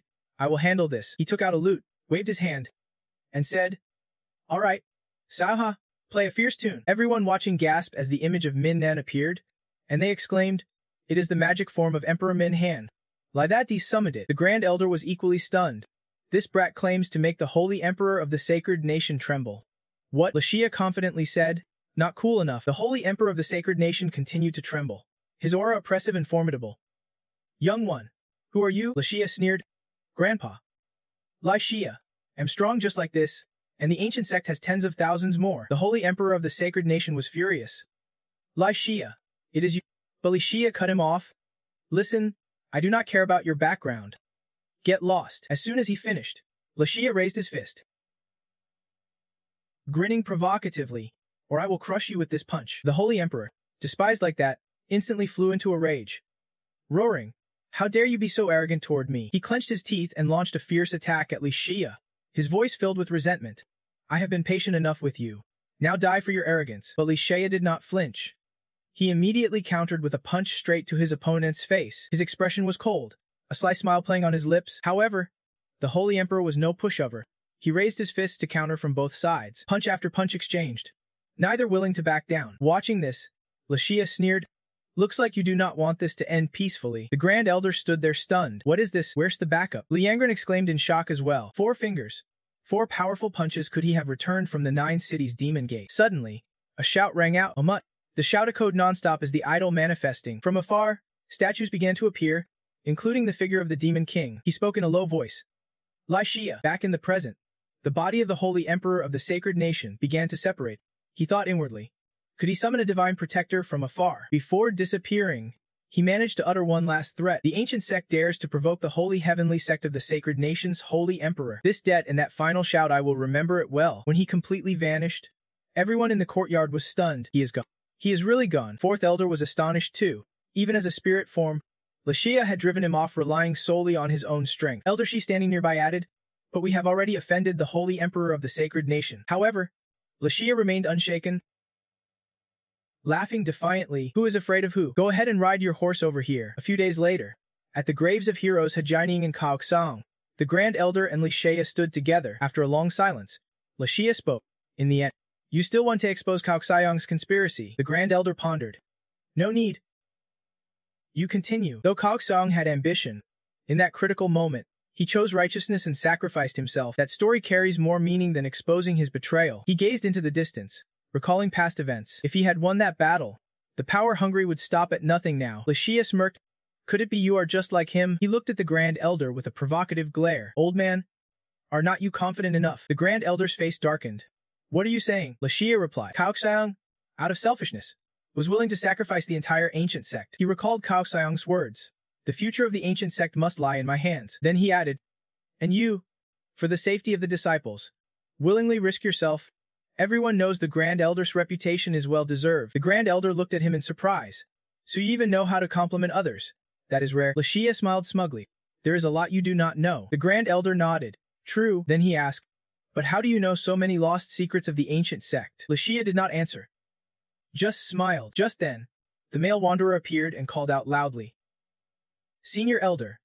Brother, I inform you that the envoy from the 9 Saint Demon Gate has arrived to express gratitude for protecting the princess. Hearing this, Lashia quickly packed up and left, waving goodbye.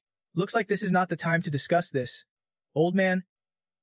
Senior Elder, all you do is stand powerless. Sooner or later, I will tear your mouth apart, you rotten brat. On behalf of Saint Heaven, everyone has gathered here. The 4th Elder spoke. Well done. I have heard that the 9 Saint Demon Gate brings a token of thanks, but I did not expect it to be a sack and something as stirring inside it. The Saint Cultivator of the 9 Saint Demon Gate stepped forward respectfully. Saint Cultivator of the 9 Saint Demon Gate pays respects to the elders. Like Sunyan held his head inside. Why is it a Saint Cultivator? At least you could have prepared a little. Too sloppy. The style of our sect. But Lashia seems pleased. He likes the old man's look. And the male wanderer can only agree. The senior elder spoke. The famed Saint Cloak Saint Cultivator. It is an honor that you personally came to the ancient sect. The Saint Cultivator replied respectfully. We received the princess's letter, praising the ancient sect's way of handling the crisis. We cannot but express our deepest gratitude to the ancient sect, to those who did not hesitate to protect the princess in her moment of peril. Hearing this, Lashia turned to tease her. And yet you did not scold me even once. Liangnan could only reply resignedly. I am not bothered to argue with you. The Saint Cultivator pointed at the sack and said, therefore, this humble saint has prepared a small gift. Then he reached out to untie the sack to further express his gratitude. The senior elder was surprised when he saw the contents and exclaimed, this is, the Saint Cultivator explained. Inside are 108 rare elixirs. We hope your sect will not look down on this modest gift. The 4th elder's eyes lit up at the precious items. Could these elixirs all be your own handcrafts? The saint cultivator nodded. Yes, elder.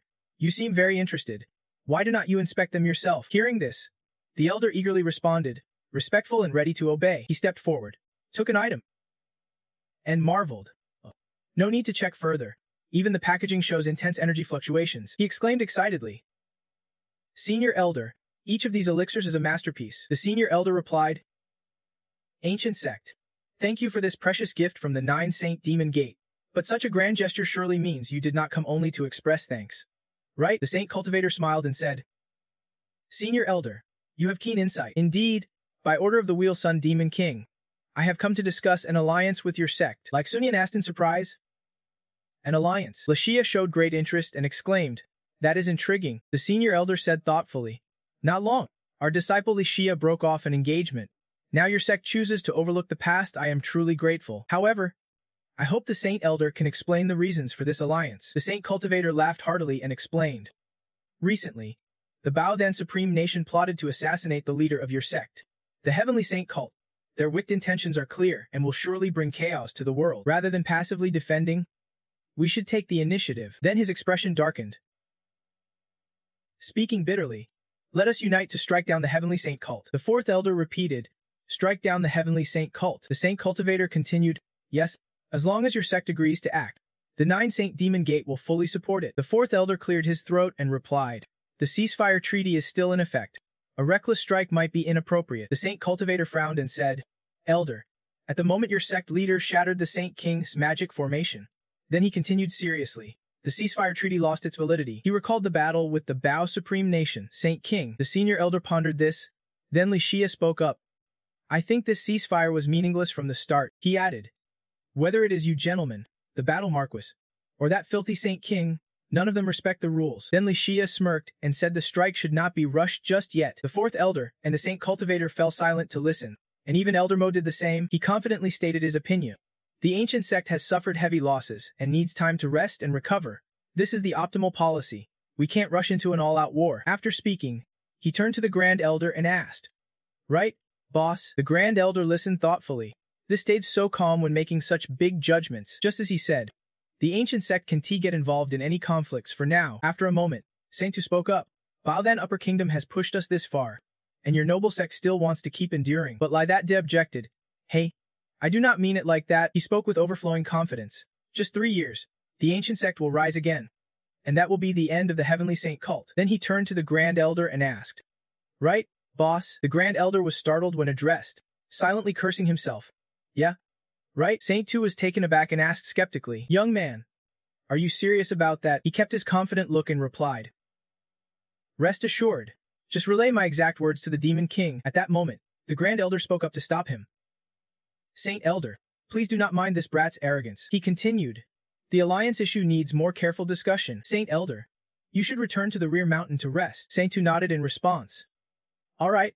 Saint Mo will wait for news. The Grand Elder immediately gave orders to Nam Ho and Nen. Nam Ho, escort the Saint Elder down. Nam Ho answered promptly.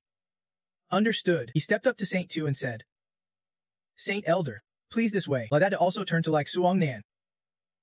Smiling faintly, you go report back to the sect. Like Suong Nan replied disdainfully. Fine. Nam Ho Nen is inviting Saint Tu and the princess. Please follow me. Outside, the sunlight was gentle, but inside the room only Lai That remained. Suddenly, the Grand Elder spoke. I was about to praise you for thinking about the bigger picture. He sighed. But then you casually say the Heavenly Saint Cult will be wiped out in 5 years. Do you really understand what you are saying? Lai That was silent for a moment, then asked back. Elders? What caused the decline of the ancient sect? The Grand Elder grew angry. You dare question us? He suddenly recalled the past, telling of the widespread invasion by the Heavenly Saint Cult 1,000 years ago. The vision of burning ruins flashing through his mind. He continued. Most of our sect's territories were occupied, many places reduced to ashes, ancient statues destroyed, our sect's headquarters damaged, all calligraphy books burned, countless scriptures lost or only surviving in fragments. The Heavenly Saint Cult also built the Bao Then Upper Kingdom, tightening their control over us. He went on. The ancient sect resisted, but it was all in vain. Dung Then Long was the one sent to supervise us through the ceasefire treaty. Returning to the present, he lowered his voice, saying that although they killed one enemy this time, it still can't make up for the resource gap. Lai That calmly replied, what if I said those lost scriptures could be recovered? What do you elders think? 4th Elder was shocked. Is that true? Those scriptures have been lost for 1,000 years. Elder Max sitting nearby added that if those scriptures really returned, the ancient sect would have hoped to revive. Laidate continued, actually pulling out an item from his person, solemnly saying, when Elder Ka sacrificed himself, he summoned the spirit of the Ming human immortal emperor. Since then, the immortal emperor started sending me dreams, and I recorded everything. Elder Mac was shocked. What? Elder Thatch was equally amazed, staring at the pile of books Laidate took out. Secret Heavenly Manual, Blue Sea Sword Steel. Elder Thatch picked up one volume, sternly saying, Laidate, do not joke with us. Elder Mac also said this is not a trivial matter. Laidate calmly answered, whether these scriptures are real or fake, I am sure you elders can tell. The Grand Elder nodded seriously. Indeed, our ancient sect has hope now. At the ancient sect refining room, the fourth elder said, I did not expect the Saint Elder to care about my small alchemy chamber. It is truly an honor. Saint Tu humbly replied, not all. This pill refining is no ordinary task. It can produce top-tier elixirs. Laidate spoke up from behind, I was the one who invited Saint Elder here. Saint Tu turned to him and asked, indeed? Young friend, do you need my assistance with anything? Laidate quickly answered, I heard the Saint Elder possesses a supreme royal essence that can enhance physical strength and cultivation. I hope you can help me refine some. Saint Tu immediately turned to the fourth elder and requested, yes? Fourth elder, please allow me to borrow your precious pill furnace for a bit. The fourth elder happily nodded upon hearing this. Sure. I could also learn some techniques from the Saint Elder. The fourth elder quickly fetched the tools and handed them to Saint Tu. Saint Elder, please take a look at these materials. Saint Tu glanced over them and nodded with satisfaction. Fourth elder is indeed a professional. These materials will definitely produce top-grade pills without issue. However, he continued, but I feel stopping at top grade is not enough. The fourth elder was surprised. Suddenly, Saint Tu picked up his staff and pointed it at Laidate. Young Li, I am about to grant you another favor. How about that? At that moment, shining cubes appeared, and Saint Tu added, these materials are also from me. The cubes grew brighter and brighter, impressing even the fourth elder. Suddenly, they transformed into precious top-grade items, making the fourth elder jump for joy and shout, 9 longevity turtle shell, 3 snake blood essence, foxtail each is a supreme grade. Saint Elder is truly generous. Laidate remained calm, wondering if such rare materials were worth this favor. Saint Tu responded, if you want to thank someone, thank the Great Demon King. He added that the Great Demon King seems very interested in Liak Xiaoyu and specifically instructed him to do his best to fulfill your requests. Surely the Great Demon King has high hopes for you, young friend. But he solemnly said, however, young friend, are you truly worthy of the Demon King's trust? I am eager to see. Laidate smiled lightly. A challenge? Huh, then just watch. Old man, Saint Tu shouted excitedly. Good, no more talk.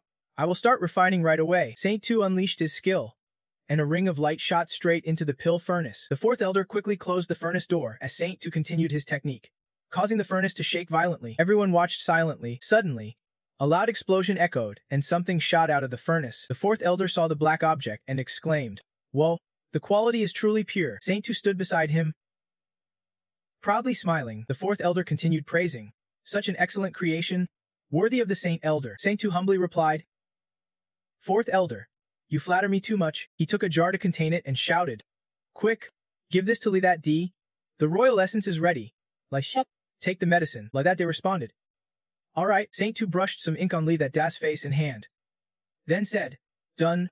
This means it is complete. The fourth elder watched with interest. Nam Hoden excitedly asked, Senior brother, how does it feel? Laidate replied indifferently, fool, completion is just the preparation step. Hearing this, Saint Tu laughed.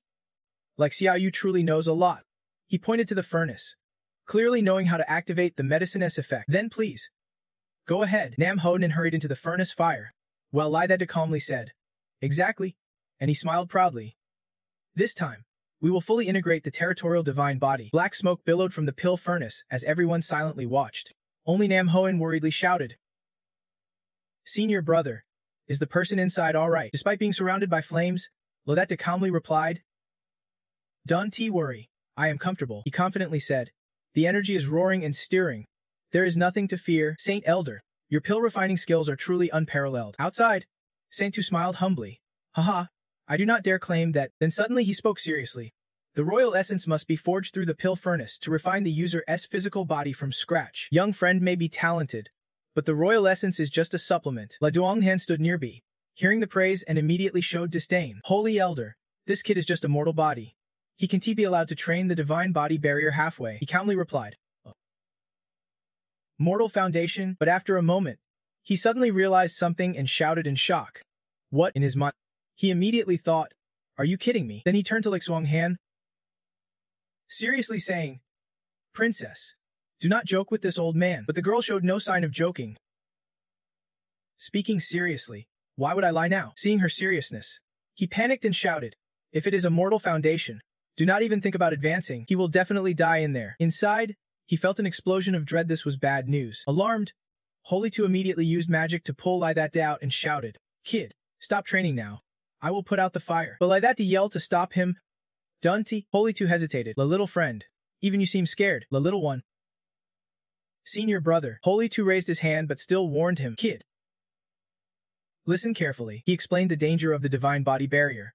The energy inside your body will turn into spirit beasts attacking you. Even with royal energy boosting, a mortal body can't withstand the power of the divine body barrier. Do you understand? But Lai only grew more excited and confidently said, sounds fun, bring it on. As soon as he finished, a fire buffalo charged straight at him. Lai did not dodge. Taking the hit head-on, blood spat from his mouth. Outside, everyone tensed as the alchemy furnace shook violently. The fourth elder anxiously asked, Holy Elder, is this normal? Holy Two's voice was grave. It is too intense. Things are going badly. He continued analyzing, saying a mortal foundation can hardly endure the divine body barrier. The spirit beast seems intent on crushing him. Just as expected, inside the furnace, Lai endured relentless attacks, blood pouring out, the fire buffalo battering him constantly, warping the furnace. Witnessing this, everyone panicked. The young man shouted, Senior brother, the fourth elder is shouting at the furnace too. Holy Two wanted to use magic to rescue Lai but the young man suddenly stopped him, seriously saying, Holy Elder, wait, give senior brother a bit more time. Holy Two disagreed. Boy, do not you hear me? The young man firmly replied, I understand what you are saying, but if it is senior brother Lai and I am speaking as if conveying his thoughts, controlling the divine body with a mortal body is not impossible. Holy Two fell silent, finally giving up. Unbelievable. The young man apologized for his disrespect. Although Han opposed Lai's reckless action, she could not help but admit his current state was truly pitiful and disheveled. Her voice carried a hint of sympathy. It was hard to imagine what he would been through. Back inside the furnace, Lai was in an extremely dire state, worse than ever before. He was unconscious but suddenly miraculously woke up. His arm, almost completely burned, began to regenerate, finally fully restored. Seeing his arm recover, Lai excitedly shouted, Good. It is starting to grow back. However, the fire buffalo appeared in greater numbers and seemed far from done with him. They approached, but Lai showed no fear and instead laughed loudly. Come on, bring it on. Then he shouted, come stronger. Time passed from dawn until dark, and everyone was extremely worried. Holy Two could not help but say, over 10 hours have passed, and I have never seen anyone endure training this long. The alchemy furnace was no longer intact as before. The fourth elder panicked and lamented, my alchemy furnace is ruined. The young man stood beside him, comforting, senior brother will make it up, but inwardly thought, probably not. Holy Two was pensive, saying, it is unbelievable that someone could endure this agony for so long. The man's face darkened as he continued, in the past, there were disciples who overestimated their strength, trying to obtain medicine from me, but they could not endure the spiritual beast's impact. He recalled the heartbreaking image of those disciples from long ago, whose lifelong cultivation vanished in an instant. But when he thought of Lai that day, he suddenly realized something and said gravely, now, I finally understand why Lai was able to overcome the chaotic mind. Lai Nahan listened and could not help but admire him. He never expected such a steadfast resolve. Nam Honan standing nearby added, actually, when I first studied the cultivation method our senior brother wrote for me, I recalled and continued, discovering an advanced technique within. Looking at the images in the book, he said, it mentioned a technique that can rapidly boost cultivation without side effects. But Lai Duonghan looked doubtful. Is there really such a technique? Nam Honan trembled as he spoke. Not exactly. He recalled the agonizing pain during cultivation, breaking out in a cold sweat. When I officially started practicing this technique, I endured excruciating pain, remembering the terrifying scene. The image of senior brother demonstrating the spirit body with his whole body bloody appeared in my mind. That is when I understood the suffering I had to endure, he added. And that is only a fraction of what senior brother went through. Lai Sunan asked worriedly, is this kid still hiding things from you? Nam Honan replied seriously, I do not think so. He said if I had fully mastered that dark technique, I probably would not have survived. Nam Honan looked up at the alchemy furnace, deep in thought. I am 4 years older than senior brother. Yet he endured suffering I could never bear in a lifetime. He thought about that D struggling with Dan Chaw. Finally capturing him, he continued, "That is why I believe only senior brother could elevate a mortal body to a divine one." And indeed, inside the furnace, Laudate was in an unprecedented excited state. No matter how many times he was destroyed, it did not matter. He grabbed the horn of the Chiju and shouted, "Your energy and power are mine now." Suddenly, a strange tremor came from the furnace, ending with a loud explosion. From inside, Laudate emerged, his body surrounded by blazing flames. Then Two sighed with relief, lightly scolding. Good heavens, Nam Hoen was so happy he cried, yelling, "Senior brother." Meanwhile, the fourth elder is sobbing, worried about his alchemy furnace. My furnace. Laudate appeared bizarre with horns protruding, glowing red eyes, his whole body shining and surrounded by roaring flames. Finally, he regained composure, grinning wickedly and giving a thumbs up to Than Tu. Elder Than, thanks to you, the spirit body has fully merged with my body. However, Lai Duonghan was startled at Laudate appearance and blushed, shouting, "Hey, put your pants on." Than Tu nodded, exclaiming, "A miracle, truly a miracle." Nam Hoen quickly stepped forward. "Senior brother, let me get you some clothes." Only then did Laudate realize the situation but calmly said, "My pants have been burned." Hearing that, Nam Hoen immediately ran off. After putting on pants, Laudate suggested, "I am roast some duck." Nam Hoen replied awkwardly, "We do not have that here." Meanwhile, Lai Duonghan folded her arms. Deep in thought, she watched Laudate, assessing that his cultivation had reached the profound body stage. With huge potential for growth ahead, Laudate remained nonchalant. "No roast duck. Then later I will ask the boss to add some grilled meat." However, Lai Duonghan's attitude shifted quietly, thinking, "I am the beloved princess of this sect.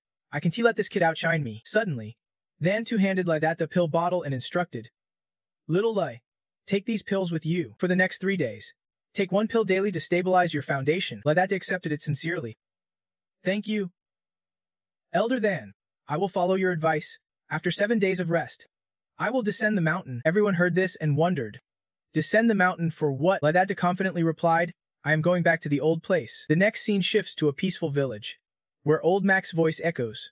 This old place, once the glorious Tuihansi sect, was where Master Man En bore the heavenly mandate, a sacred land countless cultivators dreamed of. Standing beside him were Alexa Zunhan, Loa Ede, and Nam Huan. Old Mac's voice grew heavy with sorrow as he continued, "I never imagined this place would become a barren desert." Luk Hung then asked, "Was it caused by the Thin Than sect?" Old Mac replied, "If not for the great catastrophe back then, even the 3 Thin Than sects would not stand a chance against us." Curious, Nam Hoi then asked, "What exactly was that great catastrophe?" Old Mac explained, "It is an ancient story, now forgotten by most. All we know is that the spiritual veins here were destroyed. Some say the seal at its core was broken." He added, "But what kind of seal exactly? No one really knows." After a moment of silence, Lothet D spoke up, "Sitting here talking 1T get us anywhere." Old Mac nodded in agreement. "True enough," Lothet D said decisively. "All right." He stepped to the edge of the mountain, stomped hard, and leapt down, shouting, "Let us." The group followed him to the old place to investigate thoroughly. Old Mac quickly trailed behind. "Let us move." Nam Hodin called out anxiously, "Senior brother, be careful, there is a barrier." Lalas Nahan sighed beside them. "Fine, let us go then." After some time moving, Old Mac asked, "Litha D, what is the real goal of this trip?" Loa D answered, "I am searching for something." Lo Dun questioned skeptically, "In this vast desert, everything's been buried long ago. How can you find it?" Lutha D replied confidently, "Don't worry, it won't be hard. Look, it seems he has found what he was after." Then said, "Isn't he this it?" Nam Hoinen exclaimed in surprise. "The Menquang city border stale." Nam Hodien gasped in shock. "Is this really a relic?" "Strange. Only ruined walls remain around it, just as he described. Only this boundary stale stands intact as if untouched." Hearing this, Lotheta raised his head proudly, then pointed at Nam Hodien with a command. "Nan Hone, put all your strength into attacking it." Nam Hodien startled, hurriedly waving her hand to refuse. "Do not do that, senior brother.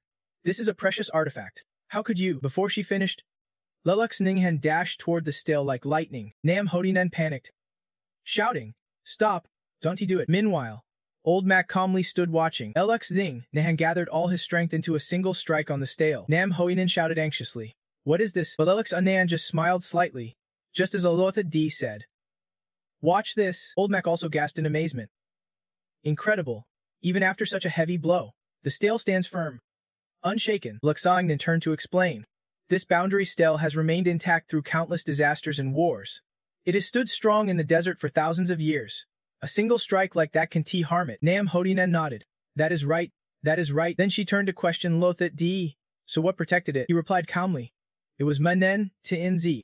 This land was once under his protection. Saying that, he stepped closer to the stele, touched it gently, and spoke gravely. Though now only this stele remains, it proves the empire still exists. But then Nam Hodi interrupted. Showed what? Lawa the D's face darkened with bitterness. That catastrophe did not come from outside. Most likely, it originated deep underground. Suddenly, the atmosphere turned strange. Sensing something, Lux Unnahan warned urgently.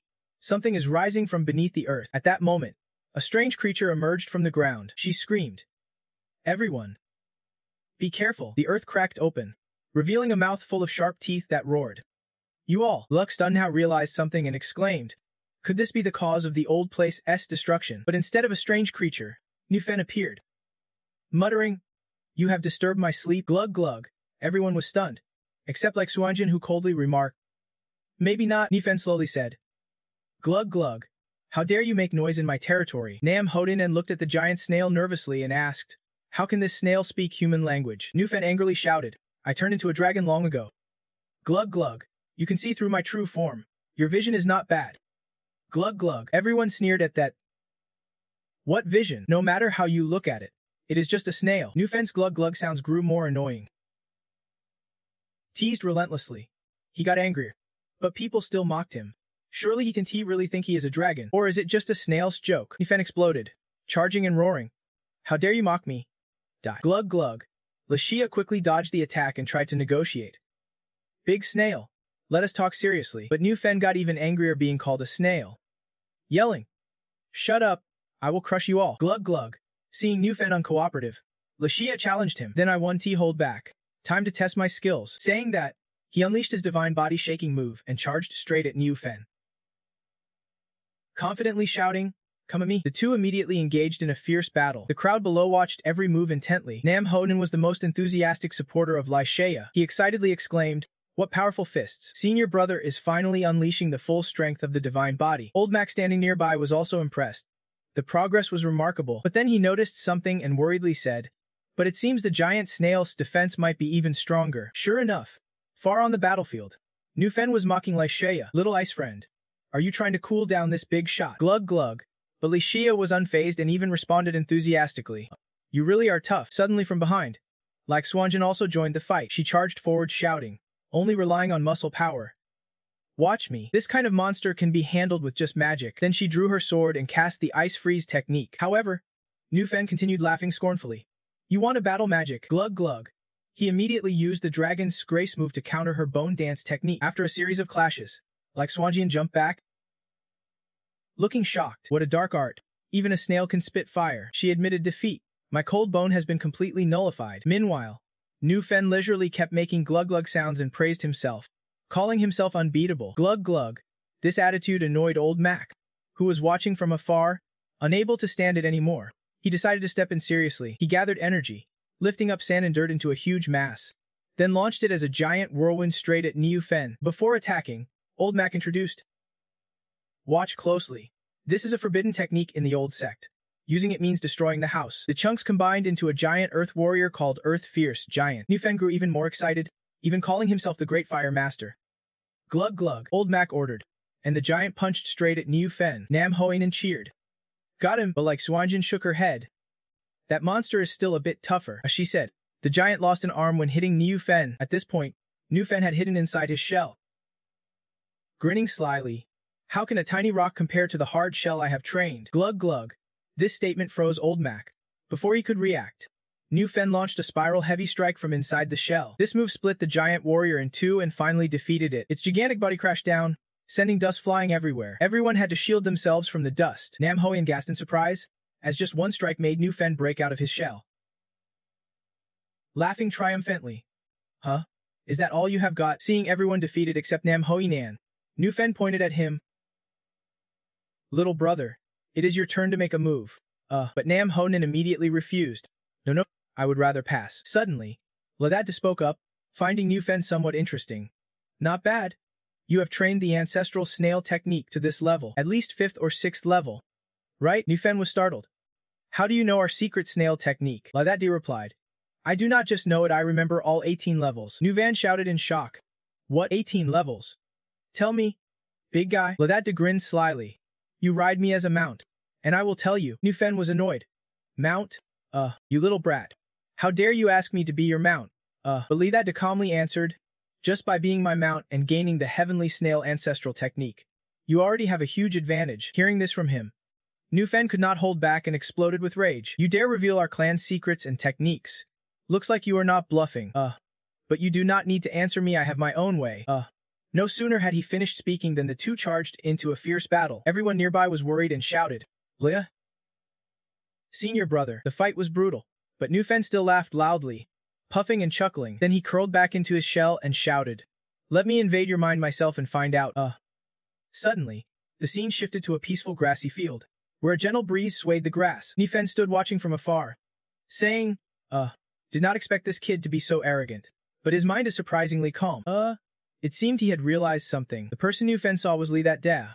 But not as he was now, this was a vision of him as a child. Nu Fen shouted, This kid. Turns out to be just a shepherd boy. But he continued, Memories do not lie to anyone. Thinking this, he shouted, Hey, kid. La that Da suddenly saw a giant shell groaning toward him, and was so scared he could only scream. Monster. Nu Fen glanced at him with contempt. This kid really is just a mortal with an ordinary fate. Then he leaned in closer, judging that although his age had not changed, he had somehow managed to master the formidable guardian body technique. At this, Li that day was so terrified he could only sob and tremble, begging for mercy. But before he could finish, he suddenly stammered, and something began emerging from his mouth. Nu Fen's eyes widened as he shouted, Kid. Something black, shaped like wings, is appearing from your mouth. Nu Fen yelled, What is that inside your body? Indeed, what shot out from his mouth took the form of a bird. Nu Fen could only exclaim in surprise. Then he yelled loudly as he saw him transform. Amnan! What exactly are you? Amnan glanced at Nu Fen and threw a powerful punch that sent him flying meters away, crashing into a mountain with a huge explosion. But Amhan did not stop and prepared for another attack. He formed a giant bird wing and charged straight at Nu Fen, making him tremble and cry out. Suddenly, a giant foot appeared, seemingly ready to crush Nu Fen. Faced with this fierce move, Nu Fen could only shout, How is this possible? Why am I being attacked by memories? Everything around began to spiral into chaos as he cried out, This is troublesome, the space is collapsing. Could this freakish memory be some kind of magic intrusion? Gurgle. Suddenly, countless mannequins appeared, leaving Unju Fen wide-eyed in shock. What on earth is this? The mannequins surrounded him, making him helplessly wail. What the hell is this? My own grandmother. Gurgle. One mannequin stared at Ninju Fen and said, There are countless memories like stars in the sky. Another mannequin smirked, its face full of sinister intent. Ninju Fen could only cry out, How is this possible? The last mannequin showed a fierce expression, making him shout, This is just making everything chaotic. Suddenly, a giant hand lifted Ninju Fen high up. It was Lo that the DS hand. He grinned wickedly. Interesting. Right? This is my brain. Ninju Fen could only scream. Gurgle. Lawa the D threatened. You brought this on yourself? Ninju Fen stammered. You. Then La that D ready to strike, saying, You have to come into my consciousness to suffer. He casually threw Ninju Fejin far away, shouting, Get out of here. A giant snail lay beside Lo that Dia. Nam Hodi? Asked Elder Mas. How is senior brother? Elder Mag replied grimly, Not good at all. Nam Hoyun was surprised. He did not expect the snail to also invade the consciousness. If Lo that D's head got gnawed through, Elder Metse grimaced it might never wake up again. Everyone around was shocked. How could that be? Nam Hoyun approached Lo that Dia, crying out, Senior brother, you promised to restore the ancient sect's glory. When suddenly a hand rested on his shoulder, Lawa the D suddenly sat up, face annoyed and pale. Why do you cry like it is a funeral? The other person was surprised to see Leo Thet Diu awake. He sat up and smiled brightly. Luckily, senior brother is unharmed. Lawa Thet Di yawned and replied, It was just a nap. Nothing to worry about. Lo Dunganhan spoke up, skeptical. Not so sure about that. She looked at him seriously and asked, Are you sure your memories are not scrambled? Lawa the D chuckled softly. Then how am I supposed to tell? Lo Hun and quickly explained. Simple, just recite your cultivation techniques. The three of them fell silent after hearing that. Lawa the D was annoyed. Who told her about this? And who openly probes for intel like that? She replied shyly. Just trying to see. Suddenly, a gurgling sound echoed. The giant snail had appeared behind them without anyone noticing, ready to attack. Nam Hoyin gasped. Damn, I forgot about this monster. Luthadi laughed confidently.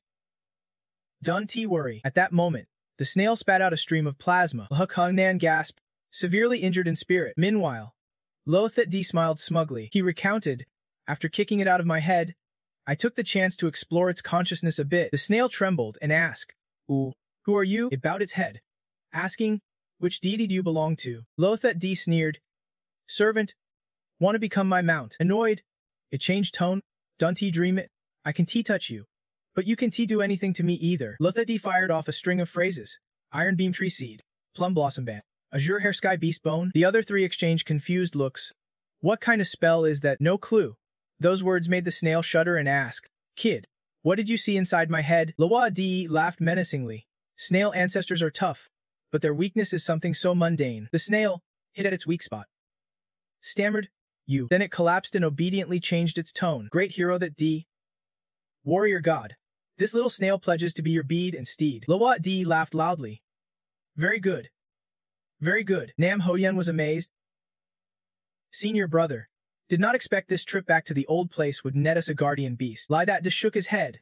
You think it is a coincidence. The snail jerked in surprise and shouted. What? The group climbed onto the snail's back to move. As they traveled, That Day explained that the snail clan was originally the divine beasts of the Tainan ancient sect. The snail asked curiously. Really? He continued.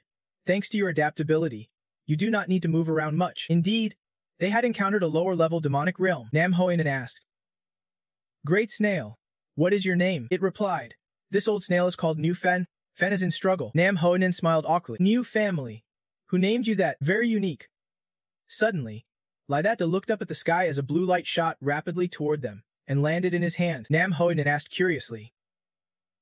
Senior brother, what is this? He examined it and replied, it was a message from the elder. Elder Mac asked, does the chief elder have a message? Songnam was also curious. A message from the grand elder. That clenched his fist and ordered, Old New, full speed back to the ancient sect. Scene shift to the ancient sect. The grand elder whispered, surprised that after all these years the sect leader had left. Now a woman stood before him, and now she was returning to the mountain. Inside a temple, three elders sat together. One in the middle spoke up, Elders, it has been a long time. The grand elder replied, Indeed, nearly 20 years since you left. Tuong Hong, the sect leader, stood confidently with arms crossed, mysterious and aloof. The fourth elder whispered, Old Five, should not we stand to welcome the sect leader? Old Five answered, just stay seated. Breaking the silence, Tuong Hong said, looks like the elders are not too happy about my return. The grand elder sighed. I will be frank. Tell us. You were chosen by the previous sect leader, but after refusing to come down to the ancient sect, you left without a trace. Now that you return, what is your intention? The woman answered sincerely. That is right. I know I have wronged the sect. So when the once-in-a-thousand-years opportunity of the demonic treasure domain opening arises, I decided to bring 8 elite disciples back in hopes of representing the ancient sect to explore it. This is my only hope, and I ask the elders to support me. She paused briefly, then spoke firmly. The 3 elders remained silent, thinking how complicated this situation really was. The grand elder spoke to reassure her. You do not need to worry anymore. He told her about That Day. Our disciples, chairman, thanks to him, the ancient sect has been granted permission to enter the demonic treasure domain. Tuong Hong was surprised. What? The grand elder continued. Though he looks down on everyone, this kid has repeatedly helped the ancient sect overcome dangers, even receiving prophetic dreams from the previous emperor. Right now, the ancient sect is at a crucial point for revival, and for you as the sect leader. The woman asked irritably. You mean That Day is more suitable as sect leader than me? The grand elder answered bluntly. I want to hide it. That is exactly my thought. Tuong Hong just laughed, saying, Interesting. I really want to meet this disciple's chairman I have never known. Scene shifts to the ancient sect courtyard where everyone is waiting. A woman spoke. This long discussion is not looking good. Another dressed like her, looking tired, replied. It was expected. Another calmly said. I already said. Master does not need to bow in return. Someone else added casually. That is because they have not seen how powerful we are yet. The woman sensed something and turned to look. She realized something was approaching. From afar, Nufen was rushing in at an incredible speed. That depraised, that is fast. Old Nufen climbed straight up tens of thousands of steps. That gave an order. All right. Old New. Stop here, Nufen replied. No problem. This little old servant can transform into human form and go with you. Nam Hoyen was surprised. The Enju family can turn into humans. Approaching the place, Nufen announced. This little old servant has to transform now. A loud noise rang out, and everyone scattered. Lava D rushed up the steps and landed. He looked ahead at the people dressed in red. He muttered. This sect leader's formation is not small. Standing before the ancient sect, Two groups faced each other. A man in red spoke up. We are disciples of Ti-Ung Hong. Who are you? La De responded bluntly.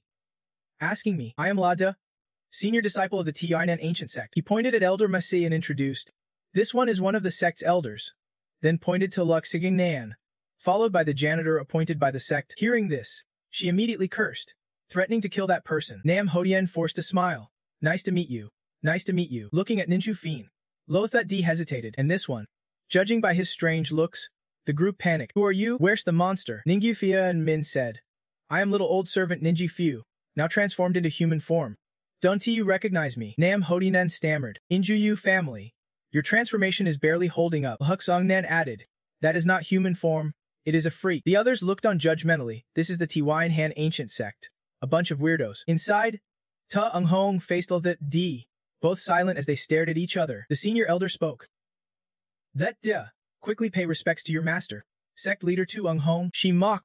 I did not expect my senior disciple to still be a kid. Loalat D smiled confidently. And I did not expect my master to be such a great beauty. Tu Ung Hong laughed, just as the elder said. You are a little brat who respects no one. She looked at the group and continued. Yet you managed to unite the sect from top to bottom. And the elders trust you that much, she concluded. Looks like the sect leader position is definitely yours. Loalat humbly waved it off. Wait, I never said I wanted to be sect leader. He pointed directly at Tek Ung Hong and said. Besides, this sect leader must be you. Loalat D was still confused by the strange dream the former emperor revealed. But now he understood its meaning clearly. When he shared this, the girl looked annoyed and asked, You are talking in riddles, what exactly are you trying to say? Suddenly, Laidata loudly declared, Ladies and gentlemen, no one in the ancient sect is more worthy to be the sect leader than her, because she is the descendant of the Ming Ren immortal emperor. This statement stunned everyone. The fourth elder panicked and said, Laidat, you can just say things like that? The immortal emperor never married in his lifetime. How could he have descendants? The grand elder sat silently without speaking. Tuung Hong looked at him suspiciously and asked, as the fourth elder said, Do you have any proof? Laidata calmly replied, Yes, I do. Please continue. I already said the immortal emperor appeared to me in a dream. He also instructed that if the elders do not believe me, we should summon the ancestral painter's portrait and do a blood test to verify. Hearing this, the girl angrily said, You are talking nonsense. I do not have time for these games with you. Laidata suddenly called out, General Tu.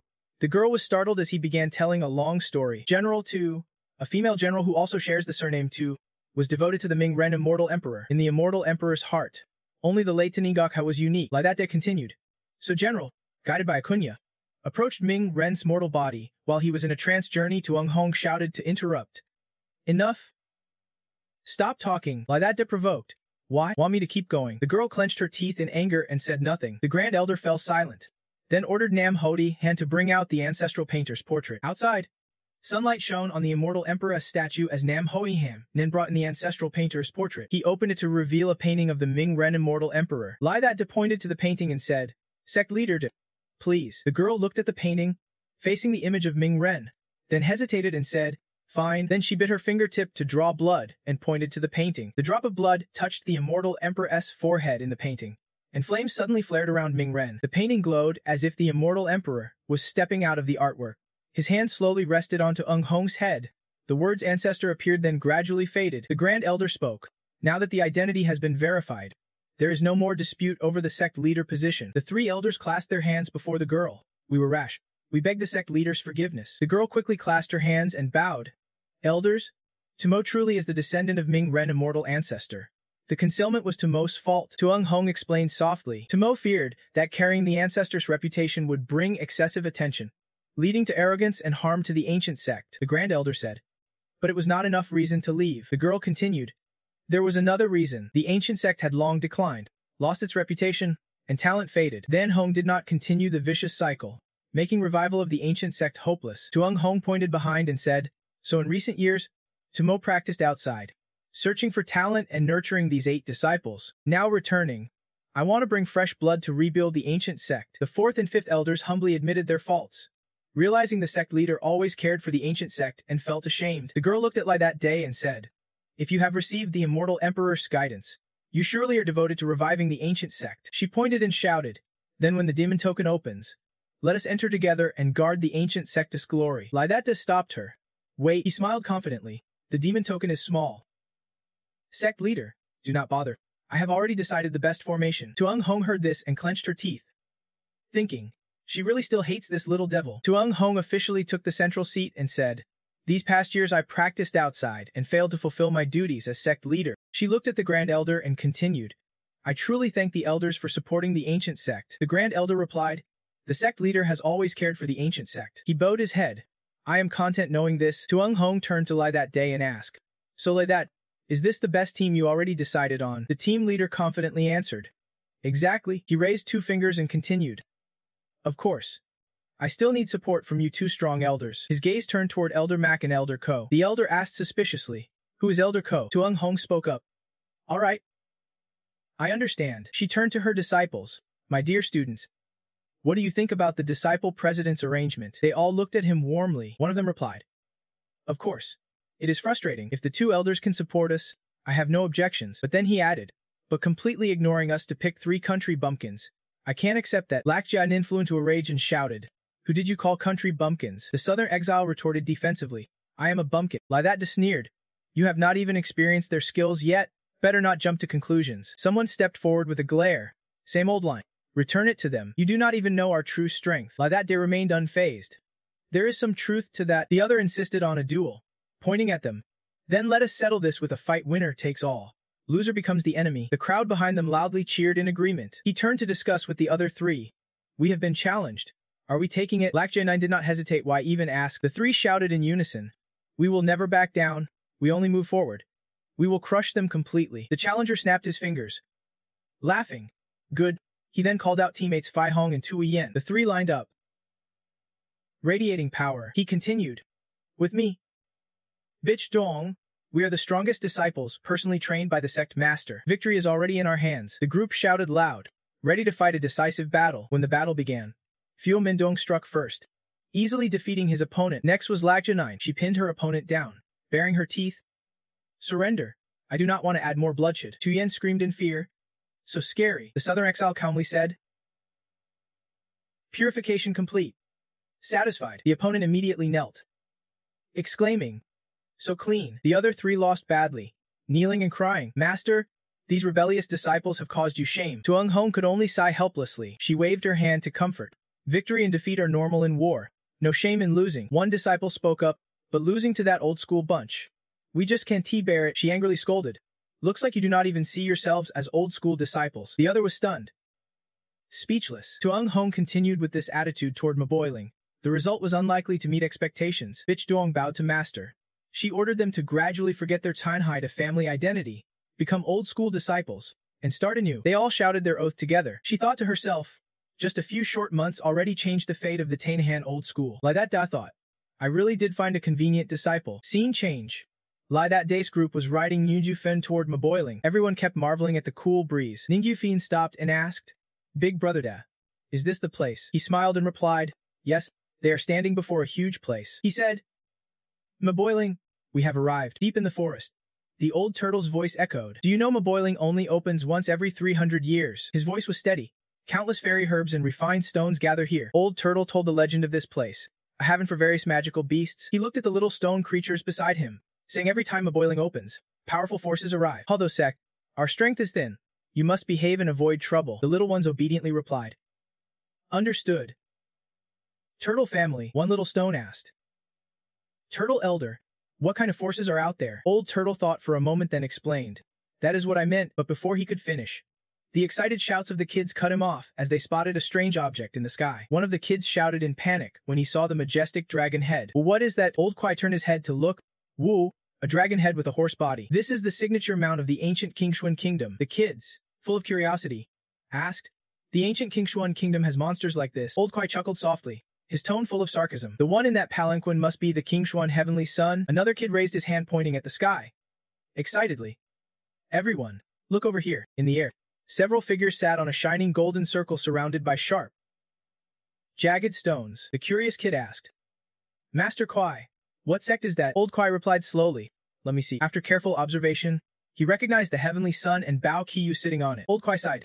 The rumors about the arranged marriage between the heavenly saint sect and the Baozu holy sect are true. This land is about to see some serious kiaos. The heavenly sun smiled softly, his tone light but full of meaning. Bao Qiyu, Maboiling is already in the pocket of my heavenly saint sect. If she wants something, I will gift it as a token. How about that? Bao Qiu did not even look at him. Her tone, no need. If I want something, I will find my own way to get it. The Heavenly Sun was momentarily stunned but then smiled. Bao Qiu, our engagement is set.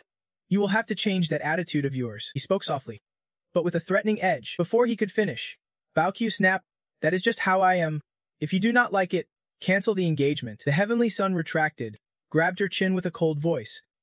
Bao Qiu, I can cancel it, but I am afraid your father will beg me not to. Bao Qiu gritted her teeth, eyes blazing with rage. You. The Heavenly Sun sneered. Then what will you do? Bao Qiu slapped his hand away from her face, shouting, get your filthy hands off me. Old Dach stood nearby, sweating heavily. Princess, this is Bao Qiu, turning to him with determination. Old Dach, I can stay here any longer. Then she immediately flew down to the ground. Let us. Old Dach hurried after her, calling out, Princess, even the Heavenly Sun's men are calling him. Your Highness. The Heavenly Sun waved his hand with a vile smile. This place is our turf. She won't get away. Bao Qiu touched down, shouting curses as she walked. Damn Heavenly Saint sect. I will kill him sooner or later. Old Dach worriedly warned. Princess, be careful. There are many from the Bao Holy Supreme Kingdom here. She turned back, furious. So what? Good luck with that. Suddenly Bao Qiu sensed something. Wide-eyed, a strange sound echoed. She looked ahead and asked, is something coming this way? Could it be people from the Bao Holy Supreme Kingdom? Old Dach hesitated. I am not sure about that either. Something orange appeared. Nufen carrying Lai that day and a few others arrived. Finally, there is a wide open space. Bao Qiu was startled and shouted, what kind of monster is that? Ladata sat on Nufen's back, laughing generously. Found some fellow cultivators at last. He raised his hand, looking closer. Hey, she is quite a beauty too. Hey, wanna grab a drink? Bao Qiu gritted her teeth. Kid, where did you come from? Old Dach stood beside her, his voice low. A reckless fool. He flew forward, ready to strike, but had not apologized to the princess yet. Nufen shifted slightly, effortlessly blocking Old Dach's attack. How dare he touch a member of the Li family? Old Dach fell to the ground. Bao Qiu shouted, Old Dach. She looked up at Nufen in amazement.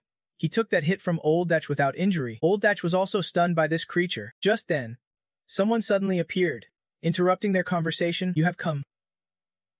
Shouting loudly, Ancient Bisect, do you still dare show up here? Ladata turned to the newcomer and asked, more people coming. Old Dach turned to Princess Bao Qiu and explained, they are from the Holy Emperor's realm. The princess nodded. I know. She looked at the newcomer and muttered. Duke Zhenwei. The man called Duke Zhenwei led a fierce group of soldiers forward, shouting, get out of my boy territory. There is no place here for you. A little stone child ran up and called out, Grandpa.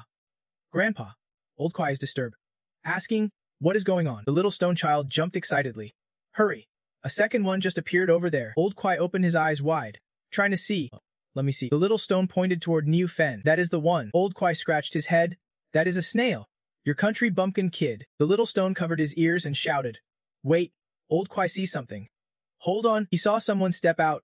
They are from the Ancient White Clan. This is not a place for you. The little stone looked confused. Ancient White Clan. They do not seem welcome. On the other side, Duke Zhenwei shouted. I will say it once more, get out now. Ladata laughed loudly on Nufen's back. Looks like the Holy Emperor's realm brought trouble. Lac Jianing sat behind him and said, this guy reminds me of the warlord Lai Zan with his outfit. Maybe they are the same rank. Fuongmen Duong's eyes glittered. If that is true, he can't even face the Grand Elder. Duke Zhenwei looked at the Grand Elder. Kotheat, I thought you were smarter than this. The Grand Elder hid his face deep in his robe and said solemnly, Duke Zhenwei, we have the Holy Heaven Sect's permission. Let us see if you have the guts to bark. Duke Zhenwei bared his teeth in a sneer. I have not heard that. Now get lost. The two sides locked in a tense struggle. Elder Thatch observed briefly, then said, Princess, it is not safe to stay here long. Bao Qiu was excited instead. Fearless. Let us see what they are really made of. Marquis Zanai charged forward with his blade.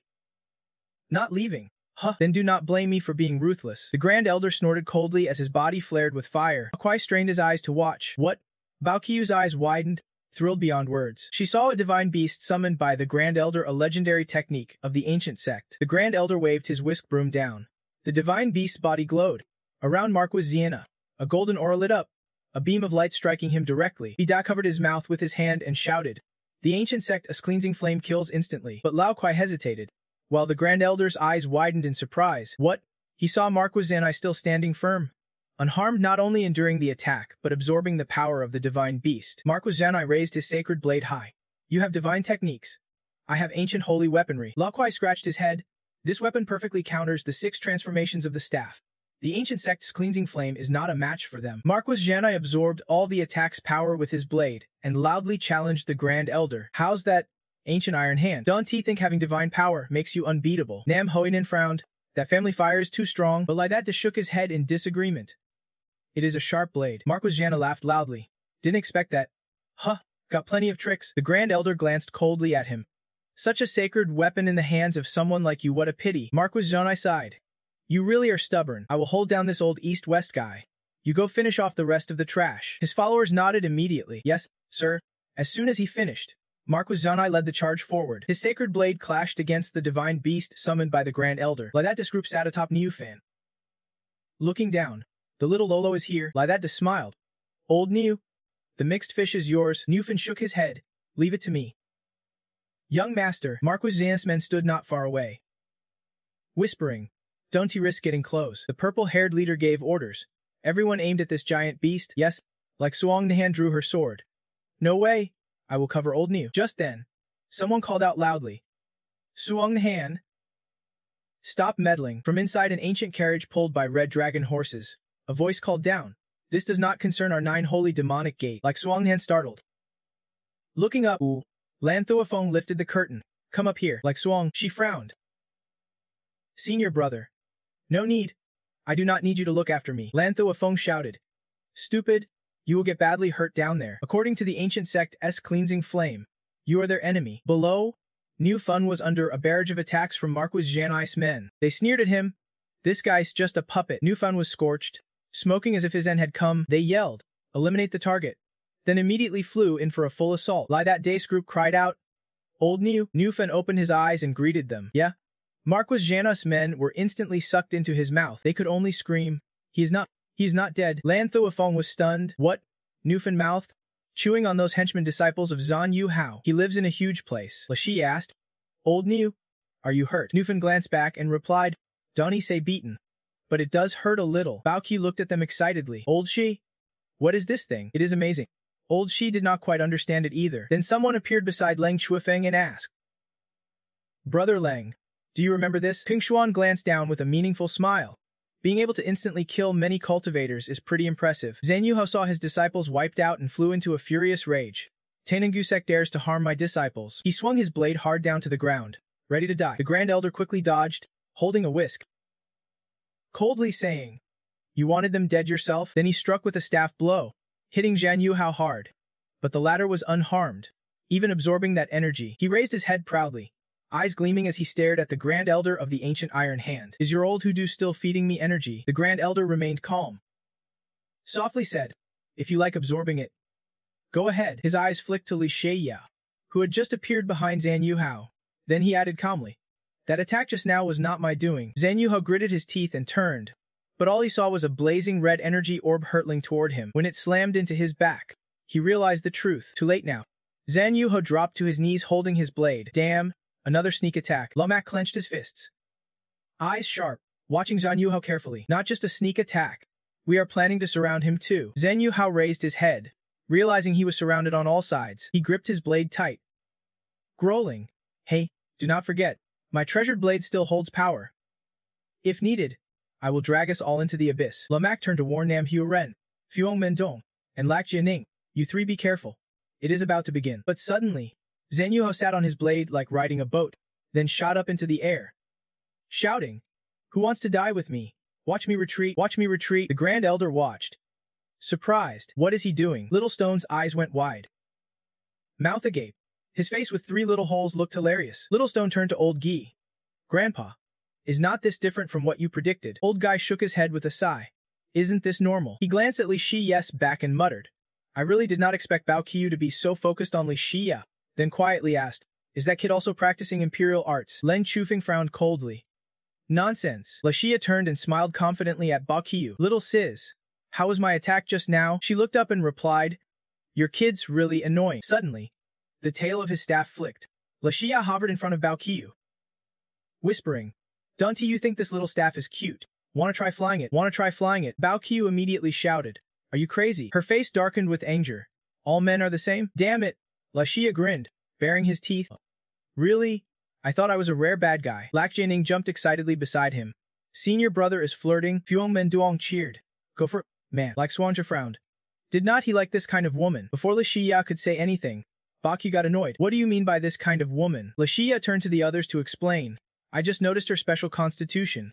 So I asked a few questions. He rubbed his chin, watching Bao Qiu carefully, then nodded. As for that person, it is spot. As soon as he finished speaking, Bao Qiu immediately drew his weapon, gripping it tightly with both hands. Shouting angrily, keep staring and I will gouge your eyes out. Old Thech standing beside him also clasped his hands, ready to strike. Unforgiving. Just then, a violent earthquake shook the ground. Bao Qiu turned his head. Old Thech? Could it be? Old Thech nodded. Lo Thet D smirked. It is finally here. Lun Thefong showed a victorious expression. Right on time. Then Hein's eyes sparkled once every 300 years.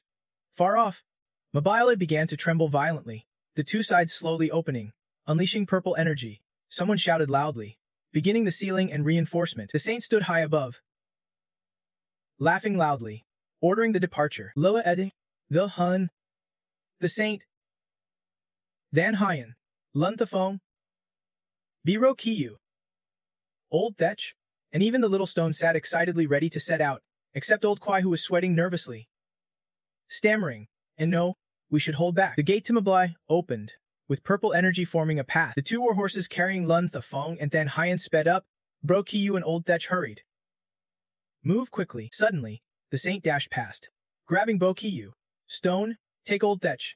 I will escort her for a while this time. No running away. Bro Qiu angrily pushed him away. Old Thech called out to the little stone princess, sitting in Old Kwai's arms. Grandpa, are not we rushing in? Old Kwai shook his head.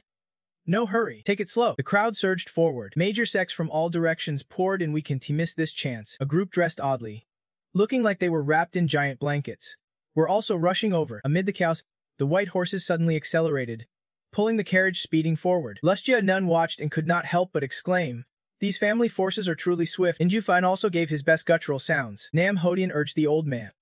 Old Ninju, push a little more. He frowned, his face tense. If not for that annoying servant, we would not be in this mess. Lo Thet D smiled calmly. No choice now. It is. Lustia Nin worried.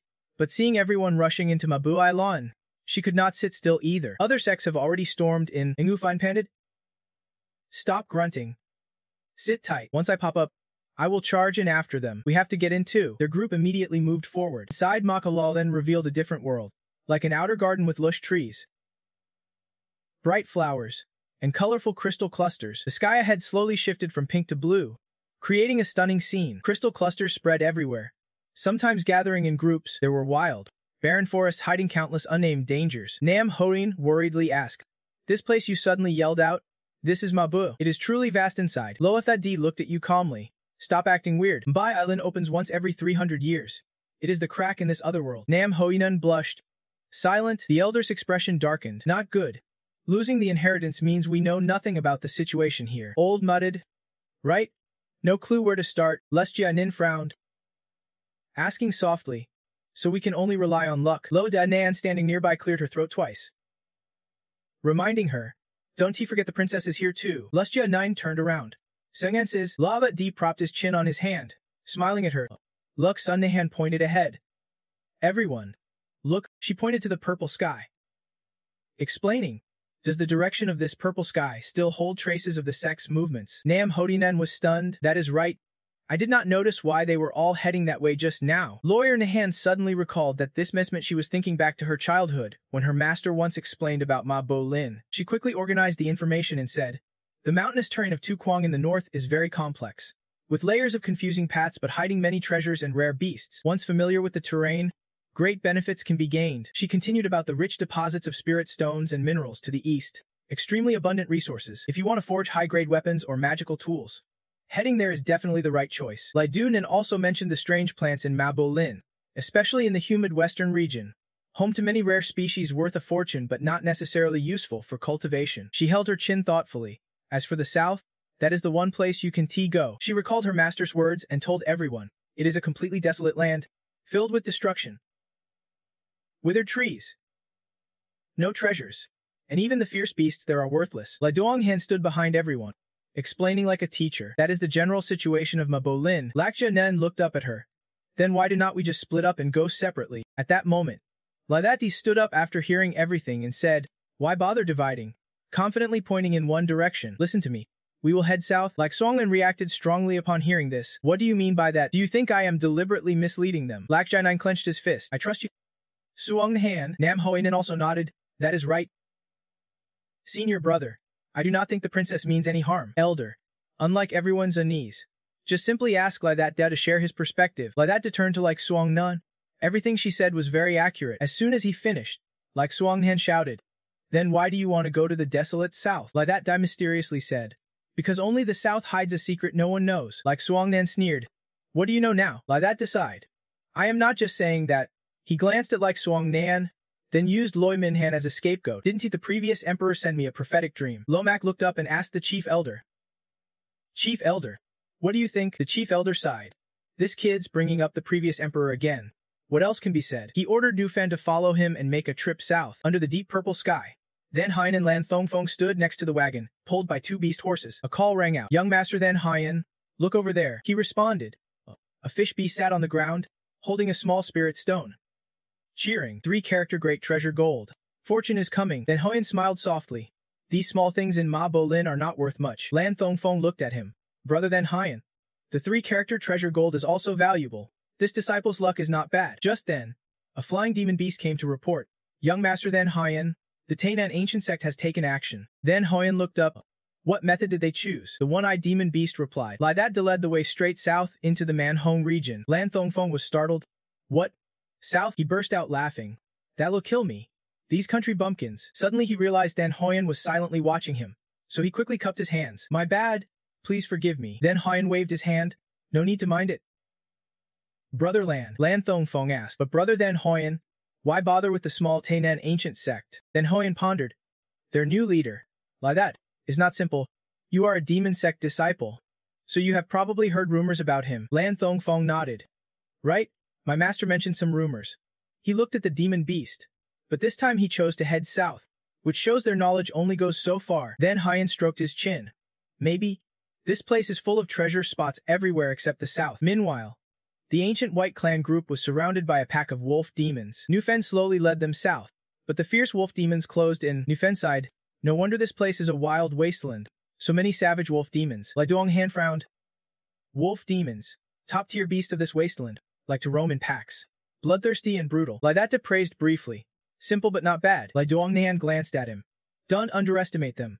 They are tough to handle. The Grand Elder drew his whisk broom. No problem. I will clear the way. But Lai that stopped him. Old Ko, no need for you to step in. He spread his hands and pulled out 2 rusty short swords. They suddenly gleamed, emitting light waves that scared the wolf demons. Lai that stood on Nu Fen's back and asked, Hey, filthy dogs.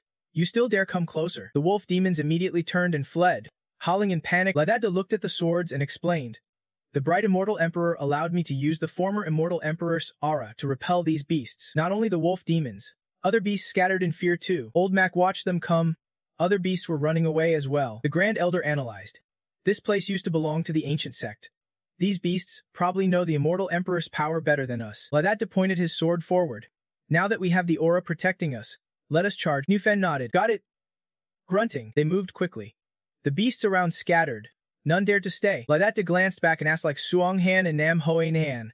You guys got nothing better to do. Fuel Min Dong answered seriously. Reporting. Senior brother, I am not letting my guard down at all. Nam Hoinen lounged lazily, with senior brother guarding.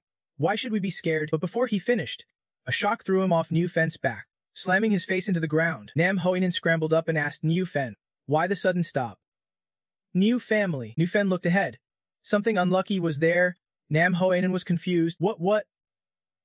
Turning back, he saw a crowd of smoky black shapes approaching. Like black cat. The black cats suddenly attacked, swarming in a large group. Nam Ho Nam was terrified. His pupils dilated abnormally as he screamed in panic. What is this? So many of them. It is disgusting. Injifian looked down at the man sitting on the ground. His voice warm and deep. Even I probably can teach you through these things. What is coming toward them is an army of ants in terrifying numbers, the fire demon ants. These beasts are called fire demon ants, a common type of wild creature. The ant approaching Chen Nam Hoi N looks like just a bigger than normal ant. Creatures like this should not be too scary. The fire demon ant seemed to disagree. Not all. In terms of body structure, fire demon ants have razor-sharp pincers and are covered in tough armor. The fire demon army lined up and advanced when this elite force charges. Even high-level heavenly beasts tremble in fear. Nam Hodian stood before Injiufun, watching the black swarm of ants approaching. What is this? His voice shook. Why is not the Emperor's aura working? Lawa Di looked at the glowing sword in his hand. These beasts have no brains, so the Emperor's aura does not affect them. Ang Min, Lightbeam muttered. Is that even possible? Lustia 9 panicked. Then what do we do? Lawa Di grinned. Of course. We fight back. He looked at everyone and quickly assigned roles. Jia Nun. Yes. Old Ninju. Lotha D pointed his sword forward, ready to burn them all to ashes. The man sitting on the ground was scared. Wait, I am still down here. Senior brother. Old Matty pulled him up. Don't worry. I won't leave you behind, the Grand Elder said calmly. What is there to panic about? The man was flicked aside by the Elder. The Grand Elder's staff glowed as he clasped his hands. Old Matsasi mirrored the gesture, and both gave the command to attack. Lustia Nen immediately jumped onto Indu Fejin's head, striking forward like a blazing dragon. The fire dragon and fight Indu both spewed flames at the fire demon ants, the blaze roaring fiercely, burning the swarm. Nam Hoin watched the ants crackle and pop in the fire. It worked. Worked perfectly. With support from the two old Makasi elders, the flames blazed even stronger. The ants burned until they lost all shape, and the fire slowly died down. Inju Fun laughed loudly. The rest have scattered. Nam Hoin sighed with relief. We are saved. We are saved. He stood with his sword at the ready. The ants had fled in panic. Who knew fire demon ants feared fire so much? The Grand Elder glanced at Nam Hodinen and said, the name fire demon ant just means their bite feels like burning. It does not mean they are afraid of fire. He gave a wry smile. So that is it. Nam Hoien felt downhearted, like he was being looked down on again. Lustia Nin settled on Ninju Fen's head. Anyway, we can keep moving forward now. Ninju Fen looked serious. Don't he celebrate too soon? Suddenly, more fire demon ants appeared out of nowhere, their murderous intent intensifying. Everyone was startled. What the heck? The ants slowly linked together. Growing taller than the trees, the fire demon ants seemed controlled, splitting into groups then merging again. Nam Hodinen's mouth dropped open. Again? The Grand Elder clicked his tongue. This is tricky, Nam Hoinen shouted. Why are they gathering up into the sky this time? The ants clustered tightly together. Nam Hoyen was horrified watching the ants stack up into a giant ant. Wait, the Grand Elder calmly observed the giant ants. They have formed a great fire hive. Nam Hodinen screamed. Help, they are huge now. There were 4 heads. The giant fire demon ants stepped forward, and the massive ants attacked all at once. Nu Fun whispered. They are attacking again. Everyone be careful. Lustia Nen stood up. No problem. We will burn them again. Injufien took a deep breath. All right. Lustia Nin and Injufin spewed flames together at the giant fire demon ants. 2 sparks shot straight at the giant fire ant demon in front of them. The smaller fire ant demons were burned, but it did not affect the giant ant at all. Lakjainan shouted. They used the outer ants as shields. The fire ant demon in front raised one leg. Lakjainan sat cross-legged on Nugufan's head. We can't burn them anymore. Fuongmen Duong grabbed his weapon and ran over. Let me handle this. He unleashed a fierce base sun upper strike, but the ants only scattered briefly before swarming onto Fuongmen Dong, biting him multiple times. Fuongmen Dong's body seemed to ignite. Burning hot, he collapsed backward as Lidata called out to him. Like Suongnan frowned. They are regrouping again. Like Suongnan swung his arm, throwing several ice swords. Get lost. The giant fire ant demon was hit directly. Nam Hoen raised his sword, shouting determinedly, I will fight too. But the elder nearby acted faster. He summoned his staff and in an instant, the giant ant was sliced in 2. Nam Hoen hesitated, barely managing to say, defend. He thought to himself, looks like I am not really needed here. Elder Mac began casting magic. Stones around rose to form a giant earth statue. What a nuisance, he muttered as the earth statue swung a powerful punch into the fire ant demon, shattering it instantly. But seconds later, they quickly healed and regrouped. Again, like Suong Nan stared in amazement as the ants healed themselves in a strange way. Fuong Mendong sat still, trying to soothe the bites from the fire ants. He warned like Suong Nan. Princess, be careful with those bites. They really hurt like hell. Like Suong Nan asked worriedly. What do we do to kill them if we keep fighting like this? It is just a waste of energy. Ladata suddenly pointed to one side. Everyone, look there. He pointed at a giant fire ant demon standing completely still. Why is there an ant that does not move at all? Like Suong Han frowned. Maybe it is blocking our path. You would better figure out a way fast. Ladata murmured. Is that really so? Lakjia Nin suddenly realized something. But are not these ants supposed to be wild beasts? Their behavior is too intelligent, unlike their true nature. Like Suong Han was startled. Exactly. Something must be controlling them. Lakja Nine's eyes widened. Maybe some force is manipulating them. Lydata smiled and nodded. Right? That giant ant is the guard protecting the command tower of the colony. He snapped his fingers and ordered. Everyone, hold your ground. Tu Kanbang flew in from afar and Lydata jumped onto its back. Shouting, I will find their leader. Lydata approached the giant fire ant demon. He bared his teeth with a grin. Wild beasts are still just wild beasts. The immortal Emperor's sword appeared in his hand. Glowing brightly, thinking he was smart but revealing his own position. The fire ant demon trembled as it approached. But Lydata only sneered. Don't think a small guard can stop me. Suddenly, the surrounding ants exploded, forming a thick cloud of dust. Lydata frowned, deliberately causing the explosion to transform into dust particles. You guys know this trick too. The fire ants clung to him, biting relentlessly. Lydata gritted his teeth. No wonder they are fire ant demons. This pain's like burning flames. Despite being surrounded, he stayed calm. He focused his power and shouted, let me complete the divine domain. The fire ants kept biting, but Lydata only smirked. You can only bite me a little. The two swords in his hands burst into fierce flames. Ready for battle, pain meant nothing. Lydata charged into the swarm, his eyes glowing as the giant fire ant demon was cut in half, and the surrounding ants scattered. Without stopping, he plunged straight into the ground, creating a huge hole. Below was a giant anthill. Right in front of him stood the queen termite with a swarm of witnesses. So that is how it is? Lydata smiled. You are the one controlling them. The fierce queen termite hissed a threat, but Lydata just gave a cold smile. Scared now, he raised his hand. A massive energy flared behind him. If you stop, I will stop too. Too bad you do not understand human language. A powerful strike swung toward the queen termite. Boom! The ground in front exploded, leaving Lakjanen and Suongnan stunned, unable to believe their eyes. Nam Honan asked in surprise. Senior brother, have you found a clue? Before them, the giant fire ant demon lay defeated, torn into pieces. Old Mac nodded. It seemed so. The cattle powder people watched as the ants quickly scattered and left, without their leader. The swarm dispersed. Nam Honan looked up to see Lydata riding the little club back. Senior brother has returned. As soon as he landed, Nam Honan rushed over anxiously. Senior brother, are you hurt? Lydata was covered in sticky slime. Frowning, he said, don't mention it. It is painful and disgusting. Hurry up and help me clean this off. Nam Honan's eyes went wide. All right. I will seriously help you clean up. After changing into fresh clothes, Lydata felt relieved. Good thing I had a change of clothes. Lai Duongnan glanced at him. If you are careless like this, how will these clothes last? Nam Hoinan chuckled. No worries. As long as it is not completely ruined, I can fix it. Like Suongnan looked at Lydata. Why exactly did you bring us to this cursed place? Lydata smiled. Don't rush. The final point is right ahead. He pointed toward the dry forest in front. The answer lay within this patch of trees. Like Suongnan crossed her arms, frowning. All right. Let us go in and see. Lydata turned to Gu Fan. Old Gu, you turn human too. We will walk into the forest. Gu Fan nodded. All right. The whole group moves into the barren forest. Lai Duonghan squinted at Lydata. See, I told you this place has nothing. Lydata remained calm. What is the rush? He turned back to everyone. There is a saying, you see the trees but not the forest. But flipping it, Lydata hinted. Like Suong, right now you are seeing the forest but missing the trees. She scowled at him, and Lydata quickly ran ahead. Like Suonghan called out. What do you mean by that? Lydata chuckled. Don't rush.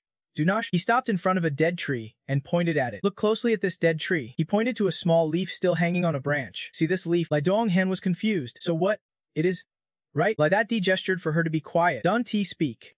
He placed his hand on the tree and emitted an ultrasonic wave. Lakjainin asked, puzzled. Senior brother, what are you doing? Lai Duongnan shook her head. Unsure, but some kind of energy was emanating. She frowned. Maybe he was performing some ritual. On the other side, Lydata suddenly let out a strange screech, then danced wildly while mumbling. Namo Shabong. Namo Shabong. Namo Shabong. Namo Shabong. Kum Kum. His unexpected action left everyone bewildered, while Like Suongham was furious. What kind of ritual is this? Only Gufen noticed something strange.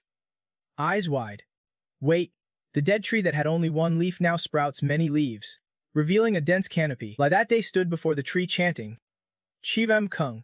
Tifheim, flowers bloomed in a riot of colors, turning the gloomy, dark forest into a vibrant paradise. Fuongmen Duong's eyes sparkled. The dead forest.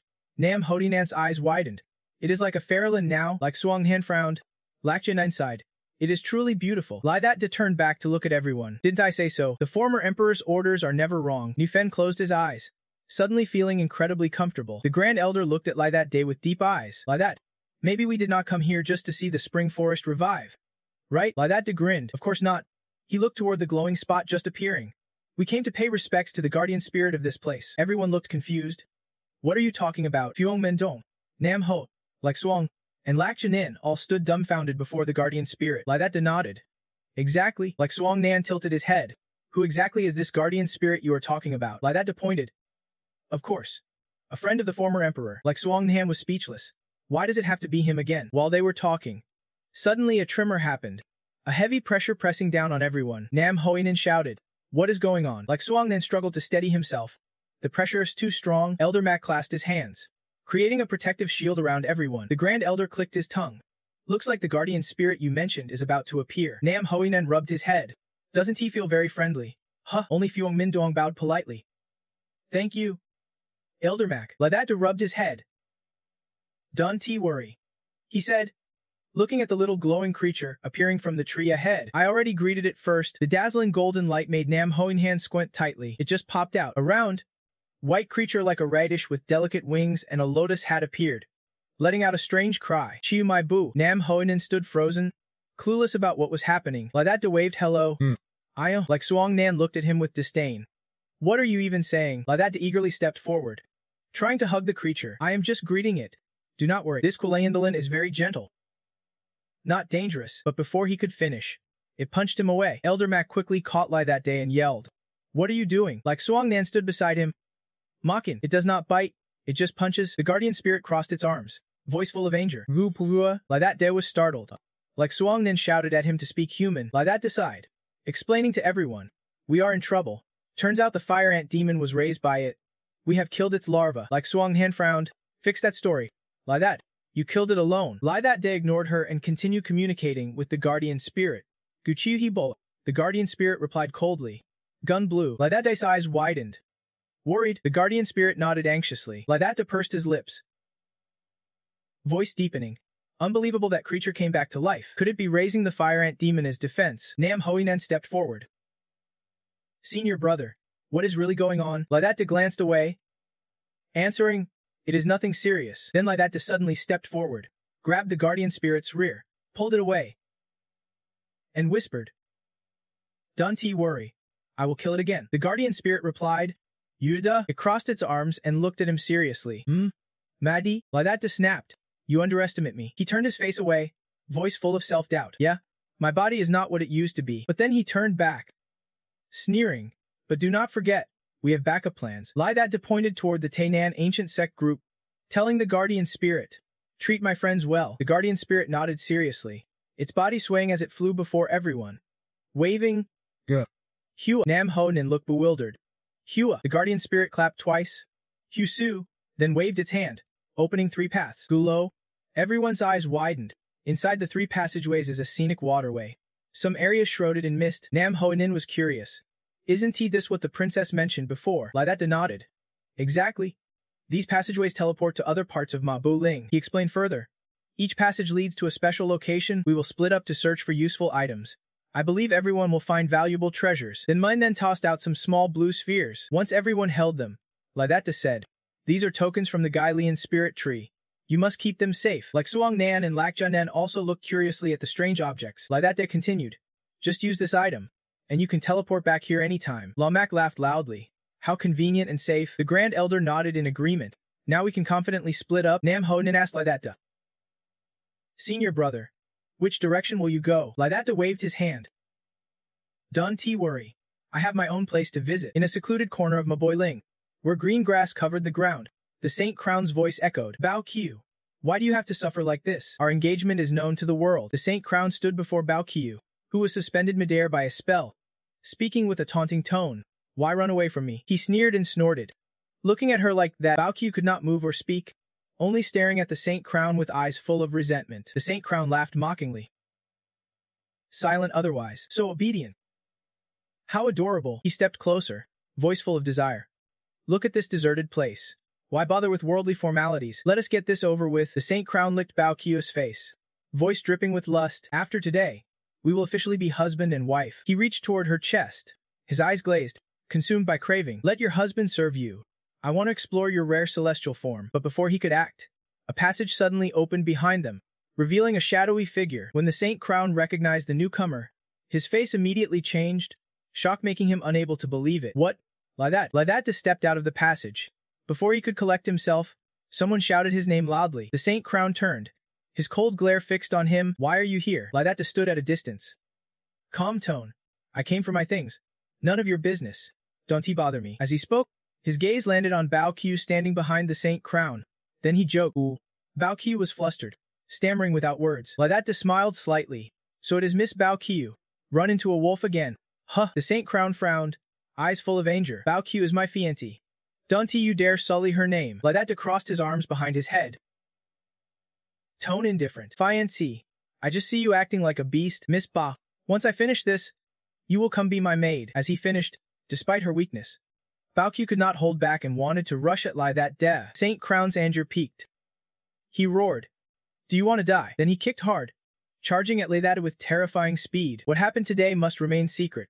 I will kill you right now. Lydata did not hesitate, drawing two celestial swords, moving like lightning past the Saint Crown, leaving deep wounds on his right arm, waist, and left thigh in an instant. The Saint Crown froze, mouth bleeding. Lydata gently landed in front of Bao Qiu, asking calmly, have you made up your mind? Bao Qiu trembled, her body drained of strength. Lydata frowned. No need to get so worked up, but when she looked up, tears streamed down her cheeks as she struggled to say, run quickly. Lydata was surprised. What? Just then, from behind, two distorted eyes opened wide, their gaze dark and ominous. The Saint completely lost control. He summoned something strange, like a mask with white scarves floating in the air, his voice full of menace. Lydata turned to him with a look of contempt. You are still alive. What is with this creepy look? Ugly as hell. The wounds Lydata inflicted had not fully healed, but seemed to be recovering on their own. The Saint stood firm, muttering, the bizarre sword technique combined with the Emperor's power caught me off guard. He bared his teeth in a grin, raised his hand to perform the life and death path, his voice confident. Too bad.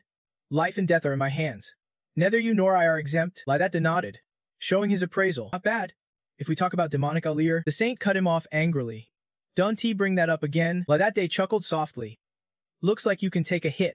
You would make a perfect punching bag. One of the Saint's eyes turned black, full of arrogance. He flew higher, looking down at Lydata. Let us see what you can do to me. Lydata remained calm, only gave a faint smile, shaking his head twice as red streaks appeared on his face and neck. He took a stance, clasped his two emperor swords, and spurred his horse forward. Xiao Kunbang flew to catch Lydata. The Saint's scarves stretched out like hands, precisely grabbing both. Lydata slashed the emperor swords, cutting them off. The Saint remained in front, chanting the life and death path. Lydata and Xiao Kunbang charged straight ahead. Is that all? The Saint's voice deepened. Swish. Midair, pieces of wood slowly transformed into swords, hundreds of blades arranged neatly, flying straight at Lydata. A massive explosion erupted. Lydata's figure vanished. The Saint laughed loudly. This is the power of life force, making you forget your own form. But at that moment, he felt something slide across his neck. A deep red spray burst out. As his head was severed, he still managed to shout, What? Lydata appeared, completely unharmed, protected by Emperor magic inside a small wooden sword. He stood tall on Xiao Kunbang's back, using the refined shield staff, asking, Saint, you dare resist Emperor magic? The Saint's severed head quickly reattached. He took a defensive stance. Lydata, today I will show you. On Lydata's defense layer, sprouts began to grow. Lydata looked up at the growing sprouts, massive roots invading his defenses. The Saint's voice echoed, Emperor magic is not invincible. The roots grew larger, eventually merging and breaking through Lydata's defense. He clicked his tongue. Good grief. Lydata slashed forward, clearly annoyed. Suddenly, the giant roots vanished, shattered into tiny dust particles. Lydata muttered. Another transformation. The Saint stood at a distance, watching the fine dust envelop Lydata, his voice full of pride as he chanted the life and death path. Energy around him turned purple as he recited. The dust formed a demon face shape, seeming to swallow Lydata. The Saint laughed loudly, full of disdain. You are finished. Rotten brat. Lydata was trapped in thick, inky darkness. The Saint looked smug, swung a palm forward, shouting, Lydata, today is your last day alive. The Saint's palm struck straight at Lydata. Boom! An explosion roared as the demon-faced dust slammed into the ground, leaving a thick cloud of dust that had not yet settled. The Saint landed, mocking without pause. Let us see where you can run now. Bao Qiu witnessed the scene, tears streaming down her face. Lydata was pinned to the ground by invisible dust, but still smiled calmly. Why run? Lying here is pretty comfy. The saint leisurely put his hands in his pockets, slowly stepping toward Lie That Duh. I want Rush to kill you. Let me think about how to make you suffer first. He stared intensely at Lie That Duh, his voice full of challenge. But if you reveal the secret technique you hold, the Holy Sun said as if granting a favor, I will give you a quick, painless death. Lie That Duh lay on the ground, chuckling softly. Heart attack death? The Holy Sun was stunned. Huh, what did you say? Lie That Duh repeated, his tone dripping with sarcasm. I said heart attack death. At that moment, a formation suddenly activated right beneath the two of them. The Holy Sun stood at the center of the formation, his face showing panic. Lie That Duh looked at him coldly. This grand formation will finish off a bastard like you. Heart attack death. The Holy Sun screamed, full of shock. What is this? What kind of formation is this? No way. When did you set up this formation? Lie That Duh placed his hand on the ground, red energy surrounding his body, the purple dust gradually dissipating. I came here to find this grand formation, but you keep trying to start trouble with me. He slowly sat up, his voice filled with disdain. Ancestor, you set up this blood demon Chuxian formation even before you were born. You claim to control life and death, so taste what true death really is. The veins on the Holy Sun's forehead bulged as he roared about the path of life and death. Energy strands immediately wrapped around him, forming a protective sphere. From beneath the grand formation, energy strands continuously surged up, merging into that sphere. Lie That Duh sneered blankly. Bao Qiu stared wide-eyed at the scene, unable to believe it. Am I dreaming? The Holy Sun Long Tong Thean was being cornered like this, his defenses slowly eroding. Bao Qiu muttered, is the formation really that deadly? The grand formation successfully broke through the Holy Sun's defenses, trapping him tightly. Bao Qiu thought silently, the formation's power is truly terrifying. Lie That Duh chuckled softly. It is just a small matter. The Holy Sun's eyes rolled back as he screamed, I am going to die. Lie That Duh's lips moved but no sound came out. A surge of power descended from above. The Holy Sun noticed in time and shouted, wait. Hold on. The pearl on his forehead suddenly lit up, shining brightly. When Lie That Duh turned back, the Holy Sun's body had vanished before the red power could hit him. Lie That Duh was stunned. What is going on? Fine. Whatever. No big deal. Because the Holy Sun disappeared, the spell restraining Bao Qiu also dissipated. She stood up, breathing a sigh of relief. It seemed the magic artifact on him had saved his life. Lie That Duh stepped closer, asking, Miss, are you alright? Bao Qiu sat down, sighed, thanks to you, I can finally move again, just temporarily exhausted. She muttered, you still underestimate him way too much. He is a noble son of the Holy Heaven sect, carrying many treasures. Lie That Duh shrugged. No worries. Next time I will finish him off. Bao Qiu frowned, but still had to thank him for stepping in to help. Lie That Duh laughed and asked, just to thank you? That is it? He looked at her sincerely. I think you should become my maid. Your rare but immortal spring body.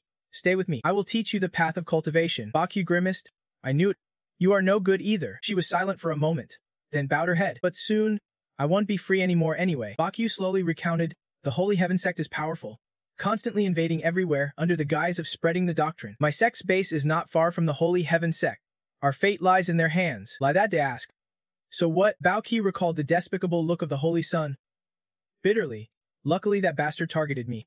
As long as I sacrifice myself, the sect will be safe. Lie That Duh nodded, bluntly scolding Bao Qiu, calling her a fool. Bao Qiu shrank back, surprised.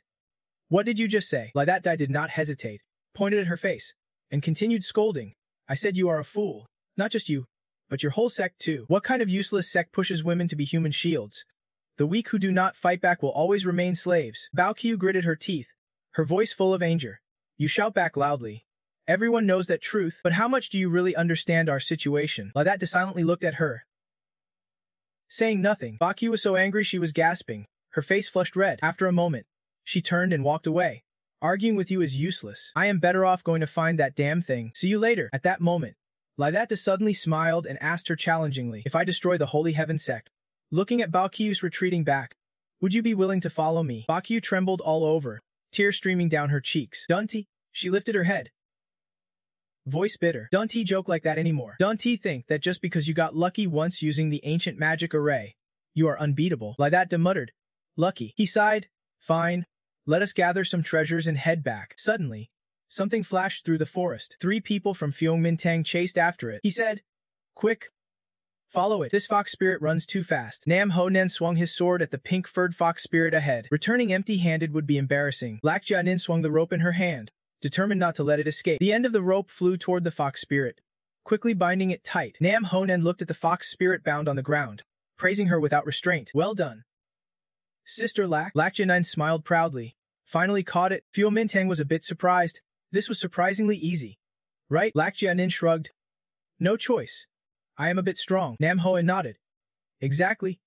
Even the 9 longevity fox could not move under her control. The fox spirit bound on the ground suddenly opened its eyes, grinning. Then with a bang, smoke and dust filled the air, and a strange fragrance spread. Nam Honen covered his face. Damn.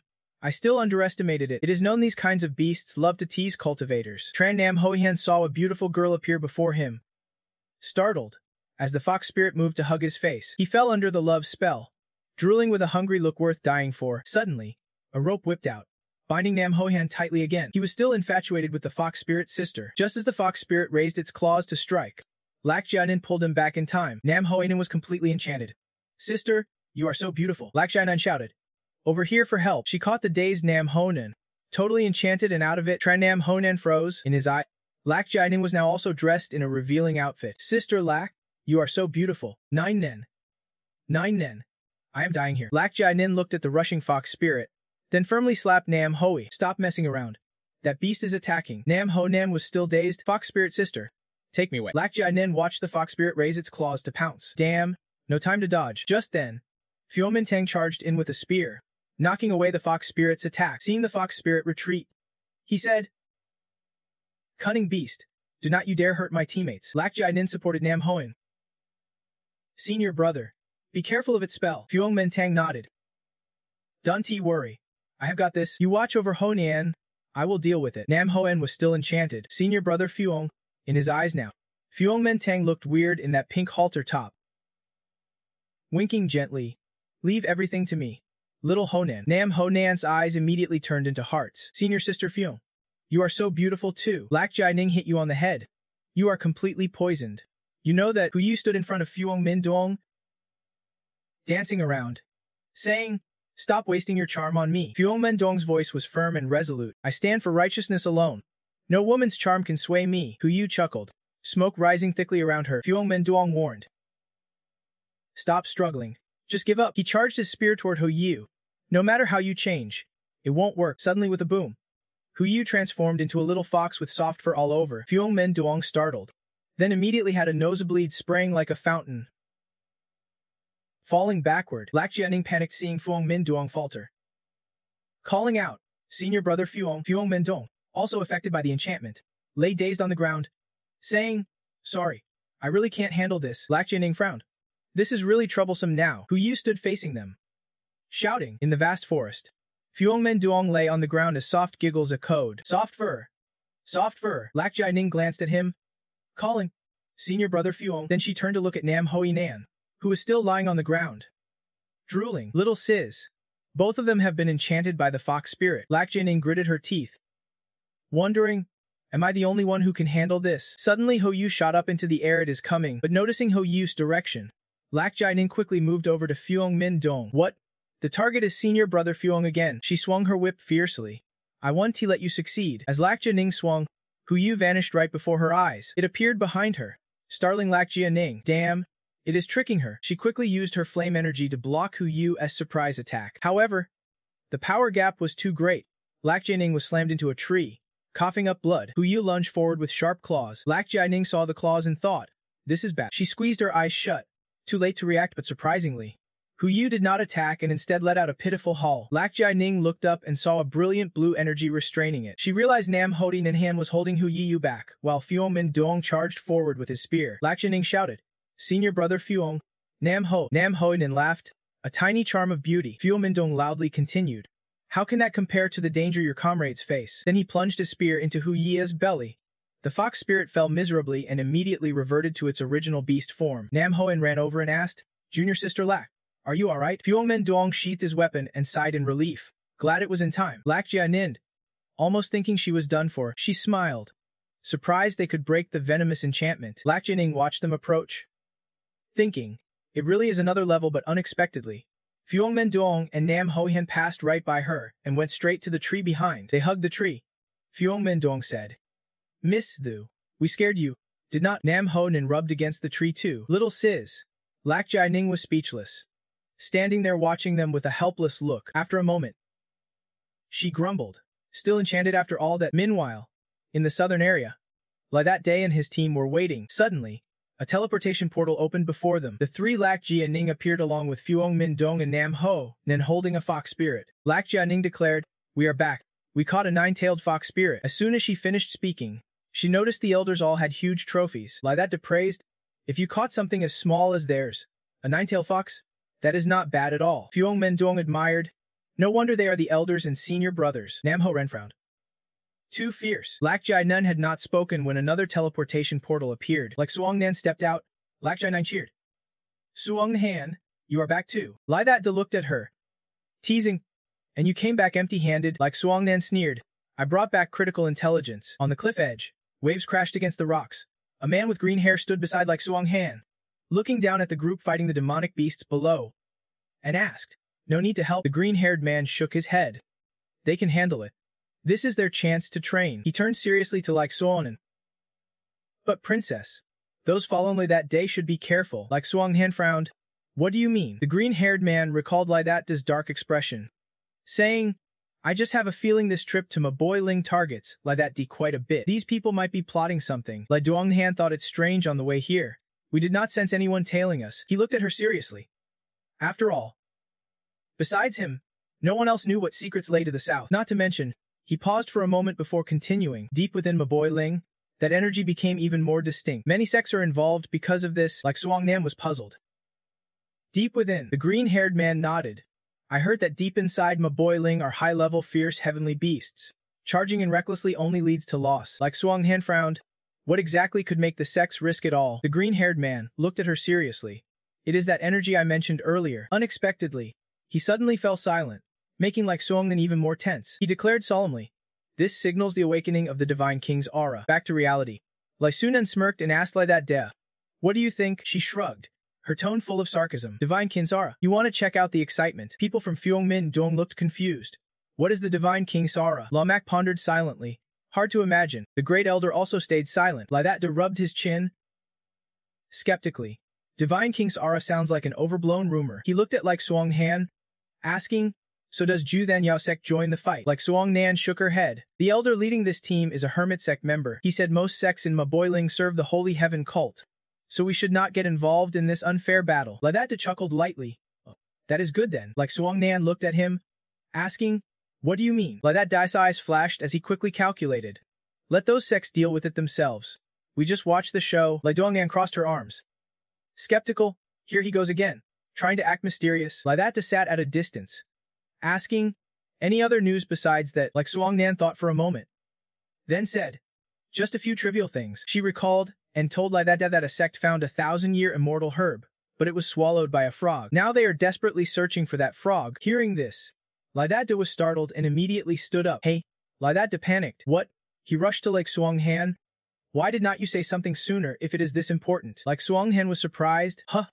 To you, is the immortal herb more important than divine artifacts?" Lai That De frowned. "Who cares about some herb? Do you know what kind of frog it is?" Like Suong Nan shook her head. "What?" She looked at him suspiciously. "Why do you care about that frog?" Lai Duong Han shrugged. "If you think it is special, you will just be disappointed. I heard it is just an ordinary frog." Lai That De's eyes lit up. "Right?" he said, grabbing Like Suong Han's hand. "Take me there, now." Like Suong Nan could not react in time. Lai That De called Nu Fan, "Old Degu. Get up, let us." Gu Fan opened his eyes, his divine body glowing as the teleportation path opened, and the three flew inside. The elder squinted.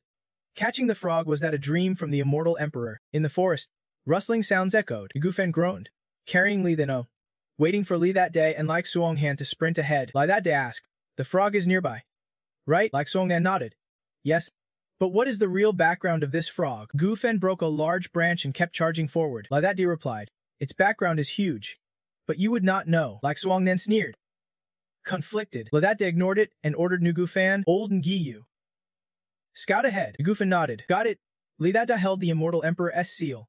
"Sigh. I have nurtured you for thousands of years. This time, you want to get away." Suddenly, something blocked their path. Gu Fan was startled. A giant spider stood before them. Gu Fan muttered, "There is a beast here." Like Suong Nan grimaced, disgusted by the demon. Lai That De did not dodge the immortal emperor's seal. He flew forward. "No worries. I will handle it." Two sword slashes cut the demon into 4 pieces instantly. Lai That De smirked. "Done." The demon's blue blood spills all over the ground. Gu Fan looked serious. "This demon's no low-level beast, So why did it attack us? The immortal Emperor's seal should have suppressed it. Ladada looked ahead. Maybe it did not want to attack but was being hunted, with no escape. So it fought back. Just then Hoen and Lan Thongfeng flew over from afar. Lan Thongfeng spoke. Bleh, it is you. Ladada smiled. We meet again. Who are you? Then Hoen smiled and introduced. I am Than Hoen, the ancient beast of the Than Hoen nation, heavenly son of Than Hien, the renowned figure of the 9 reverences. Honored to meet young Master Li today. Lan Thongfeng's face twisted in disgust. Brother Than Hien, why be polite to such a wild beast? He glared at the demon on the ground, shouting, daring to attack our prey. Do you understand the rules? Lasuna jumped down, standing beside Li that day, looking at Lan Thongfeng. Senior brother, you let the prey escape. Lan Thongfeng was startled to see her. Suong Han, frowning. This is not our fault. Lan Thongfeng frowned, eyes full of suspicion. Suong Han, as a princess of the 9 Saint Demonic Gates, why have you become this brat's follower? La Donghan stood with hands on hips, a scornful smile on her lips. Senior brother of mine, you have got some nerve, daring to criticize me. Everyone knows, for the past 2 years, you have been a lackey of the ancient Than Hien nation. Lan Thongfeng ground his teeth, voice full of anger. You still dare? Than Hoen laughed beside them, stepping forward. Young Master La, this demon was our prey first, though a bit rude. He spread his hands coldly. But is not possession of prey decided by strength? Ladata snorted. Then Hien frowned. Ladata smiled, raising his hand. I think we should let this go. Consider this demon as killed on your behalf. Lai Dongnan stood nearby, looking doubtful. Is this your style? He turned to her, voice calm. Why are you still standing there? We need to move. They left Than Hoen standing silently behind. Lan Thongfeng stood behind, voice full of rage. Lea, I did not expect you to be a coward. I will let you off this time, but do not let me see you again. Ladata sat astride Nu Fen, letting out a soft snort. He turned his head, eyes sharp with killing intent. You should count yourself lucky this time I am in a hurry, or Lang Thuafeng would be shaken to his core. What is going on? In that moment, I felt a terrifying energy radiating from him. He frowned, muttering, this kid's definitely not ordinary, just throwing out threats. Then Hien stood there, her gaze dark. Any opinions? He bared his teeth in a grin, his black eyes piercing as if to see through everything. Like that. What is your true strength? Finn moved slowly, waiting for Lidad and like Suong Han on his back. Like Suong Han pondered. Such a shame we almost got to fight just now. She recalled the internal conflicts within the 9 Saint Demon sect. The elder always clashed with the master, while Lang Thuafeng's faction allied with the ancient Than Hien kingdom. There was almost a conflict earlier. I even hoped to use Lai that day to eliminate Lang Thuafeng. Like Suong Han frowned. What is distracting Lai that so much? Lai that suddenly shouted he found it, startling her, but in front of them was just a muddy swamp. That Dai insisted that even if we wanted Duong Han to bathe in the mud here, it would not work. Then he stripped and jumped straight into it. Mud splattered all over his body, but that Dai's strikes were pretty solid. Duong Han shouted confused. Weren't you looking for a toad? He calmly replied. The toad's not here. She yelled angrily. Then what are you doing here? He still calmly said. What else should I do to show my skills? Hearing that, the other two grew even more puzzled, full of question marks. He mysteriously sat silently, shaping mud into a small ball, then placed it on his creation, breathing a sigh of relief. Look here, this is my mud palace. Dongnan scoffed. So your skill is just playing in mud? He confidently said yes. She shouted even louder. Are you stupid? You expect the toad to jump in by itself? Just then, a green toad appeared. Ladata laughed loudly. Exactly. This tiny creature is like a possessed spirit. Only a mud palace can lure it. After it eats the grass, it will come to rest. Like Songnan froze. When did he show up? Bitch Nu Fan's eyes widened. Unbelievable. Like teleportation? Ladata whispered to the frog. The guest room is ready. Please come in and rest. The frog was silent, then suddenly hopped onto the mud palace. Ladata quickly lowered the cage. Capturing it, he beamed. Got it. I caught it. He bent down, whispering to the frog, after tens of thousands of years, I finally tricked you. Little pest. The atmosphere suddenly tensed as a sound caught Ladata's attention. He looked up, eyes tracking the noise. From afar, a 4-horse carriage was approaching. Ladata immediately recognized Nam Thien Hao, a famous figure from Nam Thien Upper Kingdom. Nam Thien Hao shouted angrily. You little bastard. You dared steal my 10,000-year spirit grass. I have finally found you. The scene was tense and contrasting. Thich Nufan stood on the ground.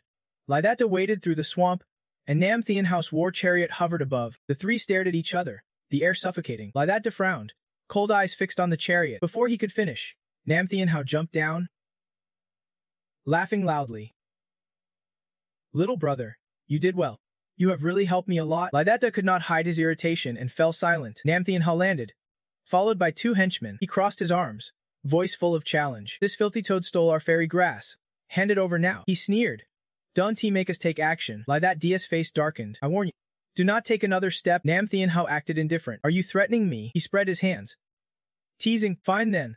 Nam Thian Hao swung his arm forward, reaching for the cage. Stand still. Huh, it is no problem. But the toad inside suddenly vanished. When Nam Thian Hao grabbed the cage and found it empty, he was stunned. Huh, why is the cage empty? Like that instantly transformed. Fury flaring. Damn it. What did you do? I will make you pay. Nam Thian Hao frowned. Voice challenging. You dare face me? He ordered his 2 henchmen to teach him a lesson. The orange-haired one responded. Understood. The other charged forward, snarling. Shorty, you are causing serious trouble. The orange-haired one laughed loudly. Let us combine forces.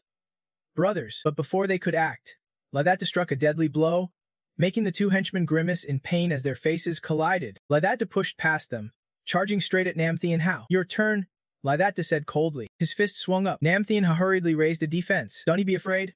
Blocked the first strike, but Ladata's punch shattered the defense. The strike landed square on Nam Thian Hao's stomach, forcing him to spit blood unavoidable. Nam Thian Hao flew back, slamming into a cliff, groaning in pain. Ladata stared at him with murderous intent. Still alive.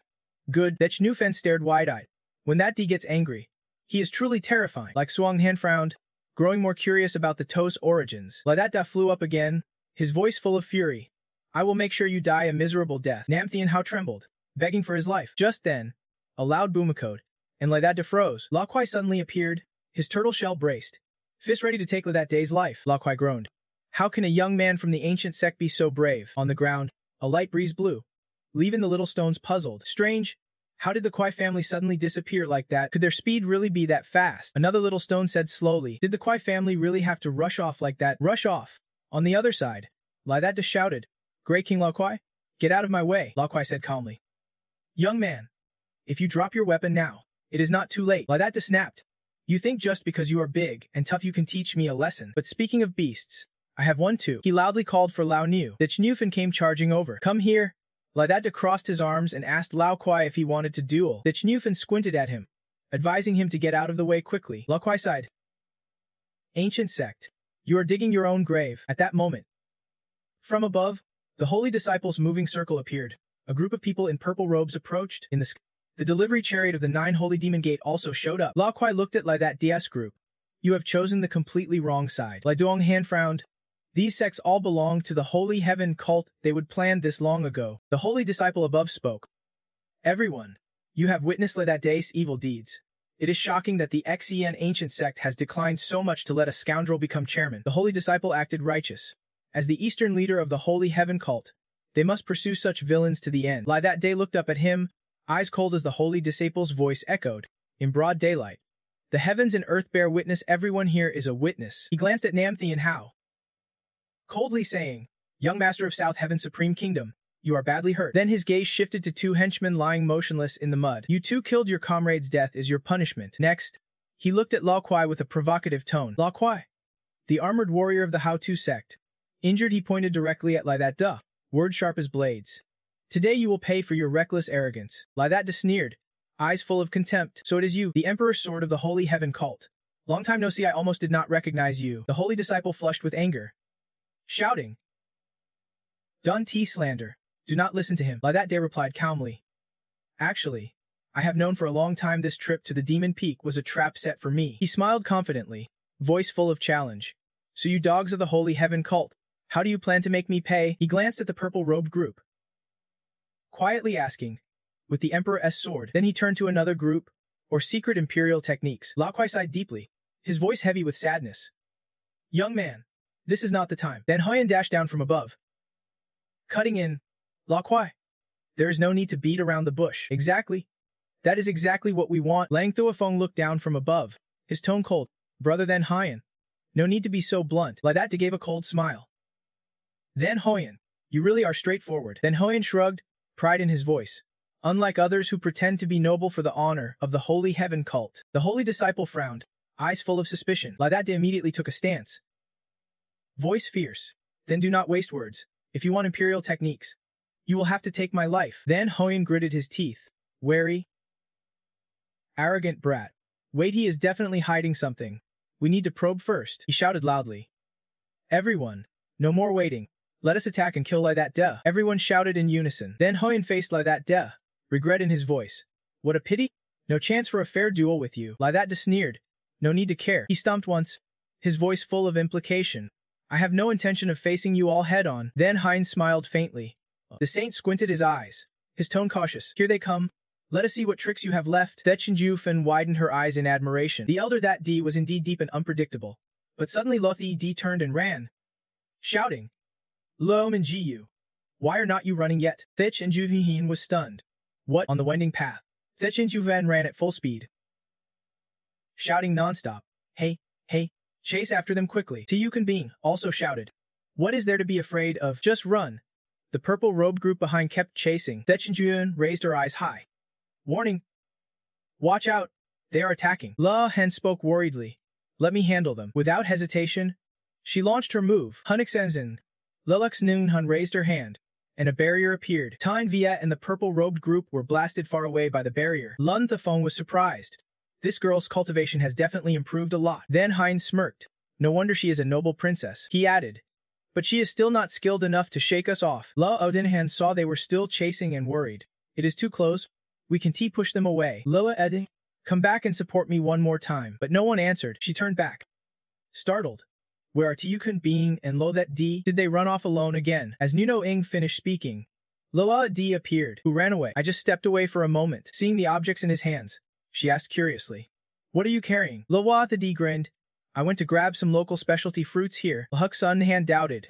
What use could those fruits be? Before she finished, Loa that D threw a fruit at her face, then continued throwing them at Thech and Ju Fine. Big bro de, what are you doing? He did not answer, just smiled and took the hits. Lotha D even rubbed the fruit on his own face, of course.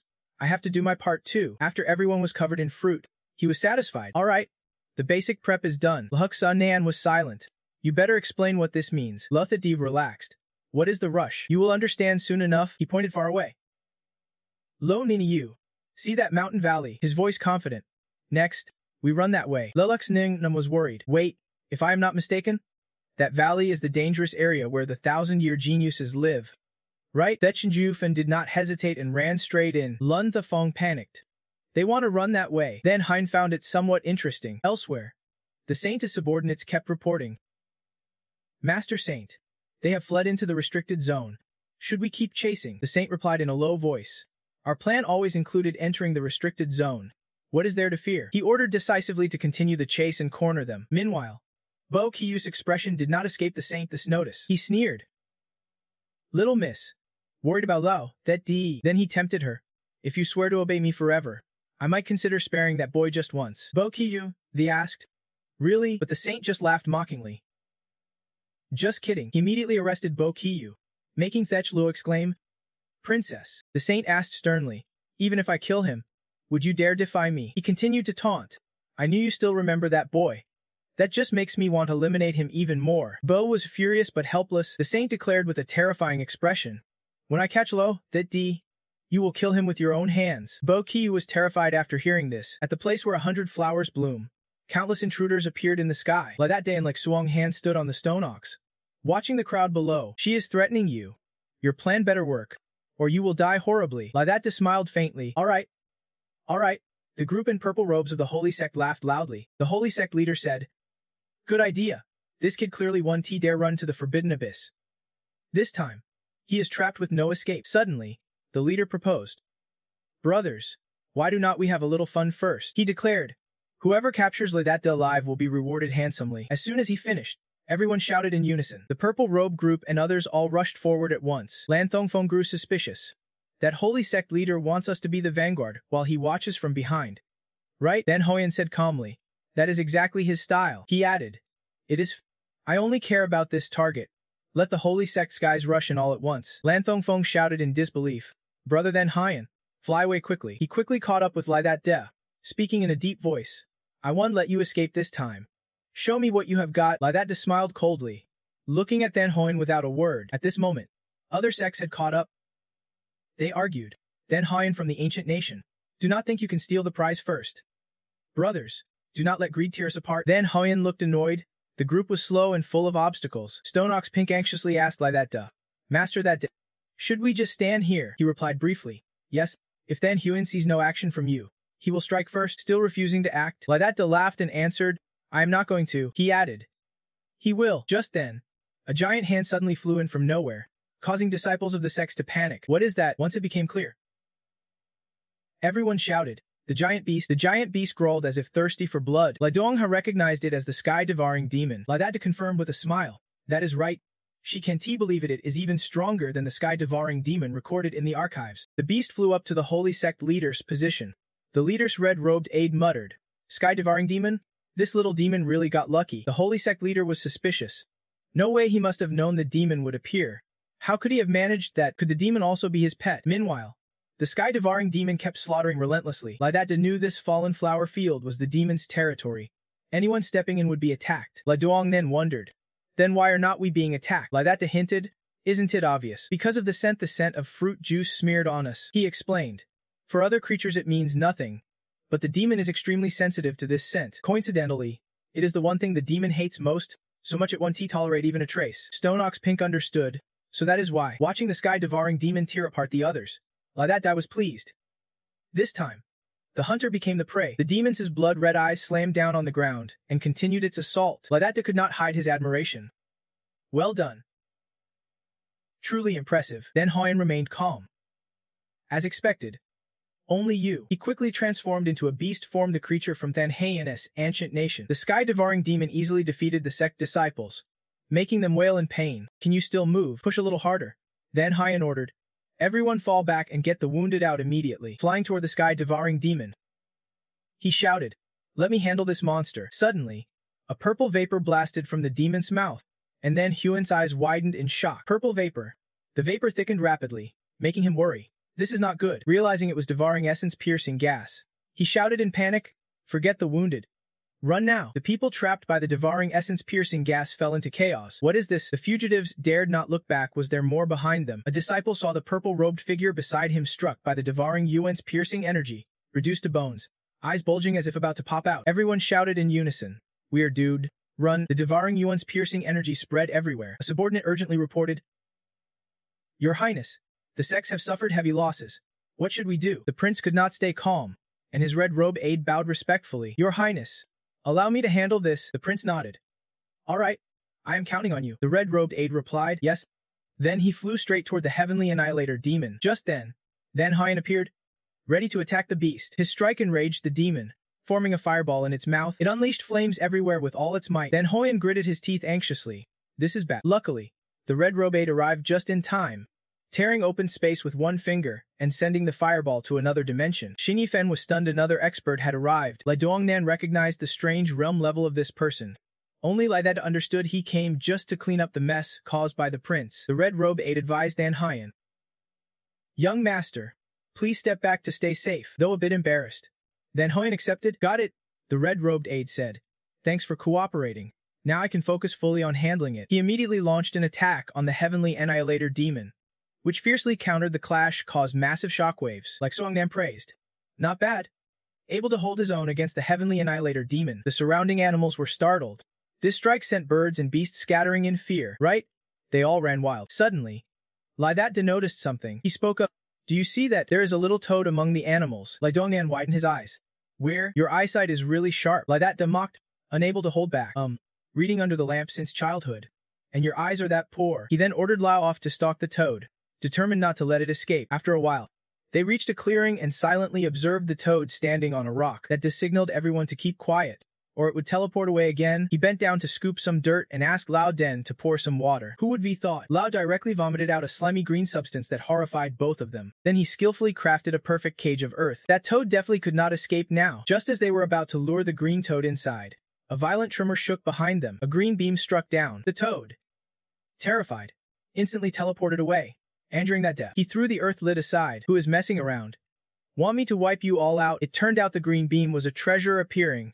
Everyone quickly rushed toward it, chasing. Meanwhile, elsewhere was also affected by the battle between the heavenly annihilator demon and the red-robe aide. Nam Hoyan asked worriedly, what is going on? Black Jai-9 also felt the shock.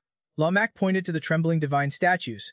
Look, even the kids under the cinnamon tree are scared. Suddenly, the lake's whirlpool intensified with a loud explosion. Water splashing everywhere. Even the divine statues forgot their fear. La That appeared before everyone.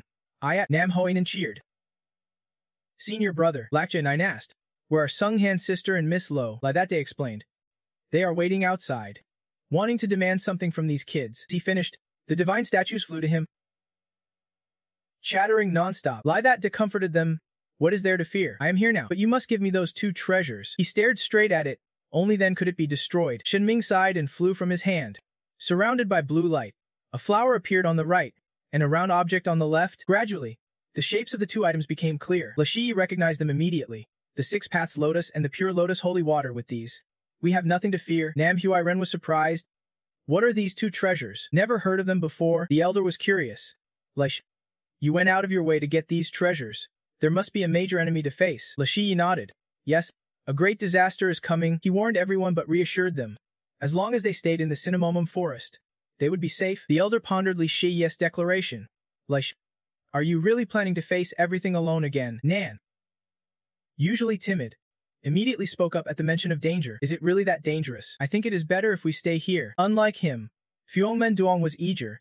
Big senior brother, let me lend you a hand. Lak Jianing was curious, wondering what this upheaval was all about. Elder Mac remained calm as well. If you say so, we will wait for your news. The elder could only sigh. Before leaving, Lashii was still worried. Old elder, things might turn sore behind us.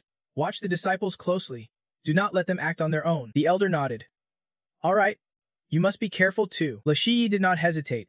Let us. Shenming sulked, feeling left out. Lashii smiled to reassure him. Don't worry. I will come back. He turned to instruct that Niu Fen. Lao Niu. Next you head toward that bright spot. Just follow my orders. That Niu Fen did not hesitate at all. Got it. Like Suang, the hand beside him could not help but wonder. Why did you go back just now? He gave a brief answer, preparing some necessary things. Seeing he did not want to say more, she did not press. I do not know what you are preparing, but other sects might be far ahead of us already. Lashii stayed calm. It is let them go ahead. Just remember, that forest is the heart of the demon's domain, high-level celestial beasts. 1T let them pass easily. And sure enough, many ran into serious trouble. At that moment, the 6-winged celestial beast, Ming Bang, appeared, causing a huge commotion. It attacked from afar and even tried to swallow people whole. The red-robed assistant asked, Young master, should I step in? The young master replied coldly. Whether they live or die does not concern us. Let them handle it themselves. Suddenly Ilderthat shouted. Young master, ahead is a giant multi-headed snake. Everyone is terrified. Damn it! This is definitely where the celestial beasts roam. The red-robed assistant quickly sprang into action.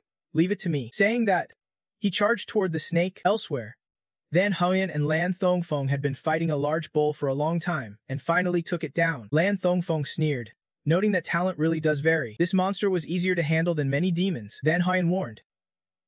Brother Lan, do not let your guard down. Quickly gather the aura and head toward the divine artifact. He added, we are not the only ones competing for the divine artifact with the young master. At another sect, Mancholda appeared and declared, Good, I have received your trust. He immediately attacked, treating his opponent like a pile of mud. Mancolada punched straight at it.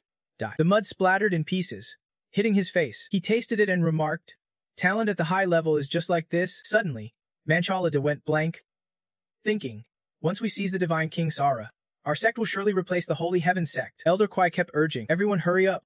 If the young master blames us later, we can take the responsibility. Namthian Hao suggested. Elder Kwai, let us listen to him. What is the benefit of giving Lai Shi the advantage? He thought, why not join forces to seize the divine weapon together? Old Kwai objected. Little brother, that idea is very dangerous. The Holy Heaven sect is not something we can challenge. Suddenly, he saw something and shouted to stop. A beast appeared charging straight at them. The disciples were terrified. It is a monster. Old Kwai calmly reassured. Don't be afraid. He retracted into his shell, rolled forward like a wheel, and shouted, I will clear the path for you all. Namthian Hao admired.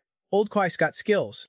Let us charge too. Old Kwai rolled at full speed into the beast, and a terrible explosion rang out. Meanwhile, Lai that day and like Suang Han were still on their way. Old Yu up front wanted to turn right. He replied, Got it, but there is a lot of noise in this forest. Lai that noticed too and said, Maybe the great sects are busy dealing with the beast. Lai Dongnan felt something was off. Right? But why have not we encountered any divine beasts here? You know this well, we obviously can't meet them. Both that Nugu Fan and like Suongnan did not understand what he meant. Lai that slowly explained.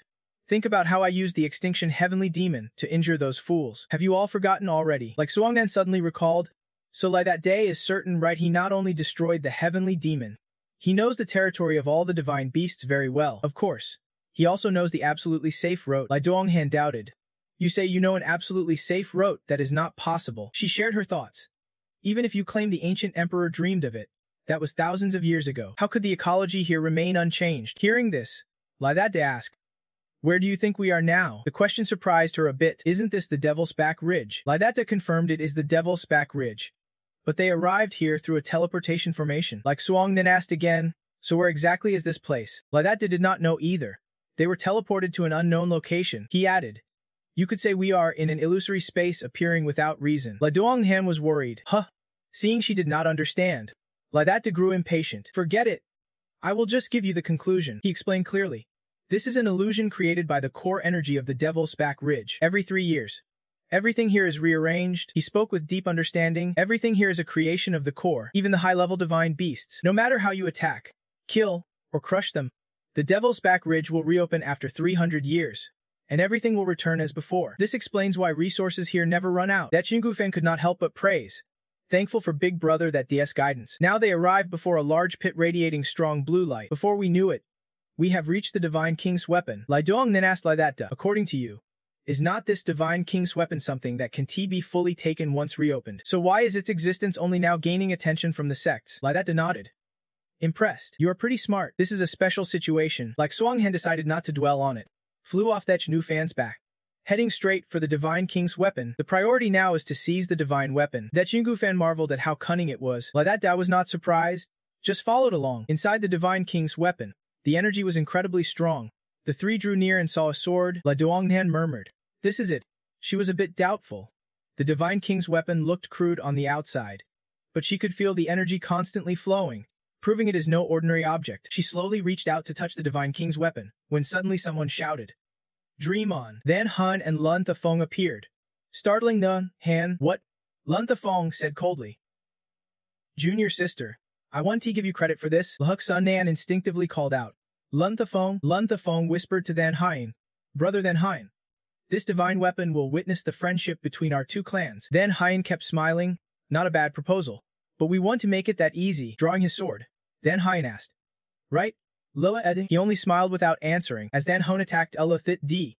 Lun Thafong suggested. Brother Lun, you go get your sword. I will handle Ol Thet D. Lo Hungnan refused to back down. Dreaming on, Lun Thafong sneered. Junior sister, do we really have to slaughter each other like fellow disciples? Lo Dunhan shot back. You started it first. Meanwhile, then Hun attacked and taunted Loathit Dedem.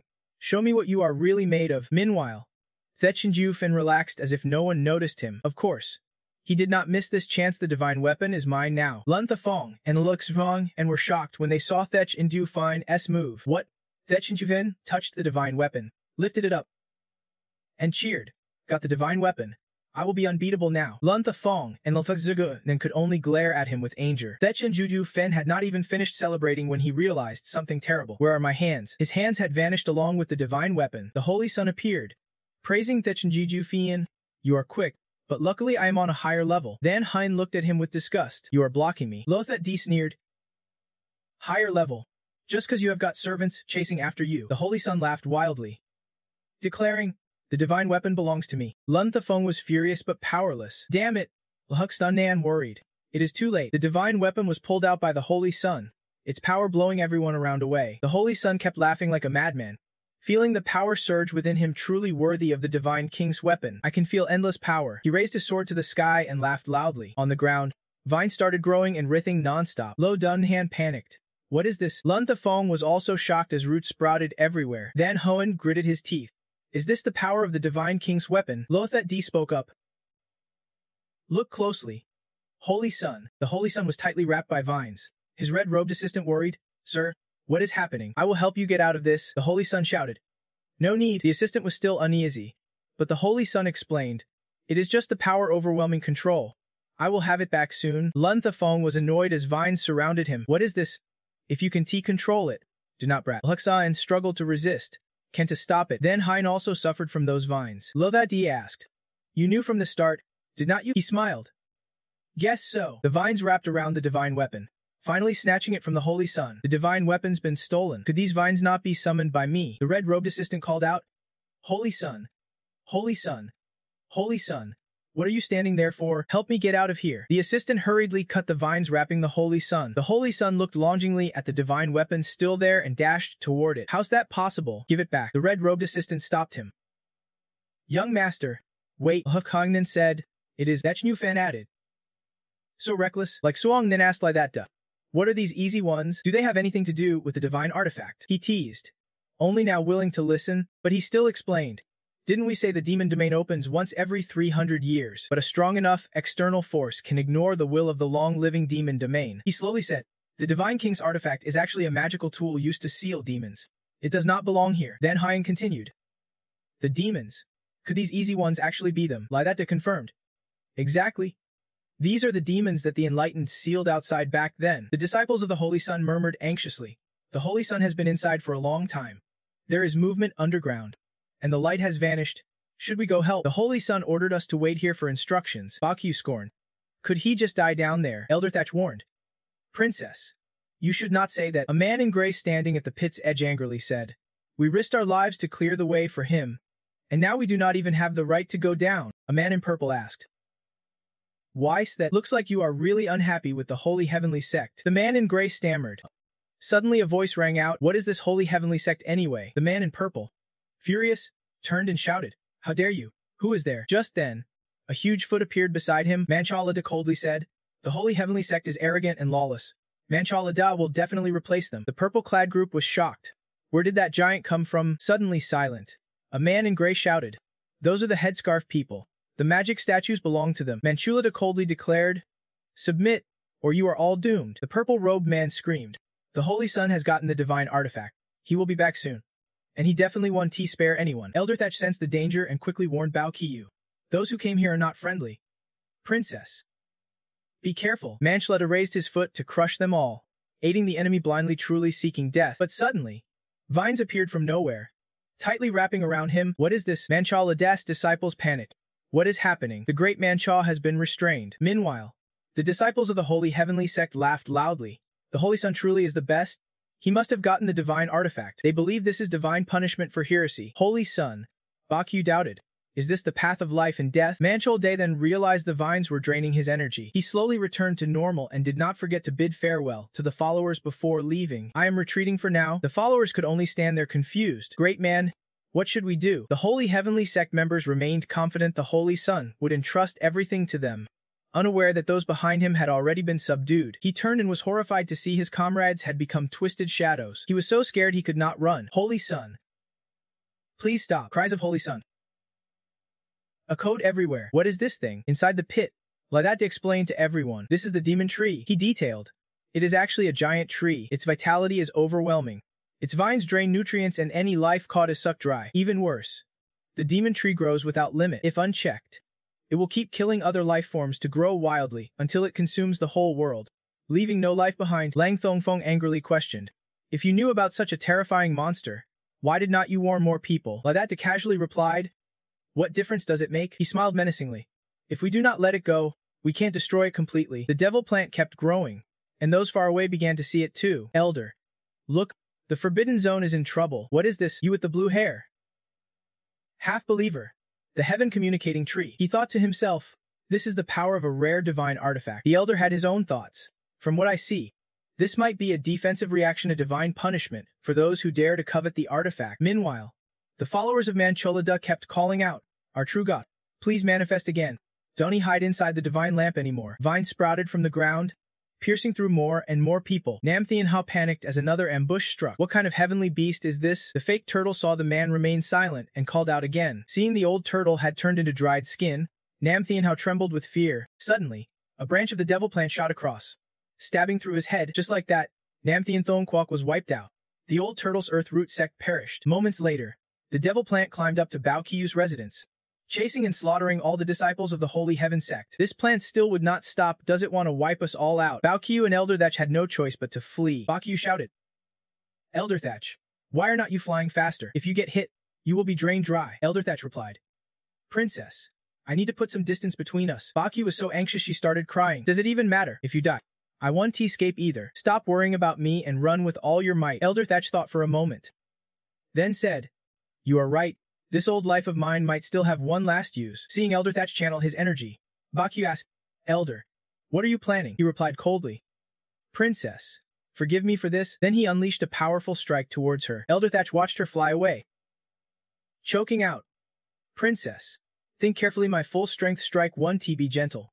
Right? Luckily, you are the Baimu immortal body. That is why I can use this last resort. I hope this one strike is enough to save you. He desperately wished for her to keep living. Memories flooded Baoqiu's mind nonstop. Uncle Thatch, let us go out for a walk today. All right. Little princess. But do you know that is dangerous? It hurts. She could not hold back tears and called out to Elder Thatch. Outside the forbidden zone, a group gathered as a bizarre flying beast kept saying, Have you seen this, Lamhai? The young master saw from afar the devil tree growing taller and taller. A giant tree sprouting from the ground is not normal. Right? But now, a branch had appeared right where they stood. A disciple saw it, but did not understand what it was. You over there. No sooner had he spoken than the branch lunged at him. At the same time, a sword appeared from nowhere. Then Hyan arrived, shouting, Quick, get out of the way. Too late.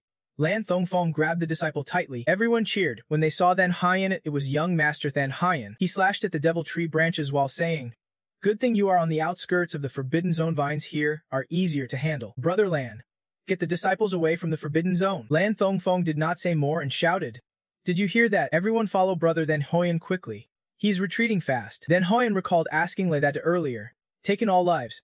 Our sect's disciples are still camped outside the Forbidden Zone. Lai that Dai did not hesitate, saying the devil plant growing there was only a matter of time. You also have a solution, and I happen to have a magic weapon that creates a teleportation gate. You all should retreat for now. Hearing this, then Hyan clenched his fist, as if he had made up his mind. Then Hyan called in a low voice, Brother Lan. He spoke each word slowly.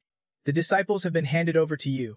I cannot leave, for this dishonors the dignity of the King Swan ancient kingdom. The entire ground now seemed overrun by demonic vines. The red-clad assistant advised the saintly son, Young master, the situation ahead is unclear. Better to return and bring someone to scout. But he scolded harshly, saying the divine energy is ahead. No reason to turn back. The saintly son could feel the powerful energy flowing from these roots. Suddenly, the demonic vine branches felt different more precisely. Their energy did. The saintly son sensed it was not just a simple energy source. The red-clad assistant noticed something was wrong. Young master, this place is definitely unusual. The saintly son agreed, and the assistant suggested it is better to proceed cautiously. Before the assistant finished, the saintly son stopped him, saying no need to call anyone back. Finally, he realized the energy in these roots carried the breath of our people. The red-clad assistant could not believe it. What? The saintly son began listing the Holy Heavenly Sect, the so-called Supreme Kingdom, and all its subordinate sects have been absorbed. The red-clad assistant was skeptical. How could that be? The saintly son showed no emotion. The plants, all destroyed. All destroyed. Hearing this, the red-clad assistant comforted him. Young master, you should not blame them. That made the saintly son chuckle bitterly. Blame myself, with a terrifying expression. He said, You do not understand at all. They are all dead. But I am still alive because it chose me. This made the red-clad assistant see him as strange, like a madman laughing nonstop. First the divine energy, now such powerful divine wood. They all chose me. All chose. He seemed hallucinating. The divine wood even talks to me. Divine wood. What do you want to tell me? Saliva streamed as he searched for the divine energy. The divine eye will also submit to me. Right? Even the red-clad assistant felt worried. Young master saw the saintly son not respond, then called you young master lord. The saintly son suddenly shouted at the assistant, What is all this noise? Don't he disturb me, and the divine wood. At that moment, someone appeared, catching the assistant's attention. Young master, Lakaya is over there. Lakaya looked disgusted at the saintly son. Looks like you are not just prone to fits. You are also a master of madness. I really should stay away from you to avoid catching it. The saintly son's face looked sick as he ordered the red-clad assistant. Lakaya, it is you. Deal with him quickly. The red-clad assistant flew at Lakaya to attack. Understood. Lakaya was ready, but attacking here was not convenient. You come with me. The red-clad assistant did not quite understand. While the saintly son urged him to be faster, do not let him escape. Lakaya and the red-clad assistant moved to a secluded spot, and as soon as they arrived, they started fighting. The red-clad assistant asked, Where are you taking me? Lakaya teased, Guess for yourself? Still mocking me. How terrible, why not just stay with your master? The red-clad assistant got angry. So what if I did? I am confident. I will kill you. Take your teleportation magic weapon.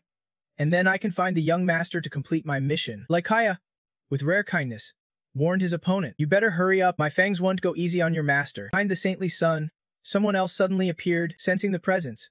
The saintly son turned and asked, "Who is this now?" Like Xiangran and Shi Niufen both fixed their eyes on the saintly son. Shina, still angry about what happened, growled, "You dared cut off my tentacles.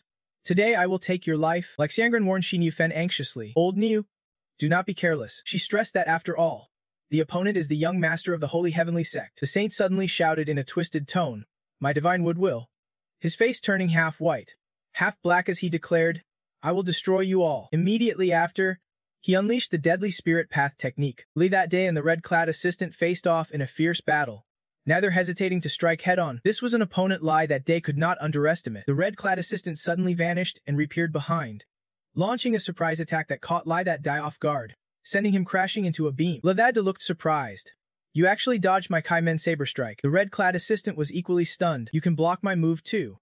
Could this be the true Abyss divine body?" Then he angrily shouted, "I do not have time to waste on you."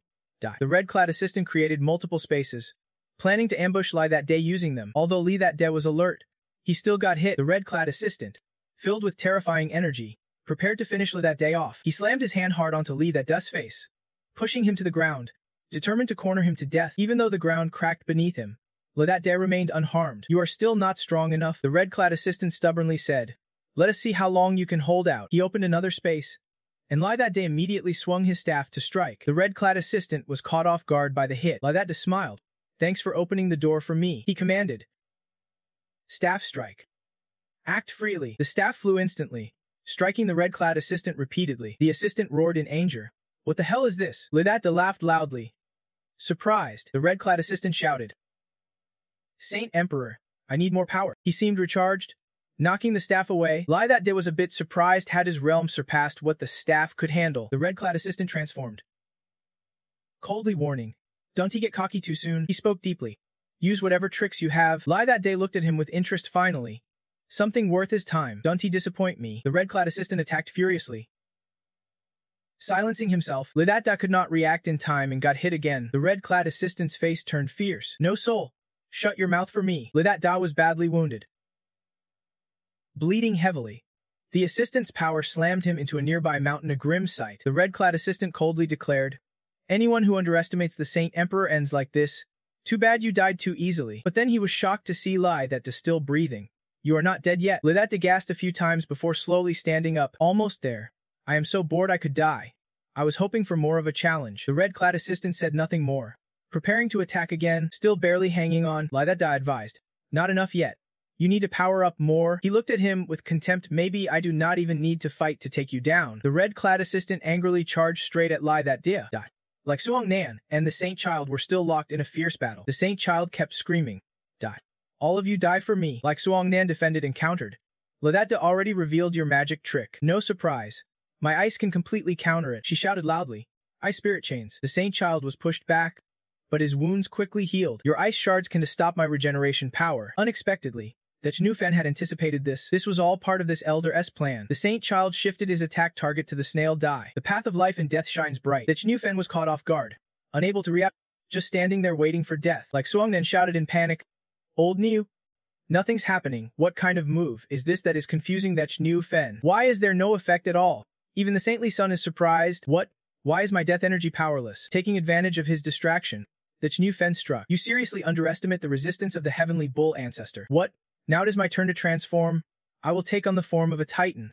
Stunning the saintly son. "What is this?" The Chnufan used his gigantic body to envelop the saintly son, successfully capturing him. La Duongnen wondered, why does not he react at all? The Chnufan quickly explained, "My acid can melt metal in an instant." He continued, "No matter how strong his regeneration is, my acid can digest him repeatedly." Like Suongnen asked vaguely, "So the truth is, the Chnufan gets your meaning. Now we just wait for his energy to run out. Then the titan swallows him whole." Poor guy. Without regeneration, he might have had a bit more of a chance. Though corroded, the saintly son kept cursing, "Fool." His body started to change. "How could I stop now?" Suddenly, the Chnufen's belly rumbled loudly. Then an explosion echoed, whirring like Suonghan. "Old Niu, what is happening?" Seeing the saintly son break free, she silently cursed, "So hard to deal with." The Chnufan could not believe it either. He had clearly escaped. The saintly son now coldly said, I understand everything." He was reborn as a mummy. Thinking silently, "This is the trial the Divine Wood has given me." Divine Wood, I want to let you down. Like Suongnan noticed his aura had changed. The Chnufan did not care. "So what? Like Songnan agreed. That is right. We will keep going. The two immediately launched an attack on the saint. The saint struck first with the black spirit vine. Like Songnan quickly dodged, silently cursing. Damn it! He has learned how to counterattack. She immediately retaliated. An arrow shot straight into the saint's eye. But the wound healed quickly, leaving her stunned. His regenerative power is terrifying. The Chnufan quickly moved to assist, taking care of old Niu. The saint sneered. Do you think tricks like that work on me? He raised his fist slowly and shouted. Next phase. Rapid growth. The Chnufan was immediately ensnared by thick divil vines. The saint was pleased, thinking anything that does not kill just traps you. La Yangna attacked again while he was distracted. She shouted. I was thinking the same thing. She poured all her strength into one strike, turning the area into ice and snow. She thought, this hit should seal you off for a while. Sure enough, the saint froze solid in the ice. The Chnufan asked. Handled him, but like Suongnan shook her head. He has escaped. Looking closer, only his wrappings remained inside the ice. The saint's figure was fading away. The saint ran while laughing slyly. Shenmue. Shenmue. Why hide? Look, in the end, it was not me who came beside you. Suddenly a voice replied. I am not hiding. The saint rejoiced as if he would struck gold. Shenmue. You finally answered me. I knew you chose me. Shenmue said in a low tone. Choosing them means choosing you. Listen, there is a tough opponent now. Go and take him down. The saint doubted. A tough opponent. Over time, the saint's form suddenly changed. Vines wrapped around him, filling him with excitement. Indeed, the power of the divine weapon is impressive. Shenmue replied. To assimilate it, I spent a lot of effort. This wooden sword has absorbed my power. The saint was bloodthirsty now, realizing after defeating them, next would be that day. Shenmue hurriedly stopped him. Wait, keeping them is still useful. Outside, like Songnahan saw something strange. The vines were different now, much sturdier. The Chnufan suggested, let me try. He spat some acid on the vines, but they stayed intact. What is this? Even my acid can dissolve them. Suddenly the saint appeared. Mocking. You really think you can challenge a divine weapon? He threatened them. Listen carefully. Shenmue says you are important hostages. Behave and you won't get hurt. La Yangnan showed disgust. So disgusting. The Chnufan refused to submit. Not gonna let you boss me around. The saint expected their reaction. Fine. I knew you would not surrender easily. He grabbed like Swanghan's hand with his long tongue. She angrily asked, what are you doing? The Chnufan found his actions rude. Shenmue warned in a low voice. Control yourselves. The saint hurriedly said. Thanks to Shenmue's orders, we are still alive. But he still sneered. Besides your lives, nothing else is guaranteed. He looked at like Swanghan with contempt. Princess of the 9 Saint Demon Gates. Your beauty's not bad. How about? She cut him off with a shout. In your dreams? Suddenly, the vines started freezing. The saint's face froze too. He was confused. What is going on? Looking around worriedly. The cold was intense. This is not good. My Shenmue prison is completely frozen. Extang has surged forward surrounded by intense cold air. The divine energy in your hand is only at this level. He had to admit, the princess of the love sect really does have some skill. The cold air was fierce and overwhelming, even suppressing the regenerative power of the divine energy. He coldly assessed how long you could maintain this form. Xin-na, full of killing intent, could take you down with a single strike. A frost rain palm charged straight at him. He was hit, the chilling cold freezing his body bit by bit, yet he still swung his sword. Can you withstand the power of divine energy? In an instant, he was frozen, but his sword still pierced through Naya, causing her mouth to bleed endlessly. Both sides were severely wounded. Zaina collapsed directly, only barely managing to freeze her wounds. She lay in pain, thinking, why has not Li Xia returned yet? We are almost done for. Vanti laughed heartily. Without divine energy, I would truly be frozen by now. Meanwhile, elsewhere, he addressed the holy emperor of the sacred nation. His face turned serious, his voice full of contempt. You really are useless. Your life is worthless. If the gods take everything from you, would you dare to blame them? His giant form covered a vast area. Facing the holy emperor, he did not tremble. Silent tears streamed down his face. He removed his red hood and said, the gods gave, the gods take away. How could I ever complain? The holy emperor sneered. As you wish. Immediately, parts of his body began to detach, floating in midair. The holy emperor said, puppet, I will cut off your limbs first. How about that? Still want to praise me after? His tone was full of disdain. In contrast to the holy emperor's attitude, he was overjoyed. Tears streaming.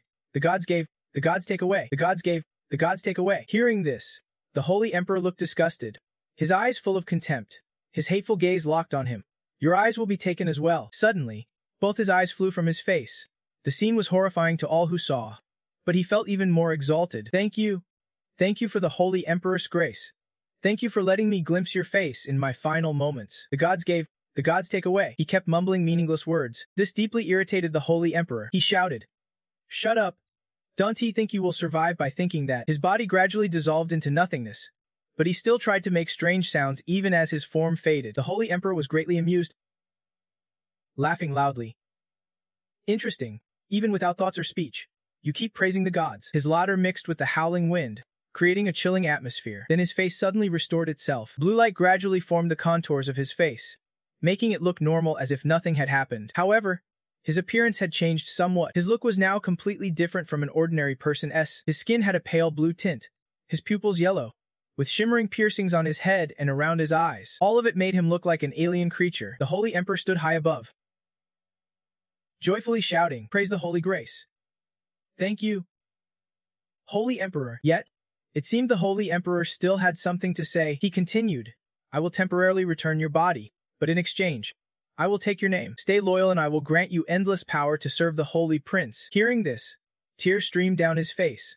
So moved that his nose ran, he kept repeating words of thanks. "Thank you, Holy Emperor. Thank you, Holy Emperor." After receiving the power, he was pushed off the giant stone, thinking to himself, "That is right.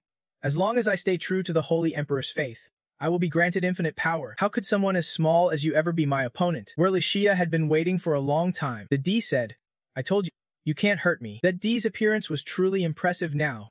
Not only had his form changed, but he also grew 2 horns. His eyes had red pupils, and his power increased significantly. His aura radiated a terrifying destructive force. With just a swing of his hand, he shattered the space around him into many large and small fragments.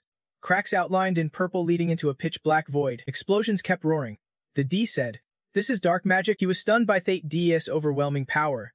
Eyes wide open, frozen in place, he could not believe his eyes and yelled, "Demon, what kind of dark magic are you using? How dare you underestimate the power of the Holy Emperor?" That D sighed warily. "Clearly, you can defeat me." After casting the spell, the Da's form returned to normal. The dark red longhorns vanished. He sat down cross-legged in a meditative pose, closed his eyes, and said softly, "Looks like you have been completely fooled by the Holy Emperor. This is not the Holy Emperor's power at all." "What do you mean?" He was annoyed, feeling his faith mocked by Thet D. To help him wake up, the D said, "All your cultivation comes from yourself. Your true path of heart is what matters." The D's words seemed to reach him. His expression suddenly changed, showing he realized something. The D continued, "I see you are a genius, but you have entrusted your talent to faith in the Holy Emperor, like you are trapped in his palm." Those words hit him right in the core. Clearly, he was being used by the Holy Emperor to achieve his own goals. That D added a few mocking remarks about relying on external things for faith. "How could someone like you ever be my match?" His anger exploded, his words wild and reckless. "Holy Emperor, I am just a fool who could not see through this brat's dark magic." That D felt all his effort to explain was wasted. He even prepared to attack that D, fists ready to strike his face. The fool abandoned his way, his body enhanced by dark magic, looking muscular and huge, tearing his cloak to shreds, trying to crush him with brute force. That D looked at him with indifferent eyes, showing no fear. He twisted his neck a few times and shouted, "Is your demonic heart stronger than my faith?" "Nonsense." Immediately, he charged forward, raising his hand to strike that D, shouting, "Surrender your life." At that moment, the D's eyes suddenly flashed. The seal on his divine king power was partially lifted.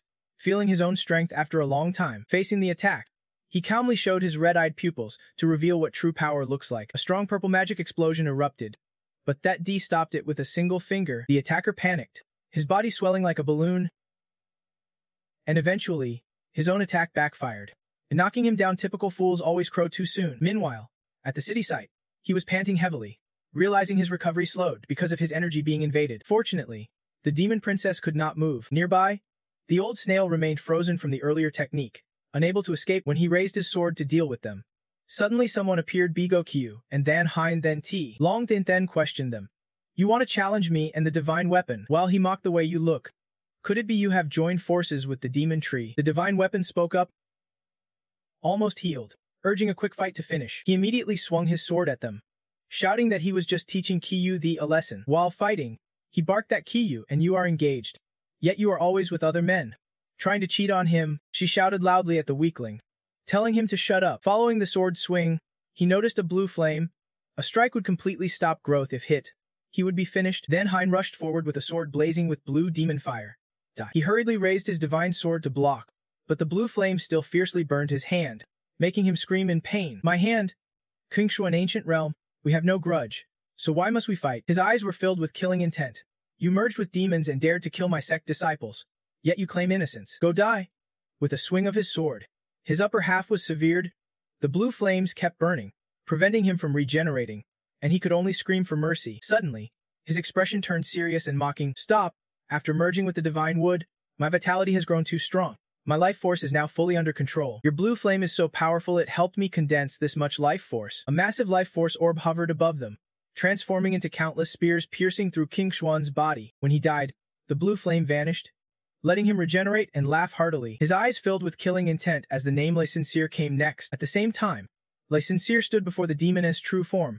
Realizing this breath, could it be you? His gaze was threatening. If you know, then surrender now.